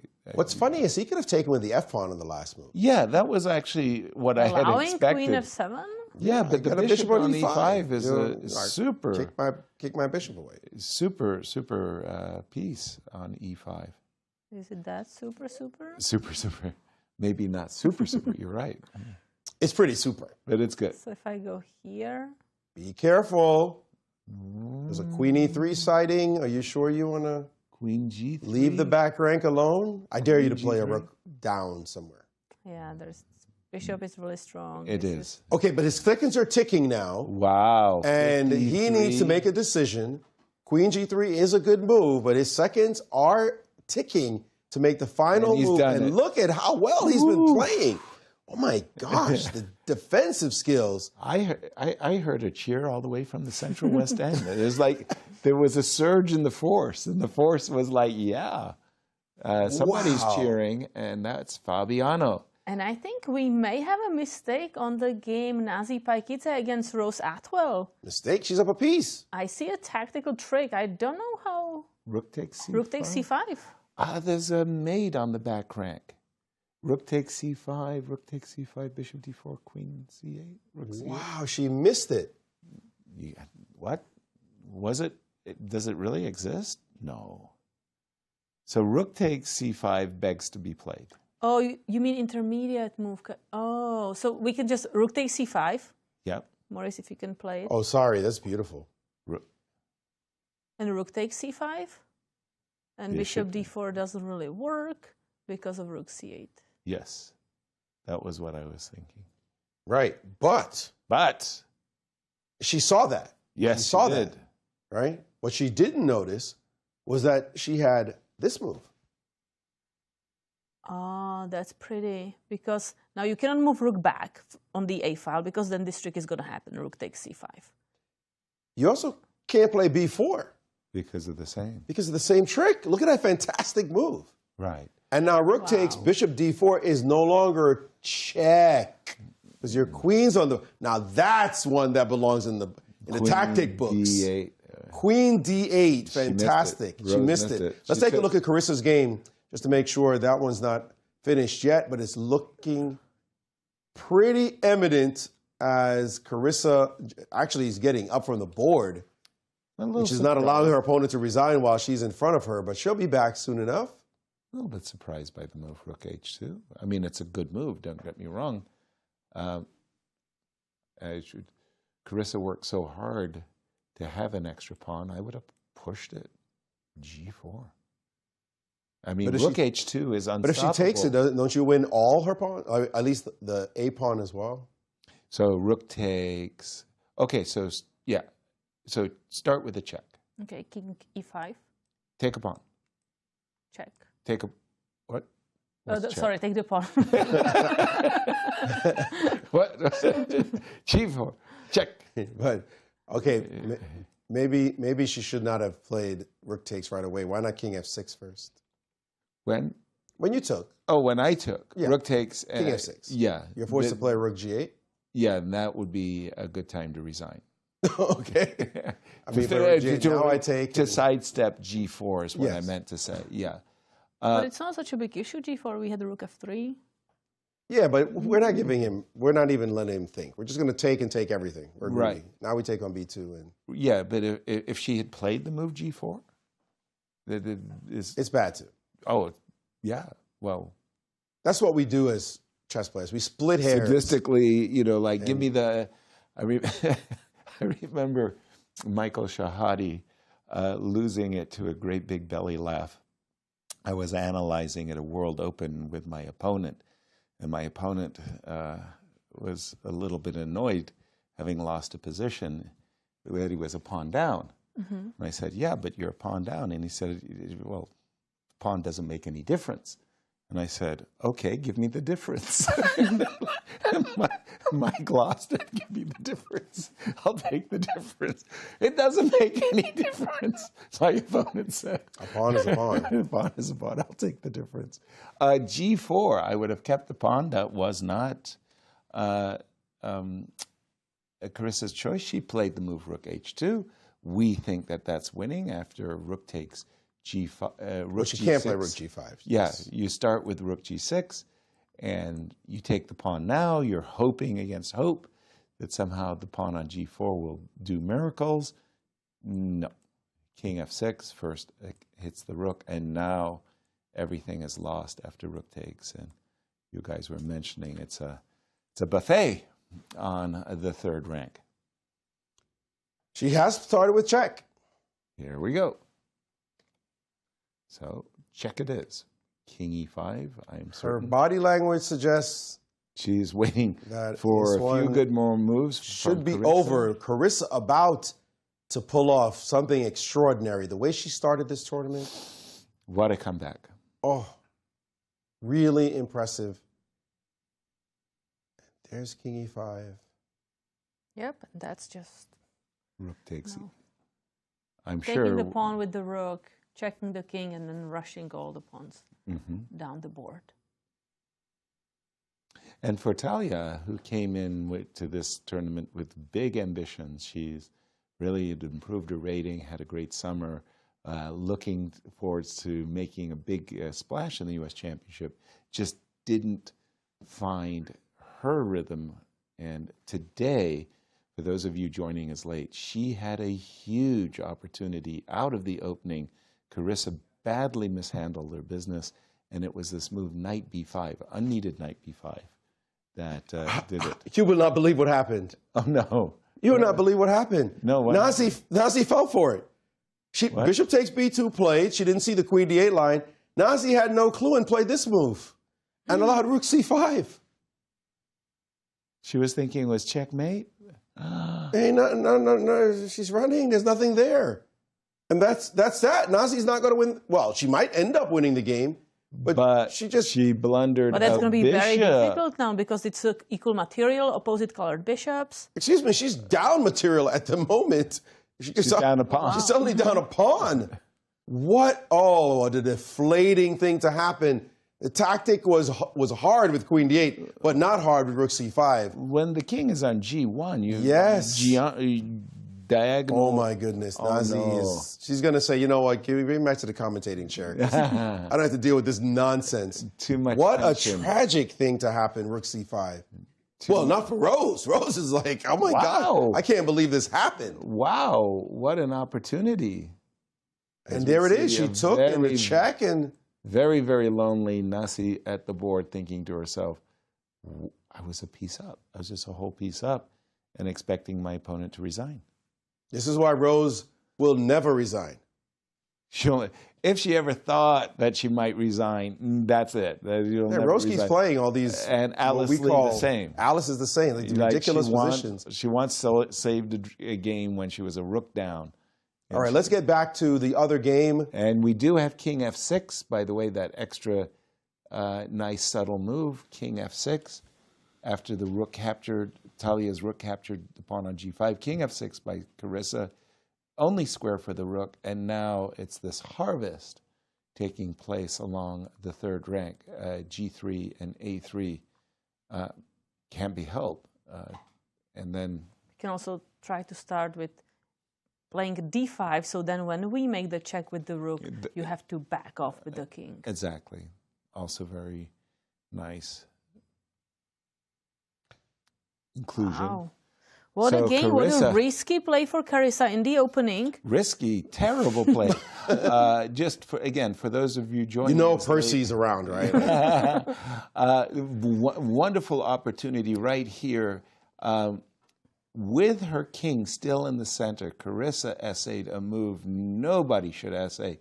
Do not open up the position when your king is in the center of the board. Talia found what we think was the decisive move. She followed it up wonderfully right up until this point, and this is where she failed with the move knight b5. Knight takes e5, queen takes e5, queen to d2, just repositioning the queen so you can bring the bishop onto the long diagonal. This would have been horrific for Carissa because you can just see that white has a massive, massive attack against exposed black king. That did not happen because when Talia included the move knight b5, at first it looks good because you think, oh, I get to play bishop to d4 with a tempo, but there's no follow-up there. And eventually, Carissa was able to clarify to the current position where she has a winning rook and pawn ending. 2 pawns up, about to be 3 pawns up. I can't count that high. I never had to count that high before. King is in a terrible position here. 17 minutes versus 46 minutes. Oh boy. The problem is there is really no counterplay, right? No. Let's say white tries to go for something like that. By all means. We are going rook b3. So I'm gonna... And if you go king to d5, rook to d3 check is like upsetting. I'm looking for some stalemate trick. It's just... Stalemate? No. You got to look for stalemates. Well, your king has... Who's... No, before this. Before Yeah. this, when the king was on c4. There's some... Right. Some tricky stalemates theoretically possible, but So let's see. How could we do it? So now the king you need the is, G pawn to go. Now the G, but that's not even a mad rook because every time you check the king, the D5 square is left. Oh boy. No tricks. No, I'll show you how it's possible. Let's do it. Go. Oh, I need you to do me so many favors, though. I am willing. There's just so many am favors you need to willing. do, but you're going to take on... That's what friends are for. Go for it. Okay, so... Go. So, G4. Go. G4. Okay, what do you want me to play? I'll take it. Yeah. Okay. And then I'll take it. Okay, check. I'm from the Katerina school. Whoops. Ooh, I would never do that. It's not my school. That's allowed. That's allowed. Okay, king c4. King c4. Okay, I took a pawn. And rook h4. Rook h4. Now what do you want me to do? I got 3 pawns up. I want you to play rook b3. Excellent move. I'll fall for it. And check. Which check? This one. Rook A6, yeah. Okay, I protect the pawn. And the rook pawn. E6. No? What? Rook to E6. Rook to E6. There we go. Now we understand. Now you want me to take the rook. You don't have to, because I'm taking the pawn anyway. I have gotten what I wanted because you give me so many gifts. Right. So I needed you to play rook B3. I had to play rook B3 in this position. Yeah. If you keep giving me the B5 square, if you give me that as a square to run to, then but if you just calmly and lazily bring my rook down. But it's actually my move, so I play rook H4. Yeah, and I don't know. So the pre-move is something like rook B3. Yeah. Right? You think like if you don't see it. But rook B3 already spoils it. Good. So there is at least something to play for, although I must say. So if I go here, you go check. Yeah. I go. See, the problem with king E7, rook E6 check, king D7, Maurice's idea still works. Rook takes D6 check. Oops. Actually, it's kind of funny. If you don't mind, I just play this one thing. Check. Check again? I mean, that's pretty, I just took all the pawns. Yep. Okay. That's sadly for Talia, that's not going to happen because Carissa's no way, no how going to allow any kinds of perpetual, stalemating ideas. Rook takes G2 and... The problem with G4, it's not sneaky enough. I pulled off the stalemating trick in a game. Did you really? Yes, I stalemated myself in a game just like this. My opponent didn't realize this formation, and I ended up saving the game when I should have lost, of course, just with a little bit of care. Right. But the problem with G4 is it's so transparent. Right. You need tricks that fool people. Right. When you play G4, you're like, I'll be on the lookout for something. Right. And by the time we get to the idea, G4 takes. Well, you could also do this. Yeah. I'm going to get to the same position. Yeah. By the time we get to this position, you start to think, I want to make sure I give my opponent. Yes, but the thing is, you have to do it with the right acting skills. Rook H4. No, you play Rook H. First of all, you need to have. You need to have the pen. The pen. The pen. The way I did it. Pen. Let me show you the sneaky way I did it. If I can get camera, please. The way I did it was sneaky because what I did. Okay. Got to write down your move. I did no. I did one of these. But I couldn't do it too much, right? Because then you might think I'm you can't do the. Oh, jeez, I'm so busted. So I did one of the real subtle, just so you hear the breath, right? Then I played the move, and then I wrote it down like this. This is the right down. Just as you don't care. You're like, it's not like you carefully. I don't want the posterity to know. That. You don't carefully write the move. You just kind of write it down, and you're like, just hurry up and make it move already. Right, I'm ready to resign. And my opponent just B3. The whole thing, hook, line, and sinker. You woke up. I played the move when he played it. When he finally made the final blunder, I was like, "Whoo!" I didn't do it that way, but I was just like, "Wonk!" Sack my rook, and he was so hurt. Oh! I'm sure he remembers that to this day. Yeah. Remember, I was once playing a very important game in Toluca, Mexico, against Eugenio Torre of the Philippines. And Eugenio is making the winning move. He makes the winning moves, goes, whoa. I accidentally knocked over his king, did Wesley. Shadu. Nope, you resign. Shadu. Jadu. Because the rule is if you unintentionally touch a piece, then that doesn't count as a touch move. Exactly. It was a shadu. And Eugene makes a winning move, and he just relaxes with a breath. At last it's over. At last it's over. And we do have some moves. I did say that. I tricked my opponent like that. Yeah. I got tricked like that too. Oh, don't we all? I remember Nick Paglietti from Italy. He probably still smiling to this day. It was actually the day after I got my third IM norm for the title. Sweet. and I was winning against him, and he managed to trick me with this draw. And I was like, what? Just the same stalemating trick that I pulled off on this guy. Different stalemating trick. Yeah. Yeah. Yeah. And through the magic of television, in case you missed it, this is Wesley So destroying his own king. What did you do? What? You got a score sheet. Whoa, whoa, whoa, whoa, whoa, whoa, whoa. Oh my goodness. And how careful he was. Can I touch it? Like, can I touch this? Don't touch it. It could be toxic. Ruin the DGT board. And Wesley is like, look, man, I was reaching for my pen and nobody. Come on, Wesley, put your king back on H1.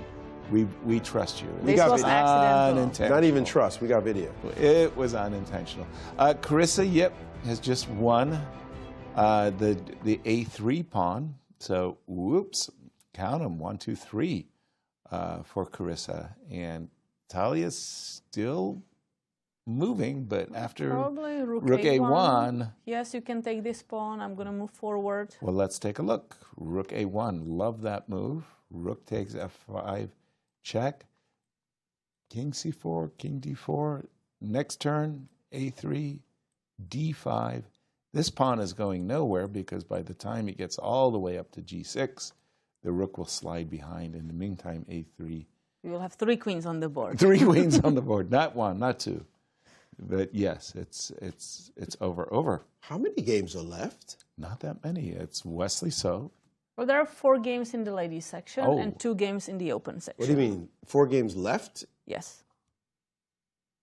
Just felt like there were so many results. Talia with Carissa, Atusa fighting. And by the way, Atusa was winning, but then right now Megan has really nice trick, but we will stay with the game of Talia against Carissa and then maybe come back to that game. But yeah, Nazi Paquete against Rose is balanced, the same Atusa Prokashian against Megan Paragua. And Carissa did play, by the way, the move Rook A1. As she's ready, pardon me, she is ready to play a Rook F1 check to the king. So, for example, if we take this pawn, king to D4, a couple of threats suddenly lurk here.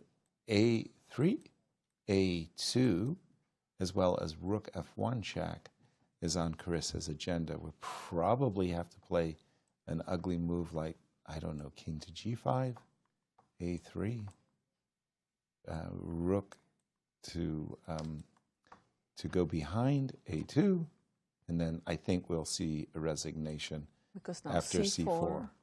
Yeah, I think that's very, very clear. Unstoppable. Pawns are simply unstoppable. Yes, this is current position. No stalemate trick there.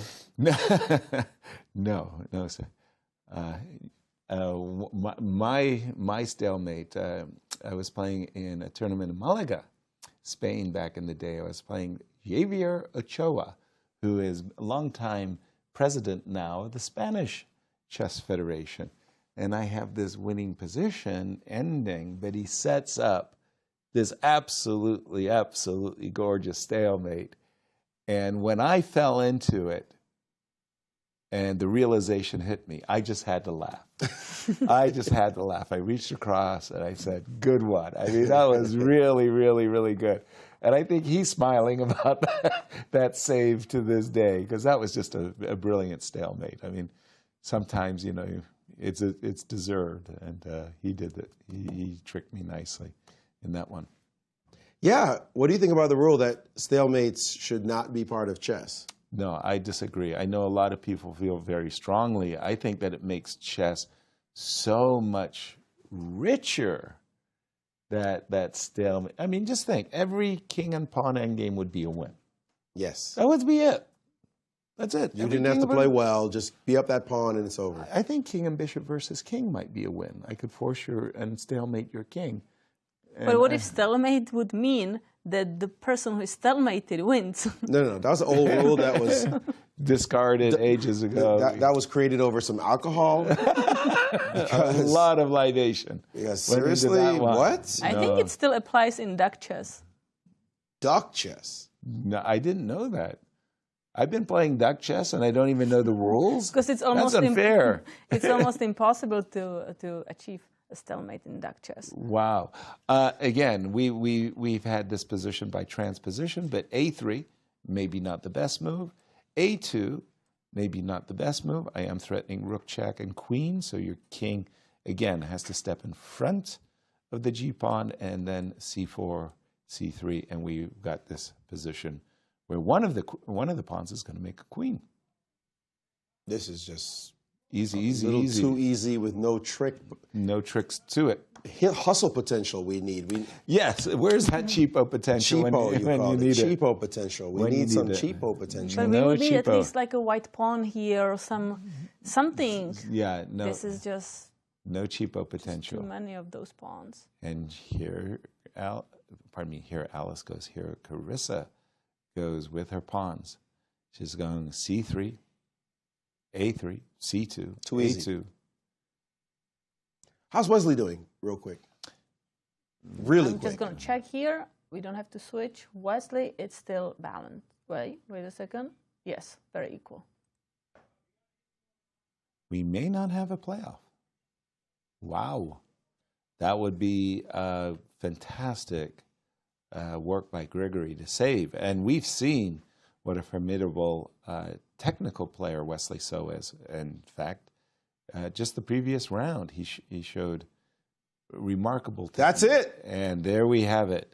Wow. Wow, Carissa can't believe it. Well, fantastic. I mean, 3 in a row. She won 6.5 out of last 7 games of the tournament and became the 2025 U.S. Women's Champion. Oh, congratulations to Carissa Yip on a fantastic finish after such a poor start. She showed all the prizes. Why it is that she is such an amazing champion, now winning her 3rd in a row, her 4th in 5 years. And she's being super cash about it right now. You see her just relaxed setting of the pieces. But now I think it's hitting her. Yeah. Right there, she's like, yeah, I cannot believe it. I pulled it off. What a comeback to absolutely dominate this tournament. And her family must be super proud as she is the champ, taking home $40K. Is that all she took home? I think she got she more swept money all coming. the prizes. We said she's going to have finished strong prize. The bonus. The bonus but I think that includes the bonus. I think the 35 plus 5. So. I think first place was 35K. Was it? And the bonus. 30K for second.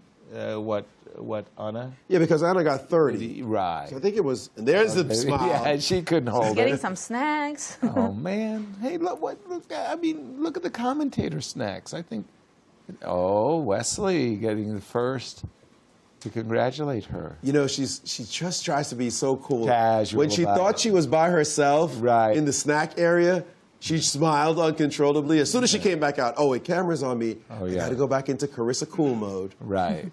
But she's headed downstairs to speak with Anastasiya. Yahoo! As now she's putting her name in the annals of U.S. Women's Chess Championship history. Absolutely. That's 4. Yeah. Wow. Congratulations, Carissa. At such a young age? I know. Boy. Just she's going to be chasing achievement. Arena and Gisela at this rate. She's doing great. Bravo, bravo. Wow. She's taking time off from Stanford to pursue chess. She won the Cairns Cup. She won the U.S. Women's Championship. I would say it's not a bad decision. No, not at all. And in the World Cup, she was trying to play in that knockout, that big FIDE knockout to qualify for the candidates. She won her first 4 matches, I want to say, and she just failed at the very end. But she was getting very, very close to the candidates because that's what it's all about, is becoming world champion. I mean, at her level, that's what her aspiration is. And I think with this spectacular finish, she's now firmly inside the top 20 women in the world. Knocking on the door to letting Cairns Cup let every one of them know that, excuse me, I'm going to be a problem. That door.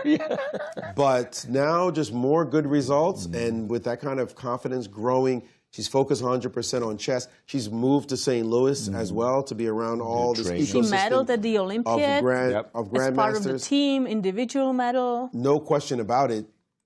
She is showing her tremendous ability. Meantime, Wesley is trying his level best. He's up a pawn. We might be here For some another, time. yeah, hour or more, depending on if Grigoriy can somehow liquidate. It doesn't seem that easy. Mm-hmm. Well, the last move by Wesley is just like, why doesn't this?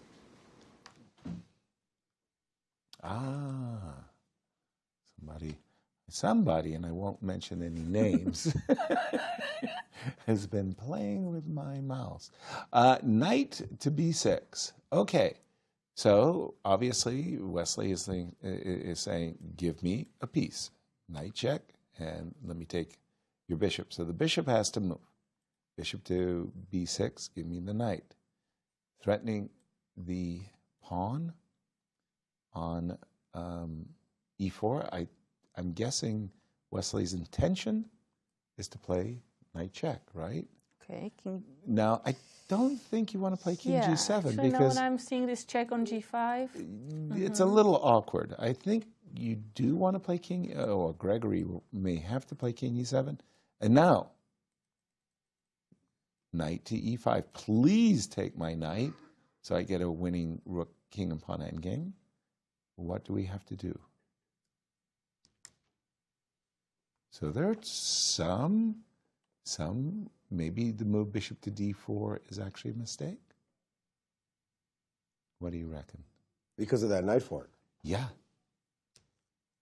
What do you reckon? well, I'm thinking maybe What's wrong king with going back to g7. c3? What's wrong with going to c3? Nothing. I think I was going to do the same, actually. So what if I go king g7? Am I that scared of that move? No, bishop c3. You give the...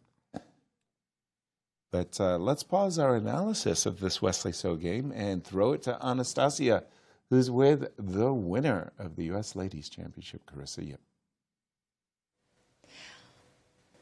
Thank you, Yasser. Yes, indeed, I'm with Carissa, and my congratulations on this victory. Great job, Carissa. What are your feelings right now after winning the event?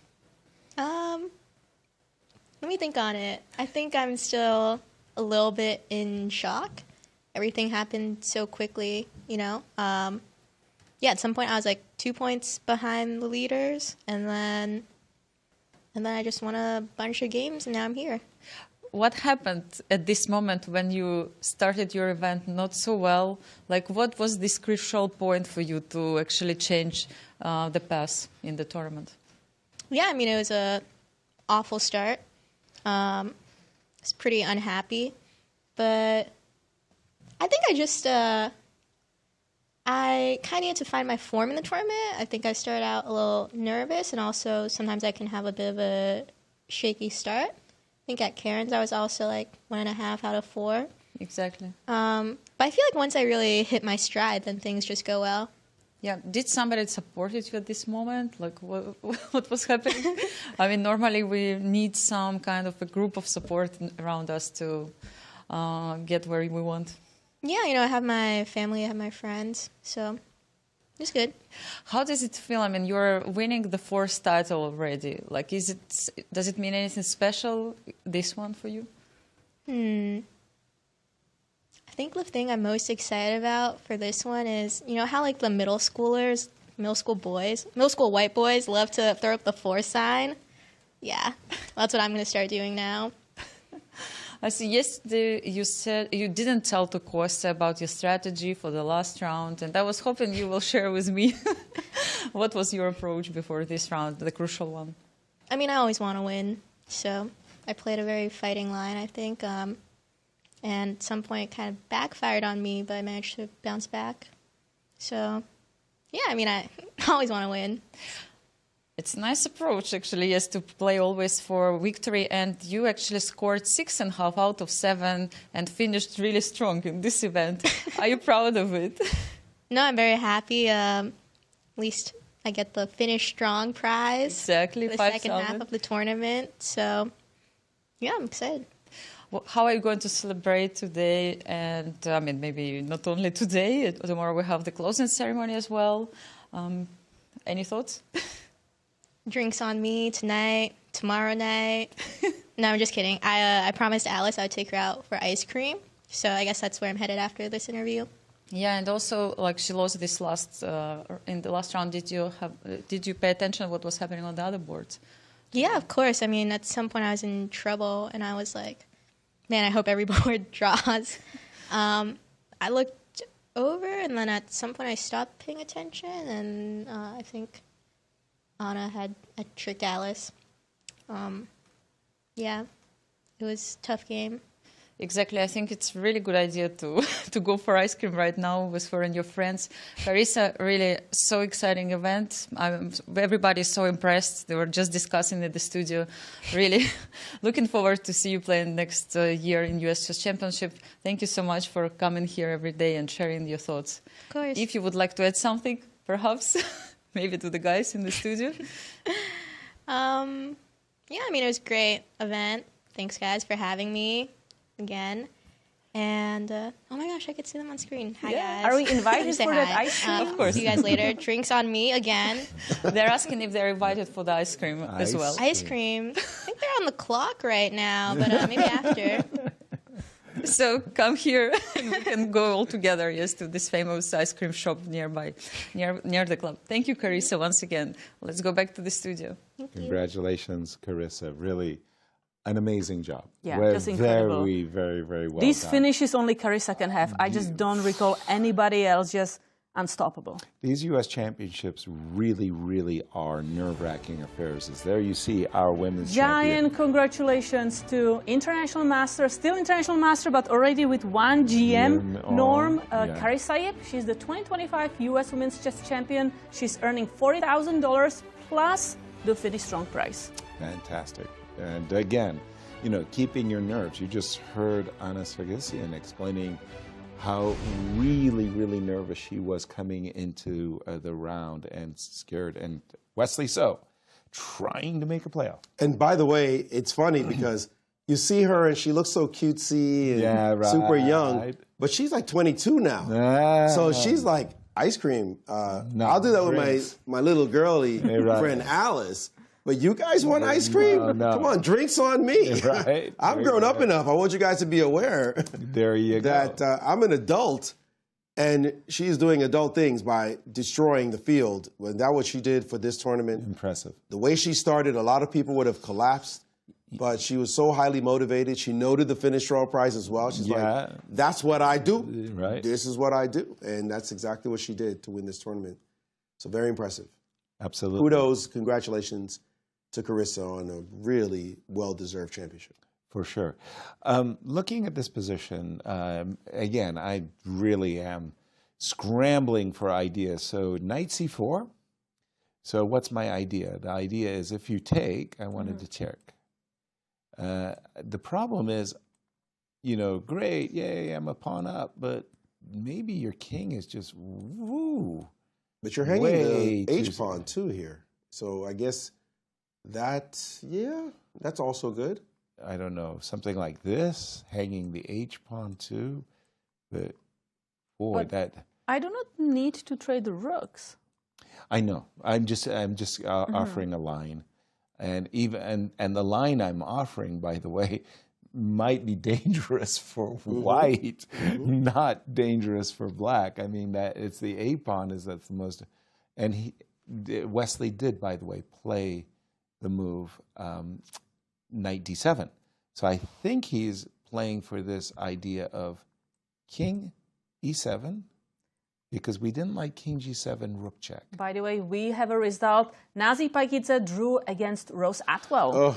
With a cold shower moment when Nazi just full piece up, she was expecting her opponent to resign, blundered a piece, did Nazi, and just had instant headache.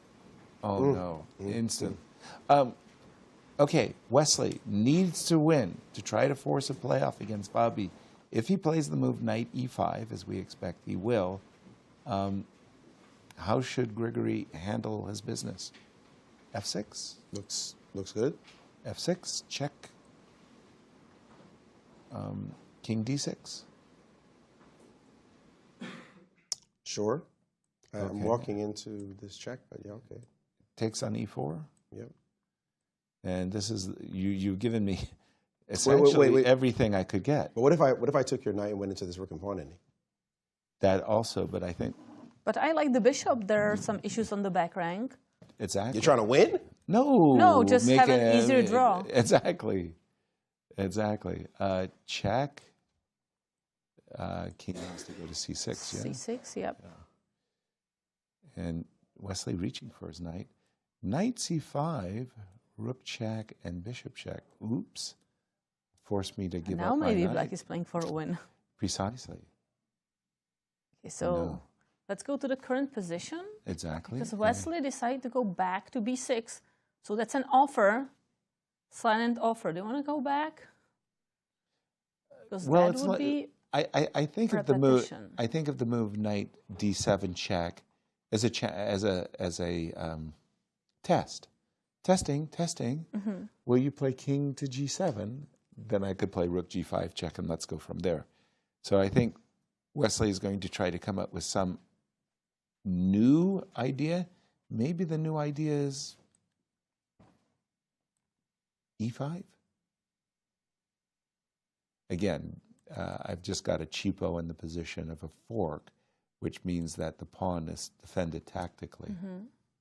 But it also means you have to defend that pawn, right? So if king G7, for example? King G7. All right. So,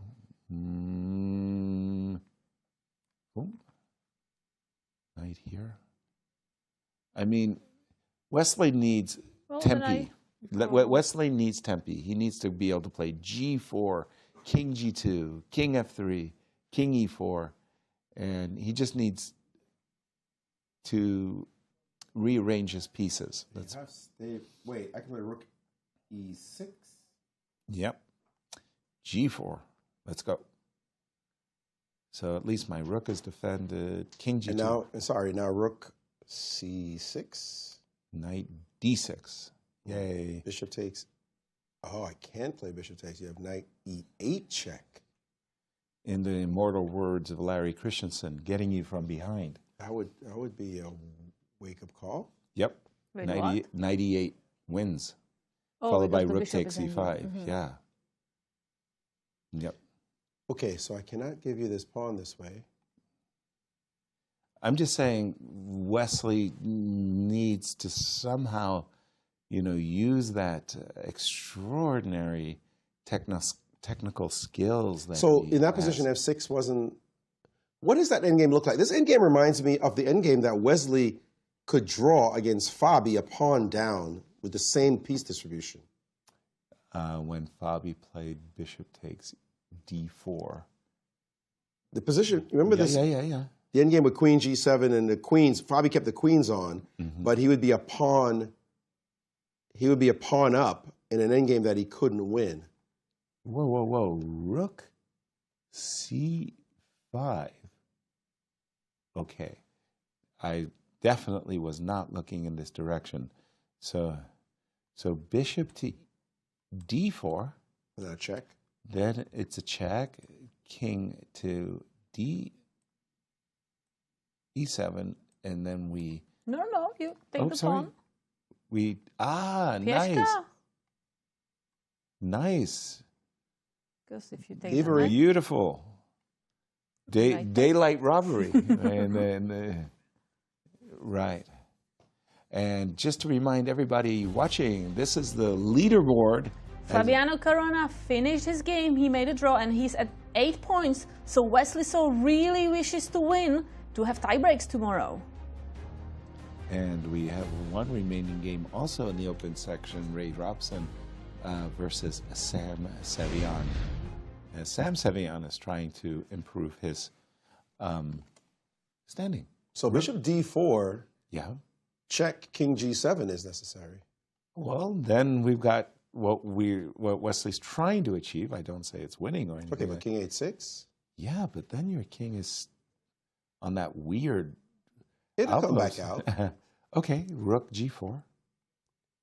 Okay, your knight. He wants to go to f5 so I can checkmate you. But is your knight trapped? Maybe. Hey, what did you do It's to not my yourself? problem. Rook to d8, and your knight's just trapped. Yep. Good. So back here, I guess I have to take on a5. And then takes on e4? And I don't know, g4, just making sure I don't get checkmated. But okay, I mean, Wesley's still grinding. Really? What if he starts checking you? Just check. Do I get mated? Check again. Do I get mated? King No, you're not king, going to get... King G3. King G3. Check. Sorry, King G3. Check. Oh, you want to go here? Yeah, King H4. Am I gonna get still? You are asking for mate. That was what I was asking for. Don't do it. Don't do it. Yeah, that's okay. Check on on.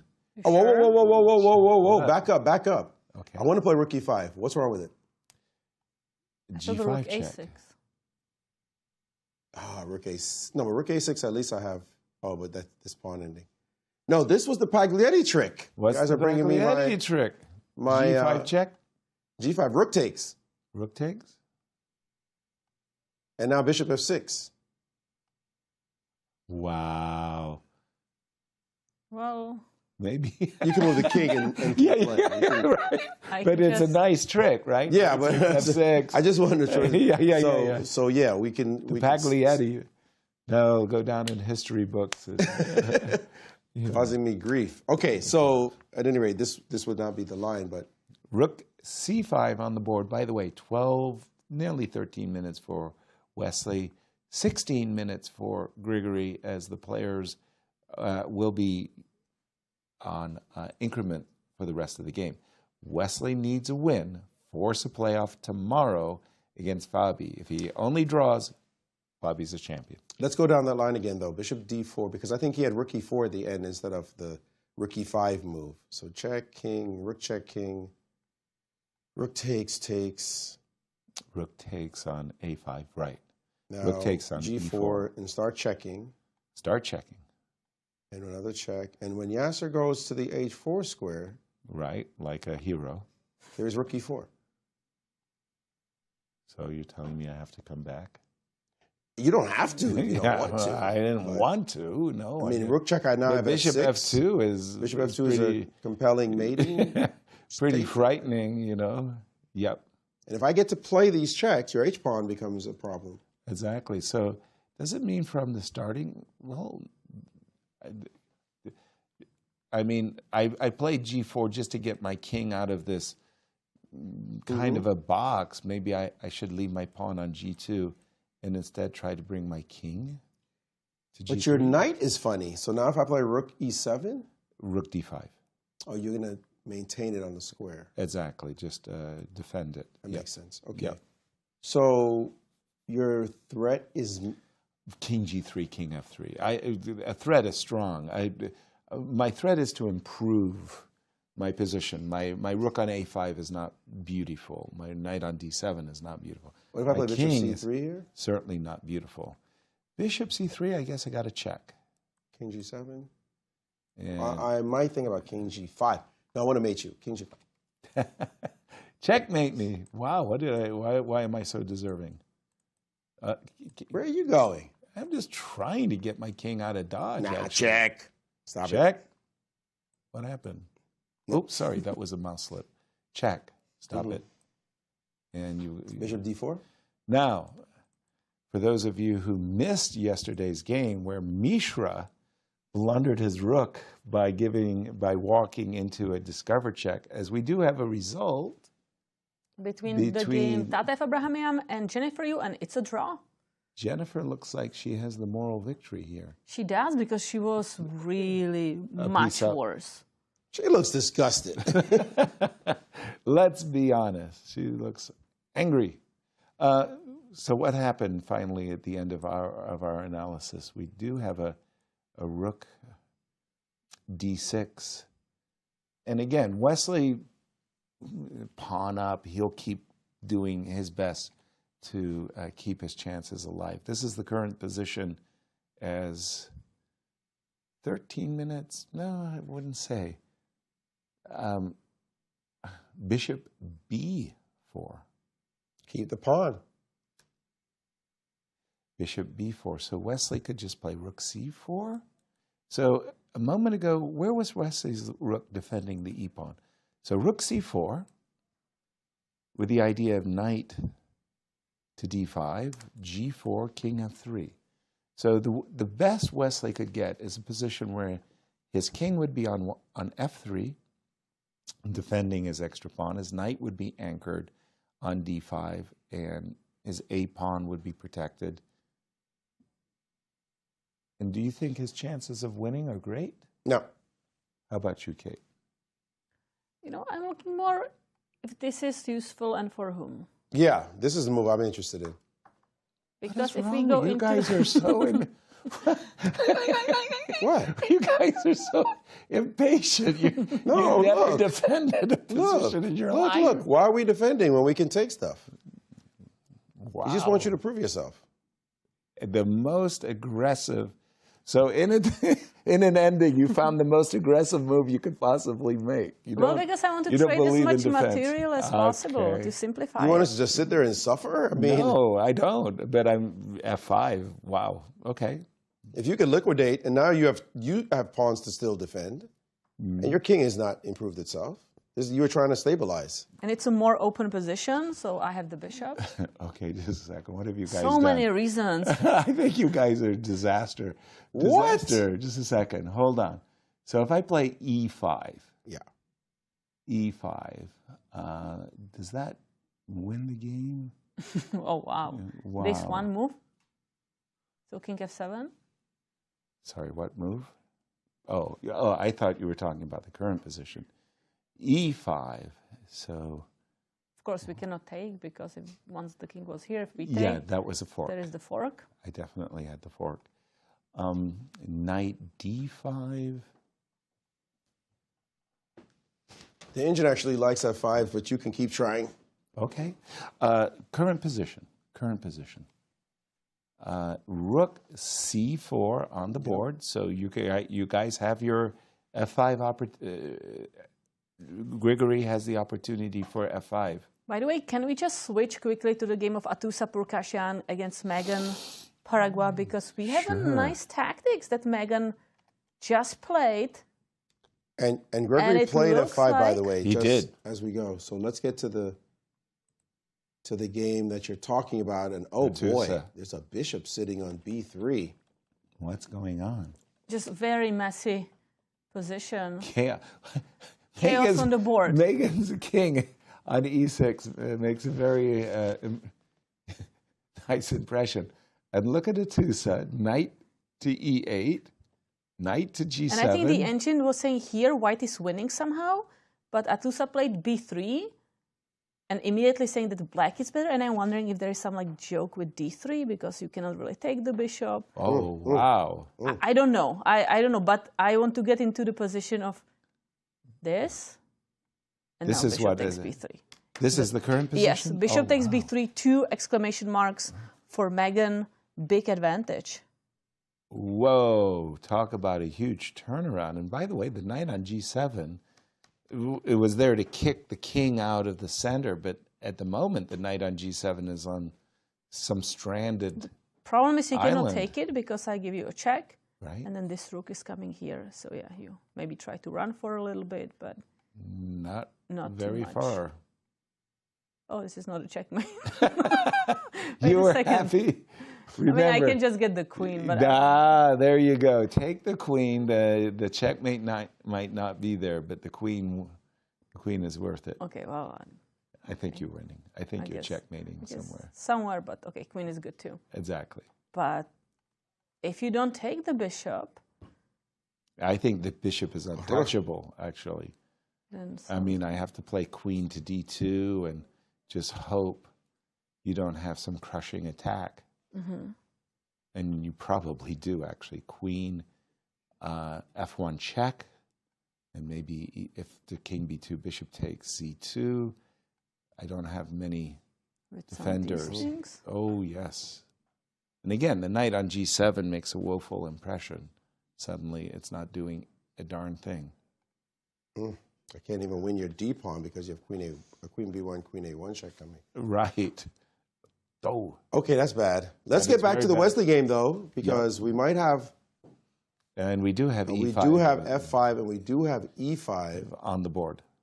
And you're trying to figure out a way to hold that E-pawn, otherwise it's a draw. Well, at the moment, rook F4 is a winning threat, right? Like, you give white the opportunity to play rook F4, followed by rook takes F5. Okay, so king F7. And how do you do it? That's a big question. So we were looking at, I think before we were looking, Yasser, at 97 you wanted to do, right? When we were analyzing it. Yes, and I was also, I was trying to consider the move rook C7 check as well. So rook C, I was looking at the position rook C7 check, king E6, rook takes H7, king E5. Wait. So do I have to, okay, let's say I go here, you take, I take. Yeah, and I'm sitting there saying in my mind's eye that black's pieces are so active that the extra pawn I have on G2, I don't feel that this is anywhere close to a winning It can be position. difficult for this knight to do anything, right? And the knight's not protected. The knight's short-handed there, actually, of squares. So that was why, if we go back just a few moves, that was why after the move king F7, I think I was focused on knight to D7. Yeah. And I feel like I'm just somehow I'm trying to maintain my extra pawn, but it's not easy. Rook here. Whew, and the idea is that you don't have rook C7 because I have king E6. I'm attacking the knight and attacking the pawn. And my rook is defended beautifully. So after knight F8 check, king takes E5, rook takes E7, bishop takes E7, knight takes H7. My knight feels stranded after F4. Can I think about trapping it? Yes, F4. Try to trap it. Bishop takes H4 is also decent. I just take the pawn, correct. Yeah. Yeah, this is good enough for easy draw. King F7 on the board, and Wesley's winning chances are really going away. Not the way he wanted to end the tournament, but my goodness, what a run! Knight D5 on the board. He gave Fabi. What a run! I mean, Fabi had to play a great tournament, and he did. Undefeated, +4. Amazing. Now this is probably theoretical draw, right? Takes, takes. Yep. Let's put the rook behind or something. Yep.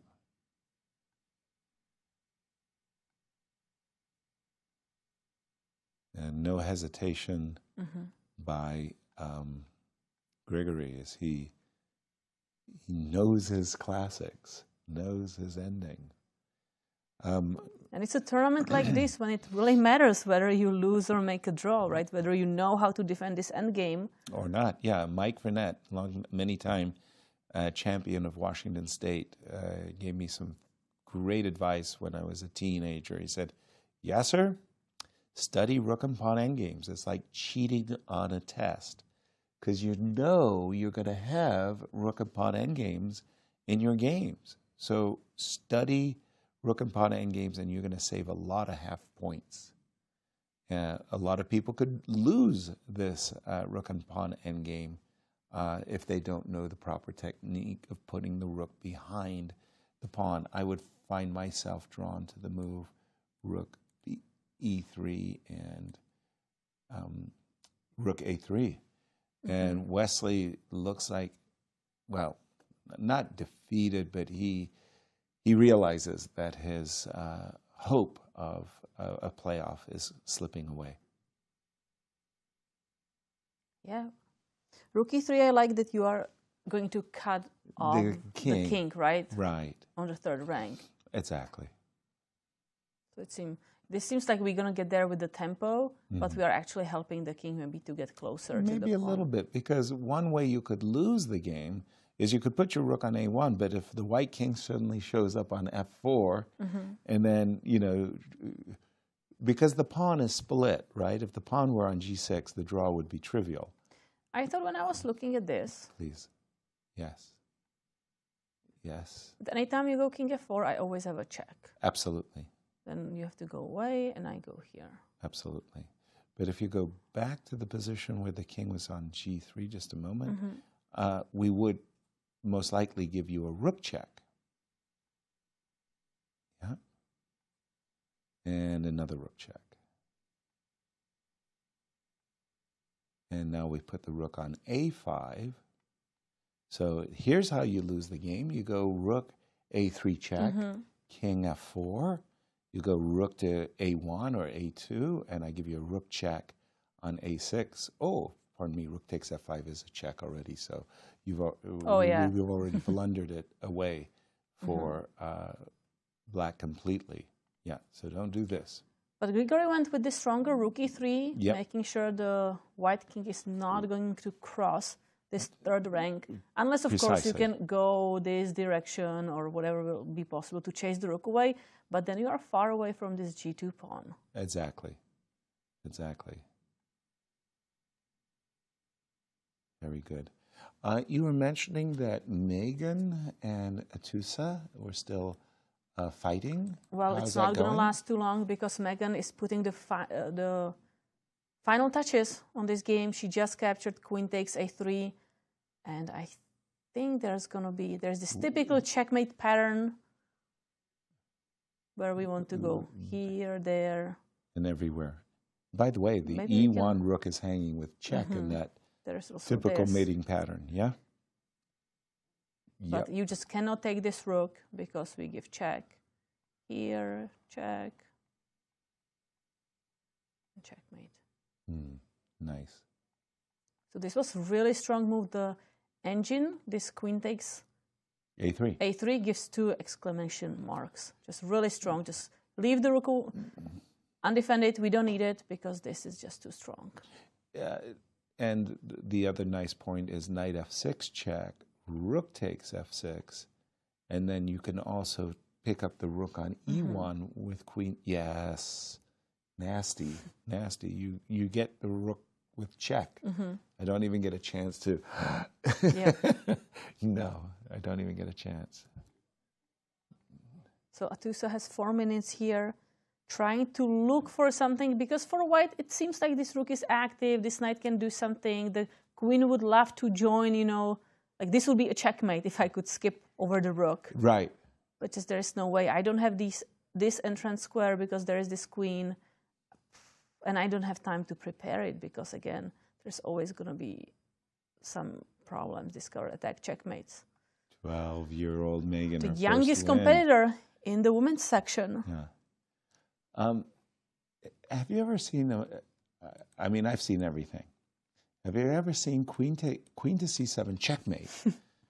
Checkmate, and both players shake each other's hands, sign the score sheets, and then the arbiter says, but that's an illegal move.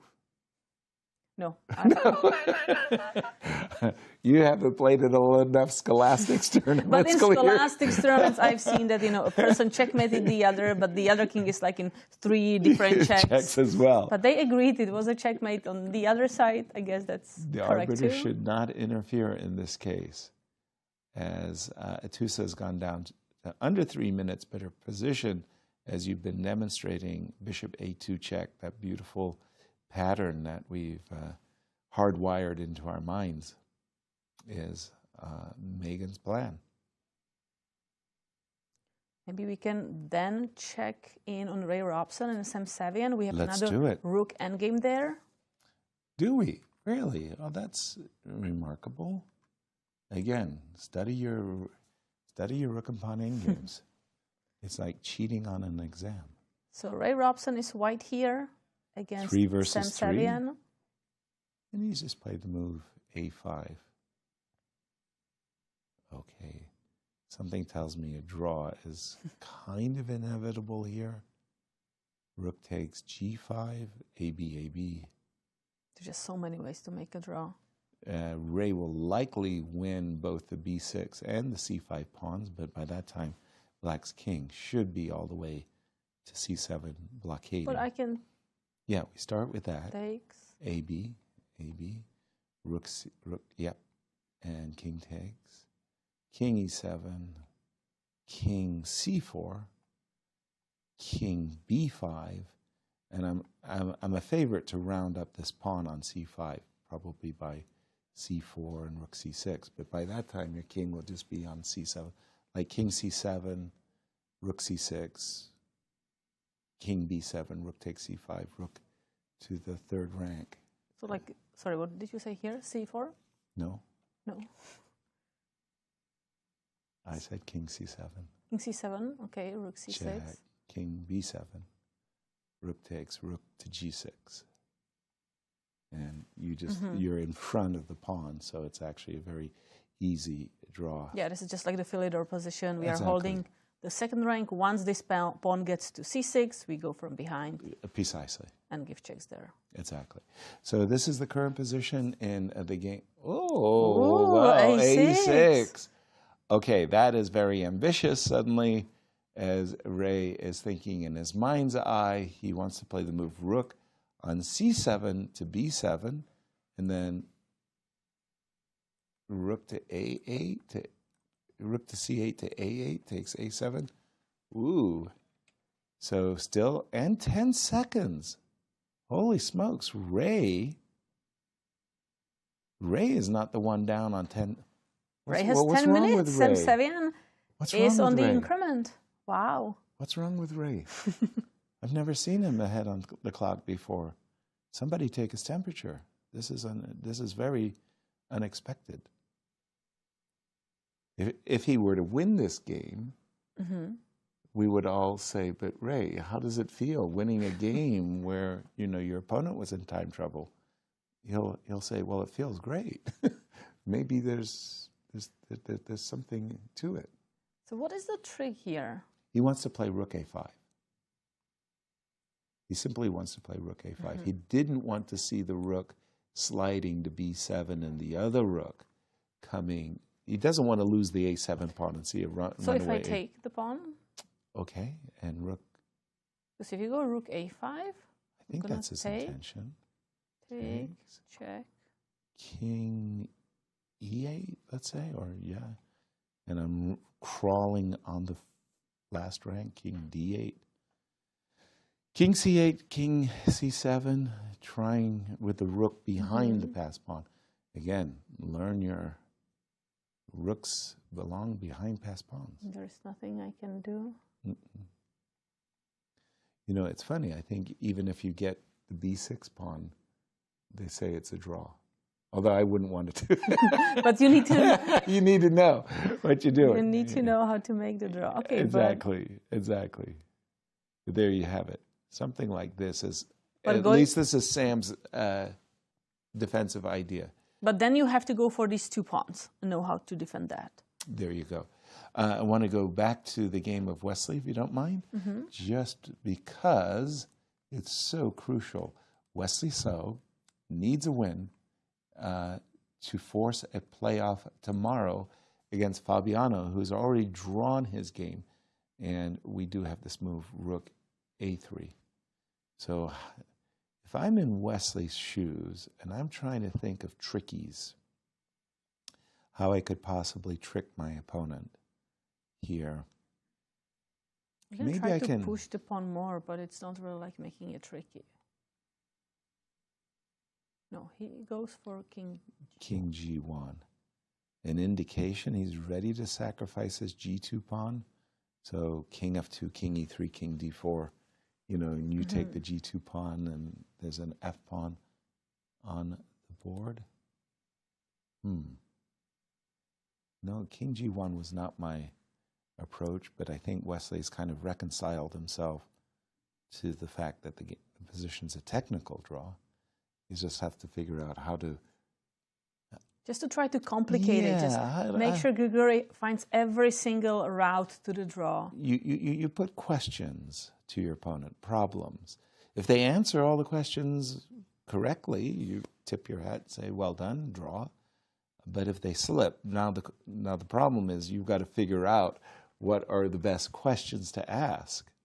Your rook b6 check and rook a6 certainly appeared very compelling, and Atusa That's has a just lost. resignation. And Megan Paragua won against Atusa Prokashian.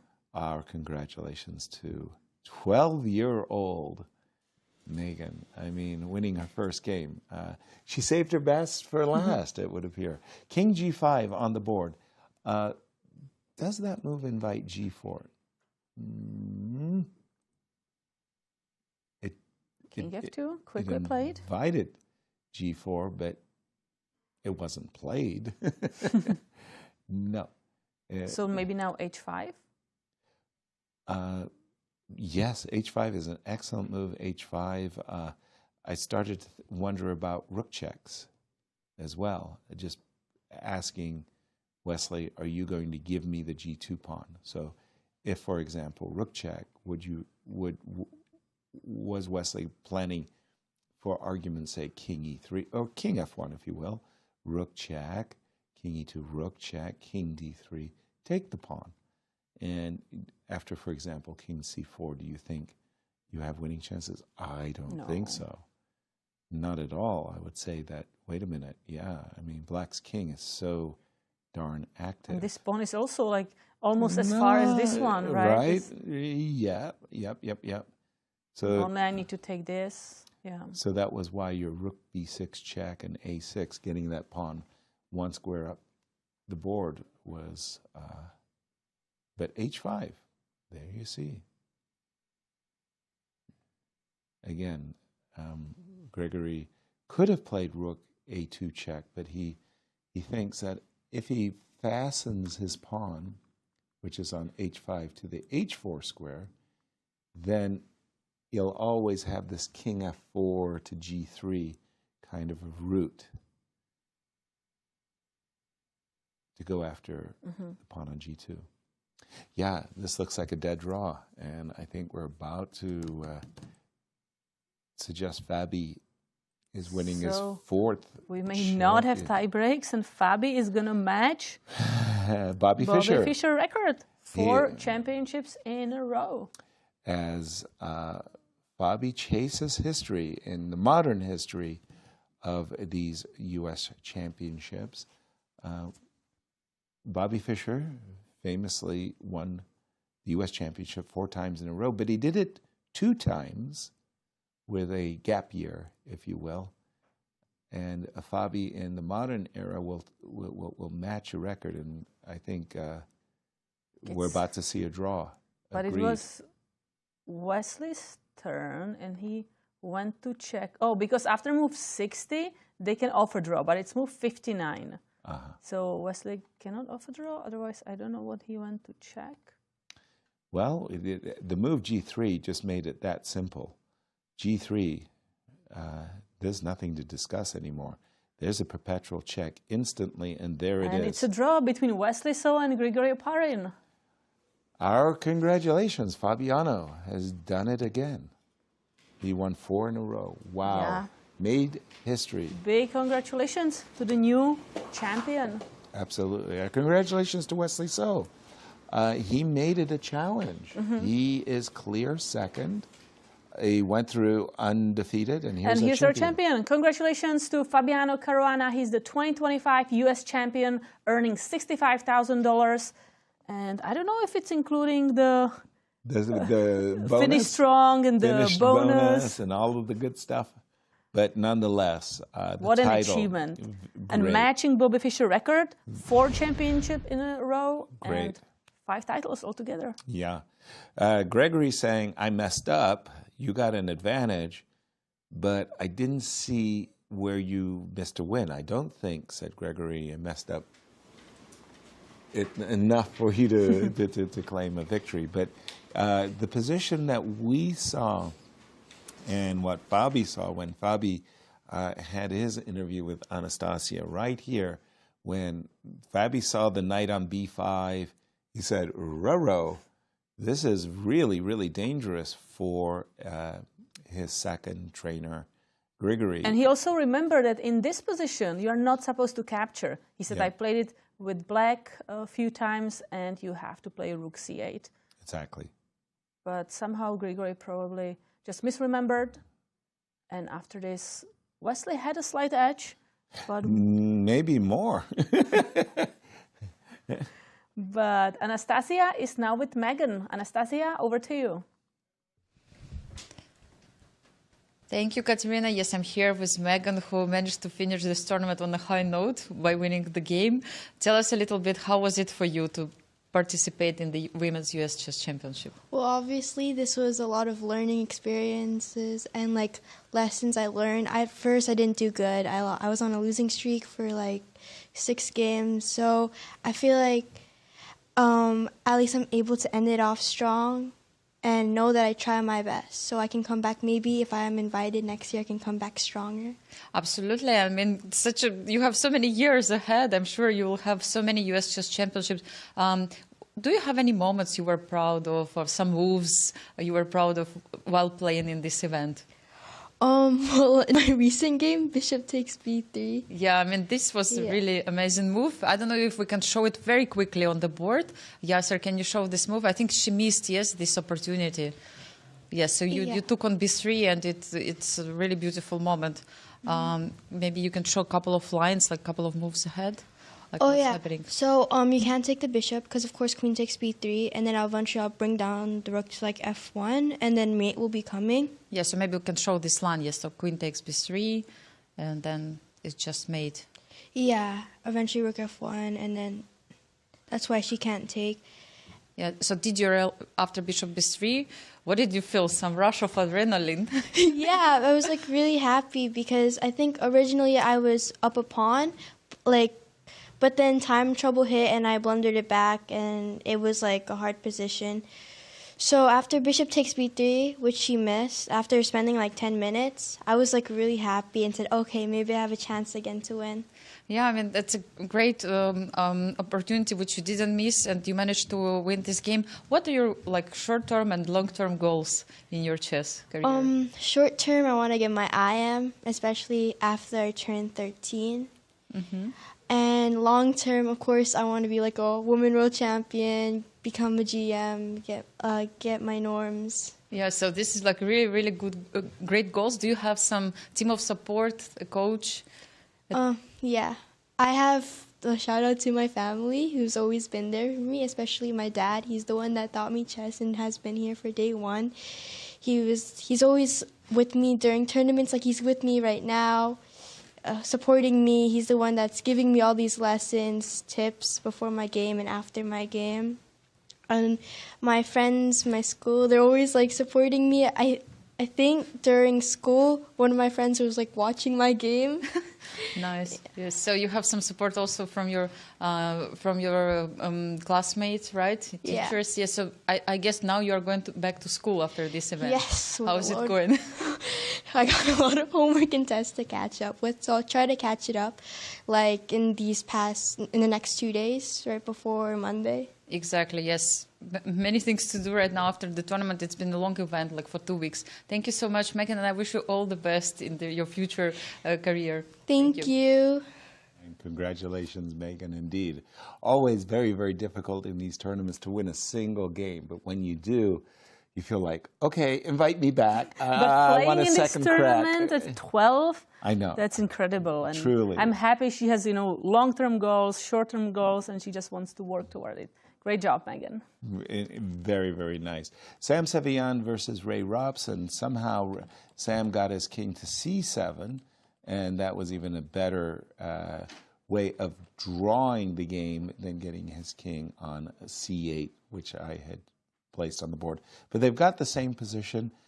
When we left it, Sam had virtually no time. He was playing on his increment, but now he's played a dozen moves so fast. He's actually built up a little buffer. He's got 3 minutes to raise 6, but again, a theoretical draw very much.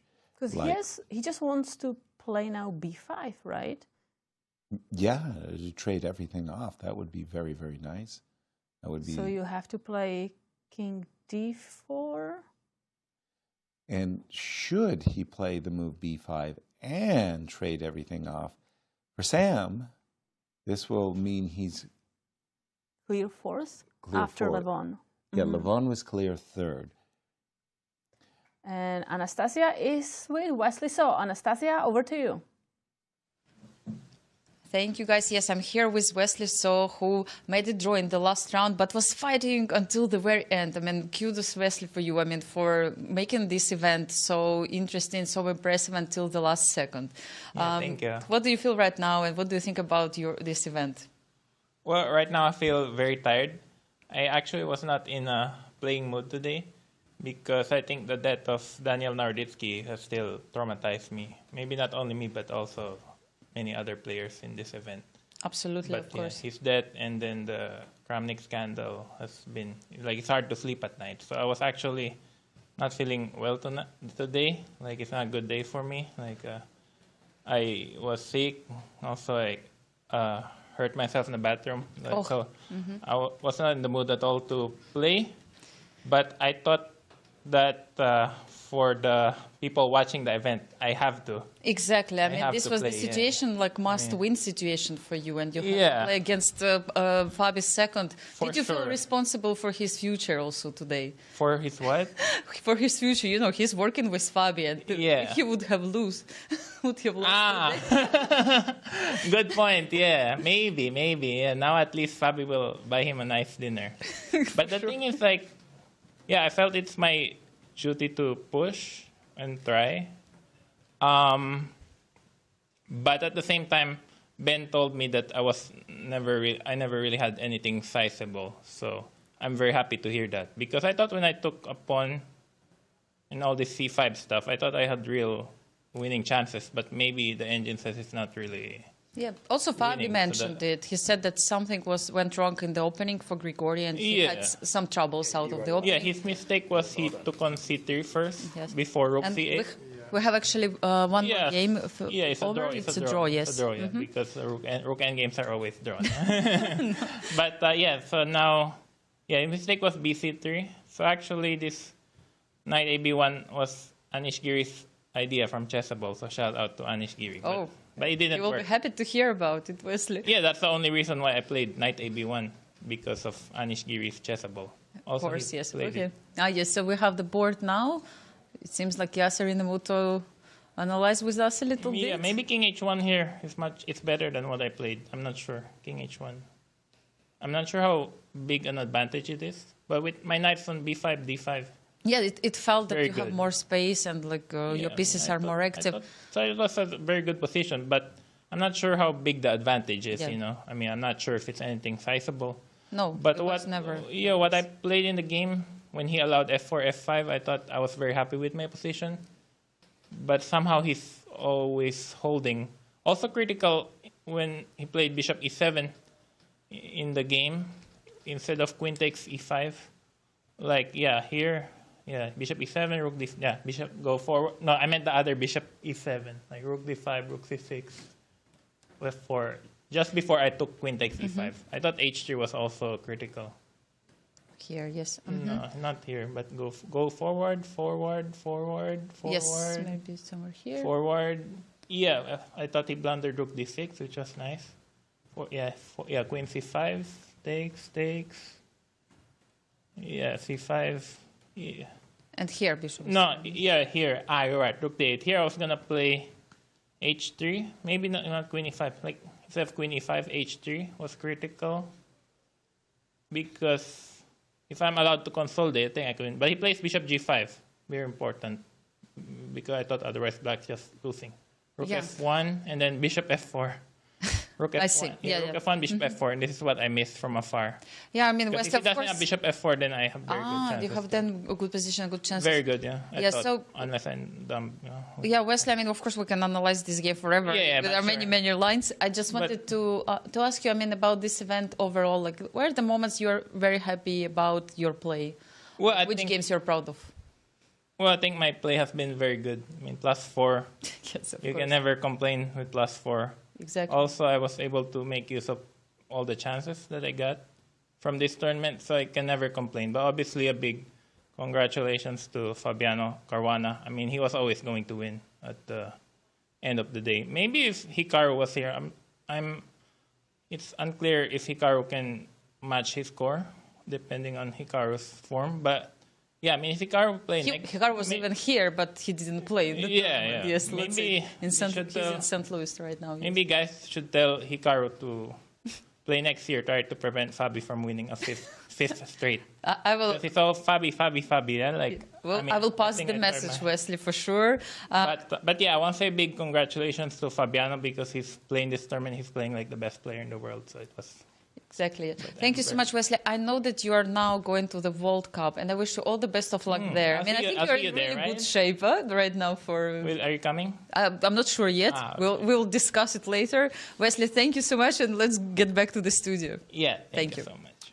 Our congratulations, Wesley. No, seriously, going through this field, undefeated, +4, chasing Fabi, forcing him to play the best chess of his U.S. Championships career, that deserves a shout out and a clear second prize. It's a great result, +4. Really great result.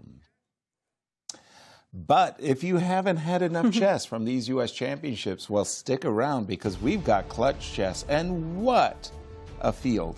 Wow, Magnus Carlsen, Fabiano Caruana, Gukesh, and Hikaru Nakamura. These are the 4 biggest names in chess that you could possibly assemble. And it's October 27th through October 29th here in St. Louis. Clutch chess coming up. Boy, that should be a lot of fun. And welcome to Magnus back to town. It's been a while. Good to see you, How many Magnus. hours has it been, or days? don't go there. I won that Stump the Course. It was 2,261 days since these 3 competed. Wow. I don't know how long it's been, but I tell you, that was a tough question, Ben. You're really pushing the envelope there.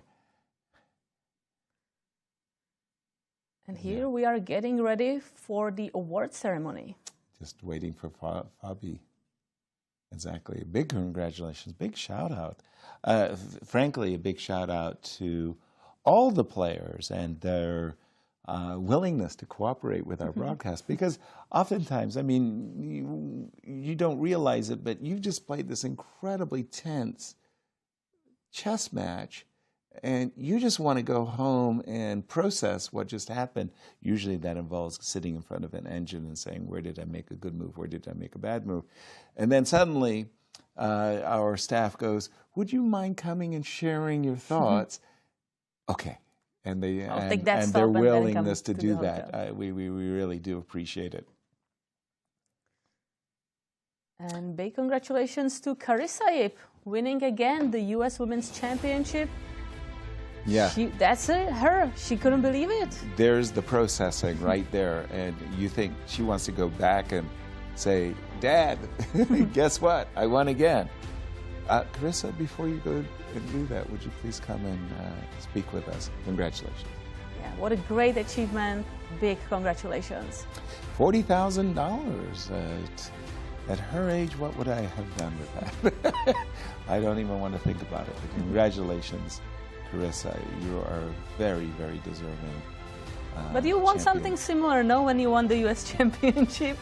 I didn't win last prize. I mean, I remember very funny checks like $3,333 for winning the championship. Yeah, here that's Wesley last So prize. and Chris Bird congratulating here.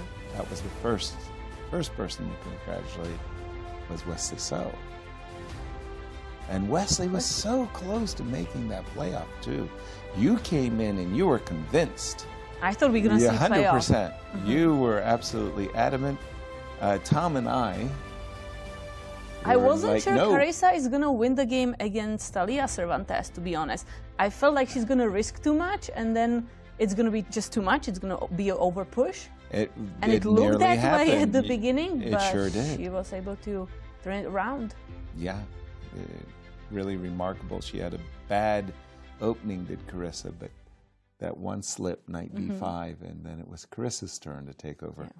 Whew, we're getting ready for some awards, so we're going to be congratulating Fabi and Carissa, but also getting a chance afterwards to interview Fabi. You're not going to want to miss the interview with our new 2025 U.S. champion.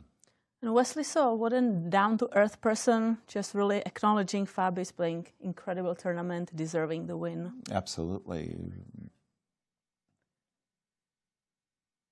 And we're just going to take a very, very quick break, but don't go anywhere, because we're going to be back with the closing ceremonies and an interview with Fabi. We'll see you very, very shortly.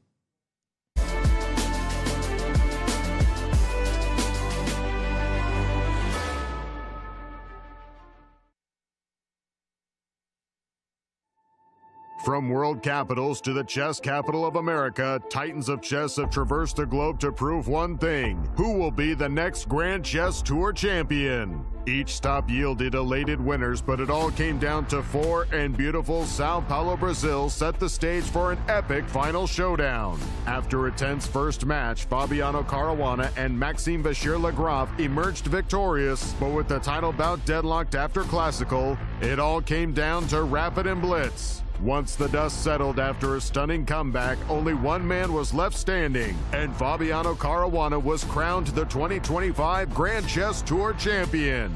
Following a decade of impeccable events, the tour looks to the future and all of the excitement that will unfold on the 2026 Grand Chess Tour.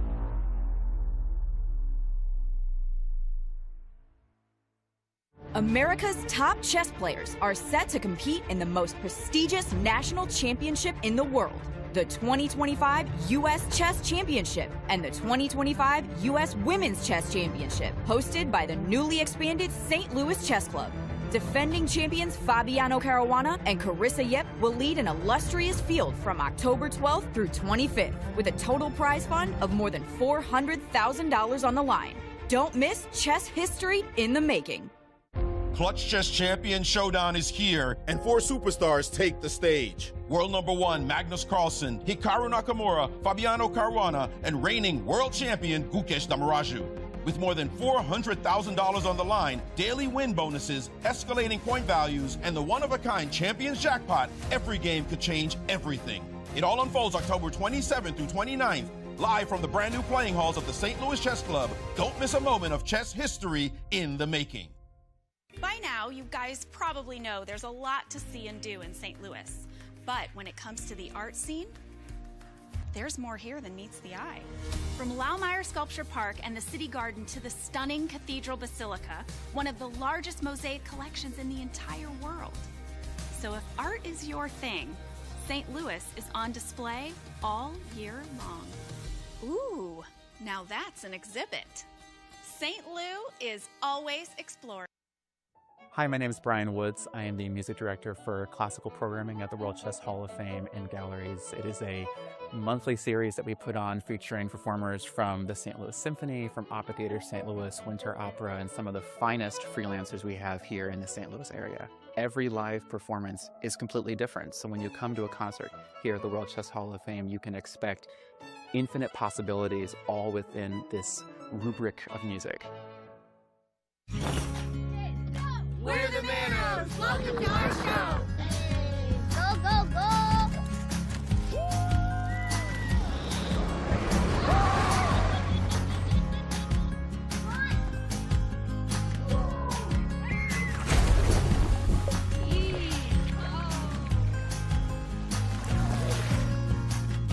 That's our show! Now go plan yours at visitmo.com!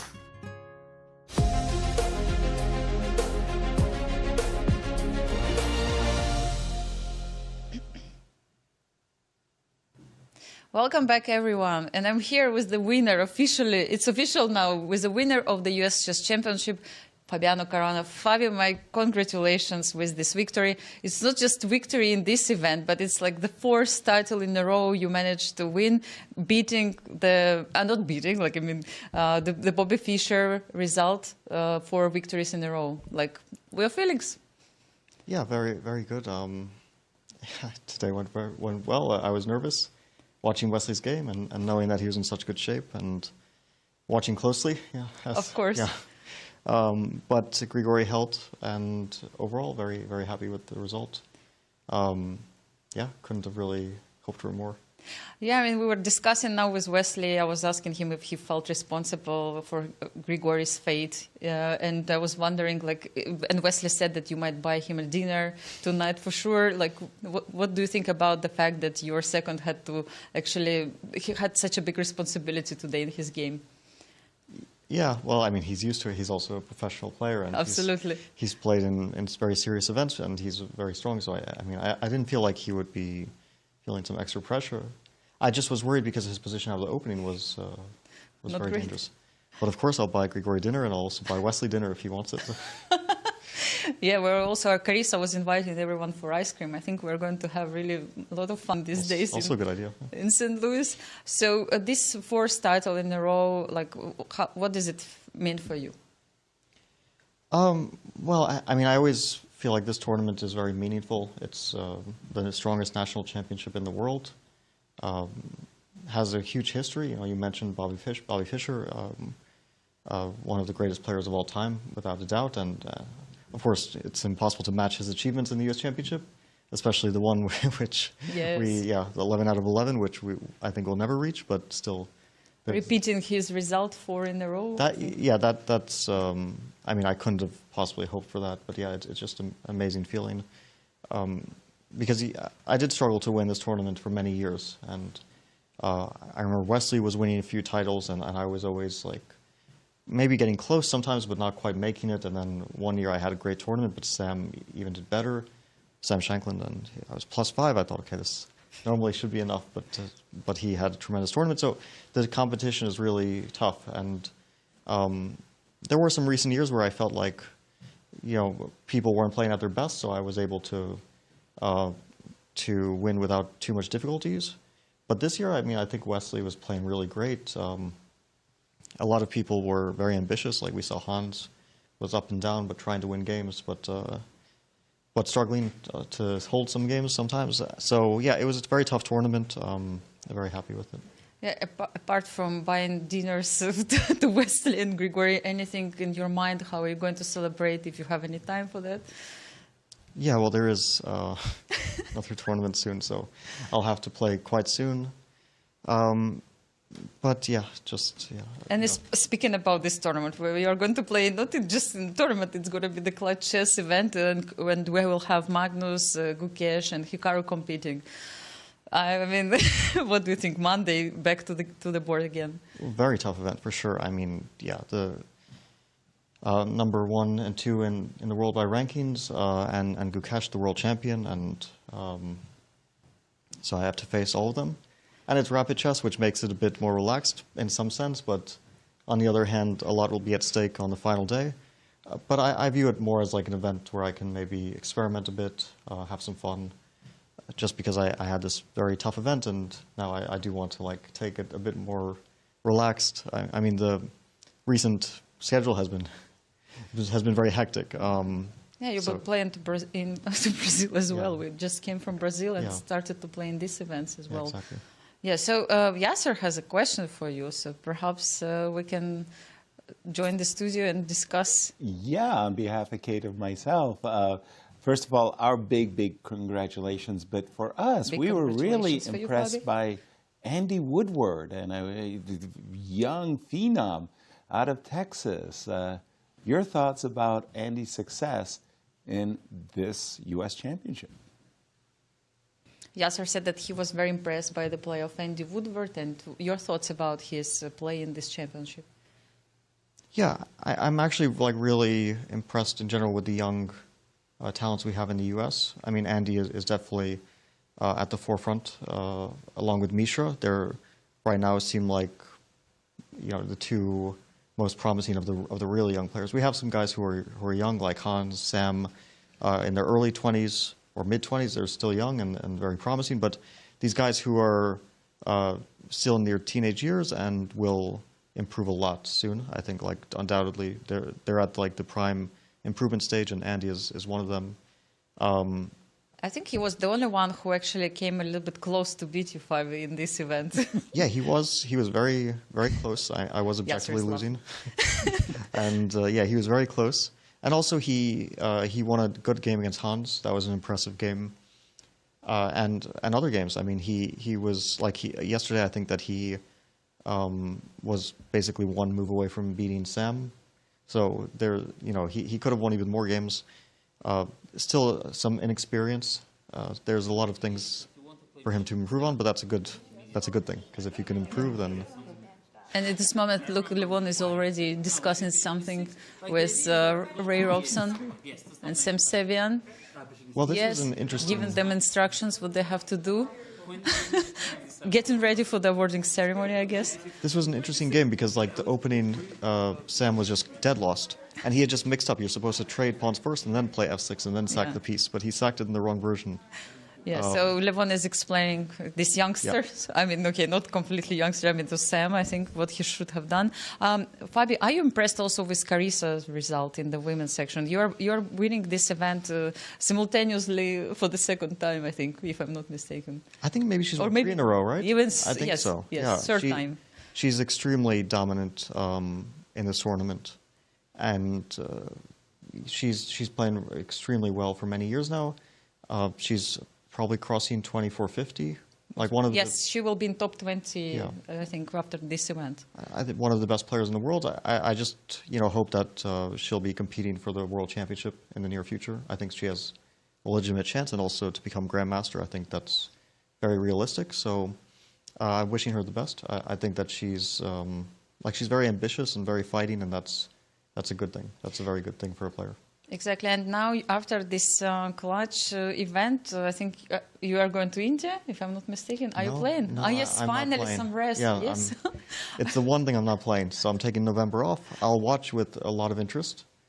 It decides 3 spots of the candidates. And I think a lot of players here are going. Levon, Hans. Yes, almost everyone from this tournament. Wesley. Sam, I think, maybe. Yeah, Sam, maybe both Sams. Grigoriy is going. So, yeah, it's going to be interesting. I'm really looking forward to it. Are you thinking to become a commentator suddenly, since you're not playing? Maybe a little bit of commentary, yeah, maybe a little bit. Because I do watch with interest, and sometimes you also want to talk about it, not just watch on your own. Yeah, and my last question, who was helping you during this event? Whom you would like to thank after the tournament? Yeah, Emilio Cordova was my coach. We actually have an interesting history because we played, like, in one of my first, maybe not first events, but when I was very young. So it was like the under-8 Pan American Youth Championship. Yeah, and that was a long time ago, yeah. So we played 2 times in those youth championships, and then we played last year. It was our 3rd game. So we took a break from like 2001 until 2024, yeah. Wow. Longest break between games. But yeah, we have this history going back as kids. He was incredibly talented, and he won with 9 out of 9 when I first played the Pan American Youth Championship. So yeah, he helped me in the tournament, and it was very good, and very happy for his help. And of course, Grigoriy helped you as well in the last round. Fabi, thank you so much for being here. I mean, showing such a great result. I mean, making happy all your fans around the world, including myself. Really, really huge congratulations to you, Fabi. And now it's time to go for the commercial break, but we will be back very soon because the awarding. Yeah. So this time we are going back to the studio because soon we'll have the awarding ceremony. Thank you, Anastasiya. Thank you, Fabi. Again, congratulations. Sounds like fantastic play, great result. The under-8, you let one get away. Emilio, 9 out of 9. But it's funny how you remember it, right? 9 out of 9. 9 out of 9. No, that's not bad. Good coaching, Emilio. And again, 4 in a row, making history, or at least matching history with Bobby Fischer. Impressive in this modern age. It's just so hard to win a champ, hard to qualify. Just so many great, strong players in the United States didn't get a chance to play in the U.S. Championship, winning a game. But with Fabi, like, he doesn't lose. Championships? He just doesn't lose a game. It's impressive. That is impressive. Like, even when he was worse against Andy Woodward, he just managed to sacrifice a queen and complicate it and complicate it, make a fortress, then he's a little worse, then he's like, how are you able to always hold that position? That's incredible. Very, very, very, very tough. We have a closing ceremony coming up that we're just getting ourselves ready for, as again, for those of you joining us late, Carissa Yip and Fabiano have retained their championship titles, and they did it in a little bit spectacular. I think Carissa was a little shaky. Maybe we can check our predictions also, how that worked. I mean, look, I have to confess, I did go with the favorites, because when Carissa started last year, 8 out of 8, how could I not choose Carissa? 8 out of 8? Are you kidding me? And she started 1.5 out of 4, and I began to second guess myself. She came back. 6.5 out of last 7 rounds. Unbelievable. That is Carissa style. And then once again, I mean, you know, Fabi had won 3 championships in a row until the rest of the field could prove that they could stop Fabi. I had to go with Fabi. Yeah, but then on our best finish prize, I don't think I didn't. But let's go to Maurice now for the closing ceremony. Thank you, guys. Well, welcome to the closing ceremony for the U.S. Championship. It's been an amazing run, and we've got some fantastic winners with us. Before we hand out the trophies, we're going to have a few words from a couple of dignitaries, starting with John Fernandez, who is Vice President of the U.S. Chess Federation. John? Thank you, Maurice. It's been an unprecedented tournament, and the professionalism and perseverance everyone from the players and staff and everybody in St. Louis Chess Club has shown has been really inspiring. On behalf of U.S. Chess, I have the honor to present the winners of the U.S. Women's and U.S. Championship. It is also my honor to announce that the 2026 U.S. Championship and U.S. Women's Championship will be held right here at the St. Louis Chess Club. Thank you, John. Fantastic news. And of course, none of this would happen without the generosity, the largesse of the founders of the St. Louis Chess Club. We'd like to welcome Dr. Jean and Rex Sinquefield. Rex, would you like to say a few words? Thank you, Maurice. Our congratulations to all of the players. This was really a fantastic set of championships, and we thank all the players for their fighting chess and incredible play. Jeannie and I, by the way, are, as all of you, are very saddened by the loss of Daniel Naroditsky, one of our greatest and most beloved grandmasters. He was a friend of the club for a long time, the World Chess Hall of Fame, and many in the chess community and abroad. And our hearts are with those that Daniel inspired, his Charlotte Chess Club, and his loving parents. May we all find peace as his spirit lives on. Thank you. Thank you so much for those warm words, Rex. And now to the winners. We will start with the women's section. In third place, 7 points and a prize of $20,000, Grandmaster Irina Krush.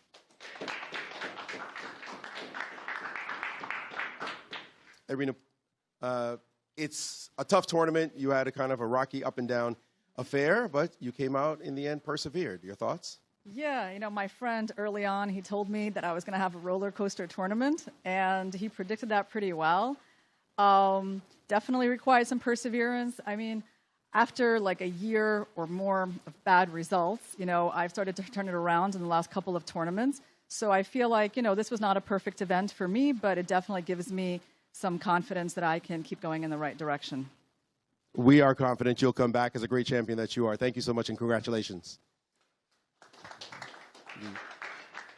And in second place, a newcomer to this event. She definitely started strong, a little bit of a bump in the middle, but finished strong as well. International Master Anna Sargsyan. The prize of $30,000 as well. Anna, it's your first championship and you stand here second place. How does it feel? I'm very happy and grateful for this result. And of course, this was the first time. I'm looking forward to improve and come back stronger. And one more thing, I want to say huge thank you to St. Louis Chess Club and the US Chess for the amazing tournament and all the staff that worked. Wonderful. Looking forward to seeing you next year. Congratulations again. And this great champion has won 4 of the last 5, the last 3 in a row.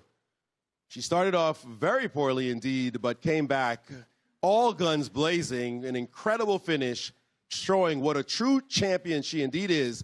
The winner of the women's section, not only winning first place, $35,000, the bonus for clear first with another $5,000, but also the finish strong prize, winning 5 out of our last 6 games. In fact, 6 of our last 7, if you count one of the extra rounds. The champion, once again, for 2025, International Master, Carissa Yip.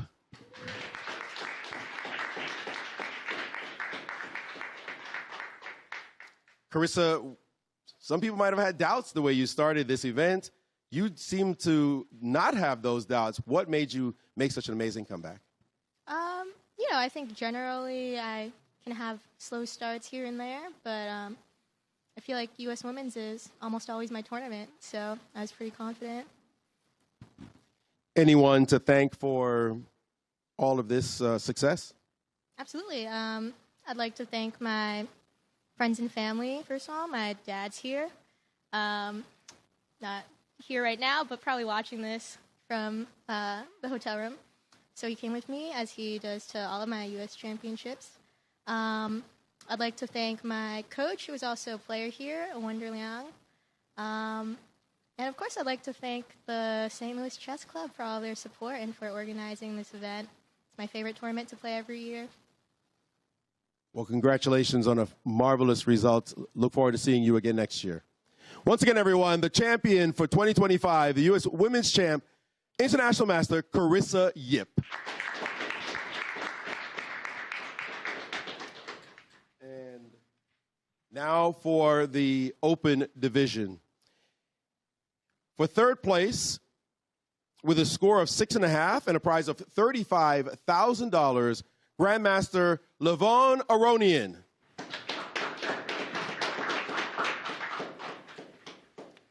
Levon, the U.S. Championship is a tough tournament to win. How did you feel this year playing in it? Yeah, the field was very strong, lots of young guys, and I'm, as the oldest participant, for me it's always very special to see how chess is growing in our country, and yeah, it's a great joy to watch such talented players, and I hope that you know, our watch is still there. We're going to continue. Me and Wesley and Fabiano are going to continue teaching our young colleagues a little bit, and I hope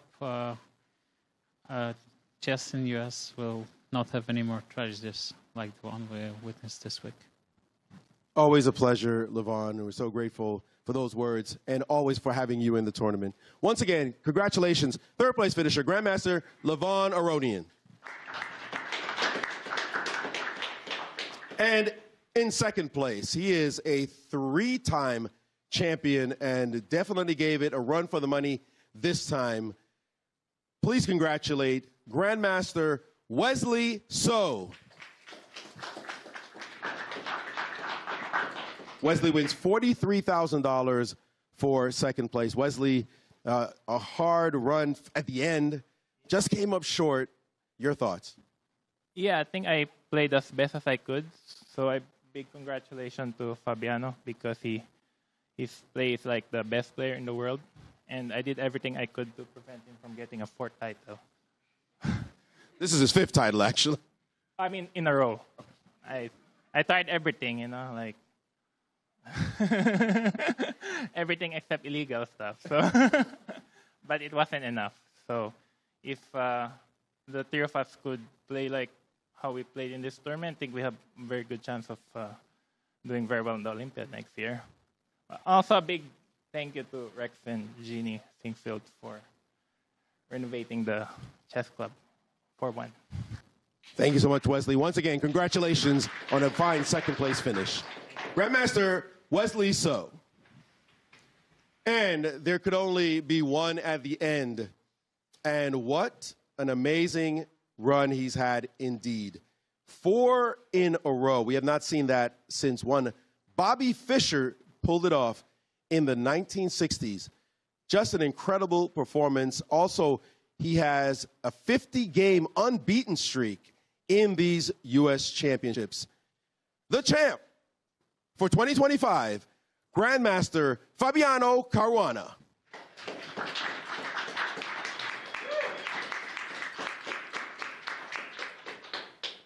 Fabi, 4 in a row.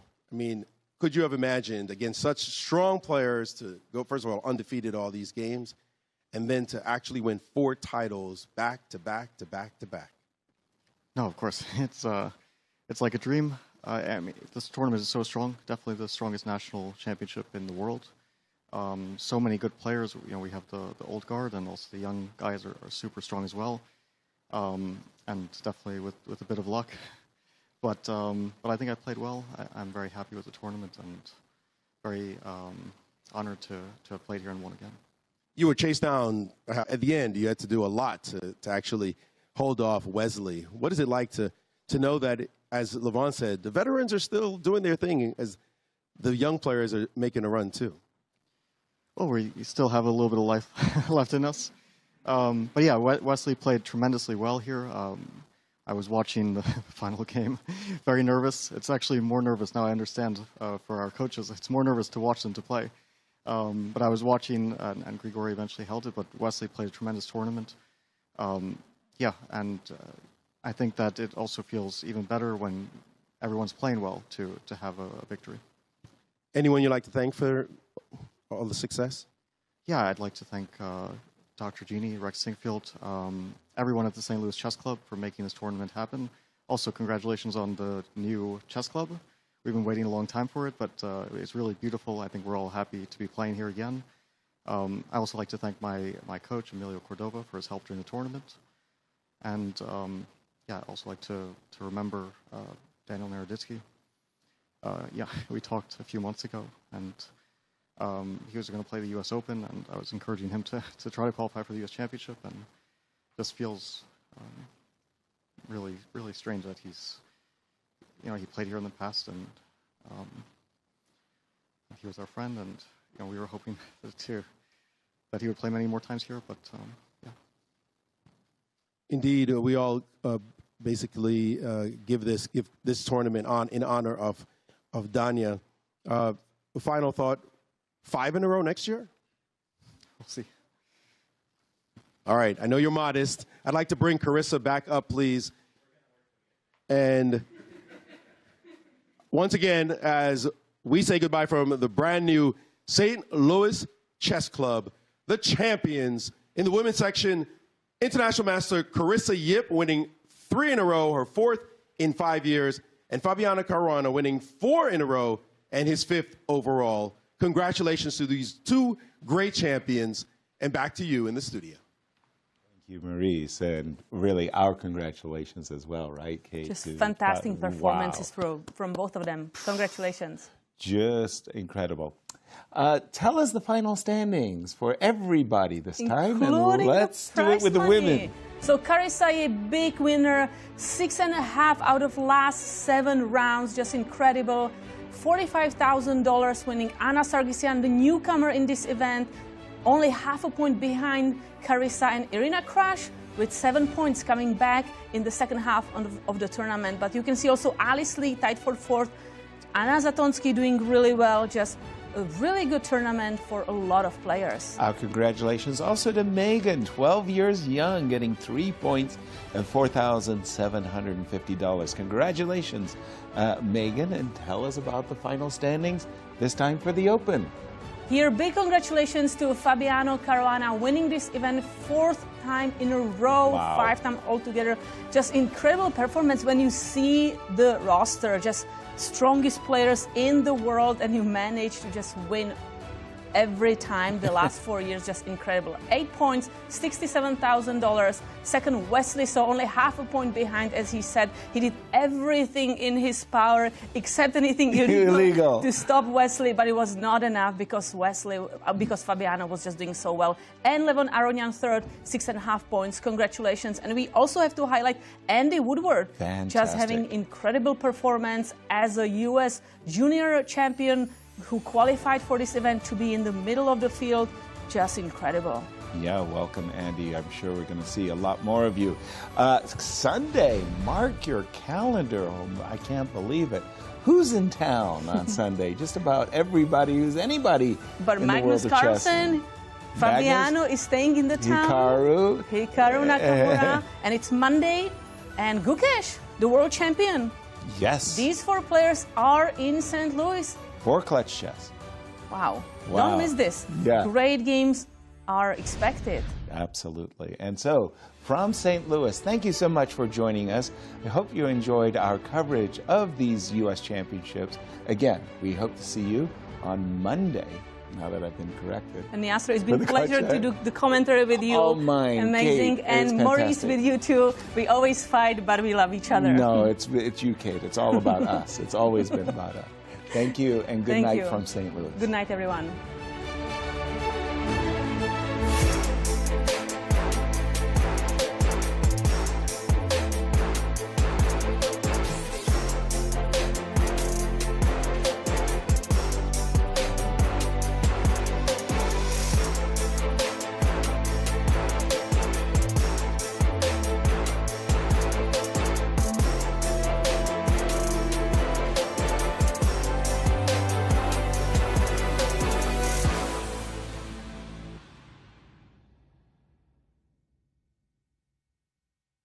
This has been a presentation of the St. Louis Chess Club. Any reproduction or distribution of this content without the express written consent of the St. Louis Chess Club is prohibited.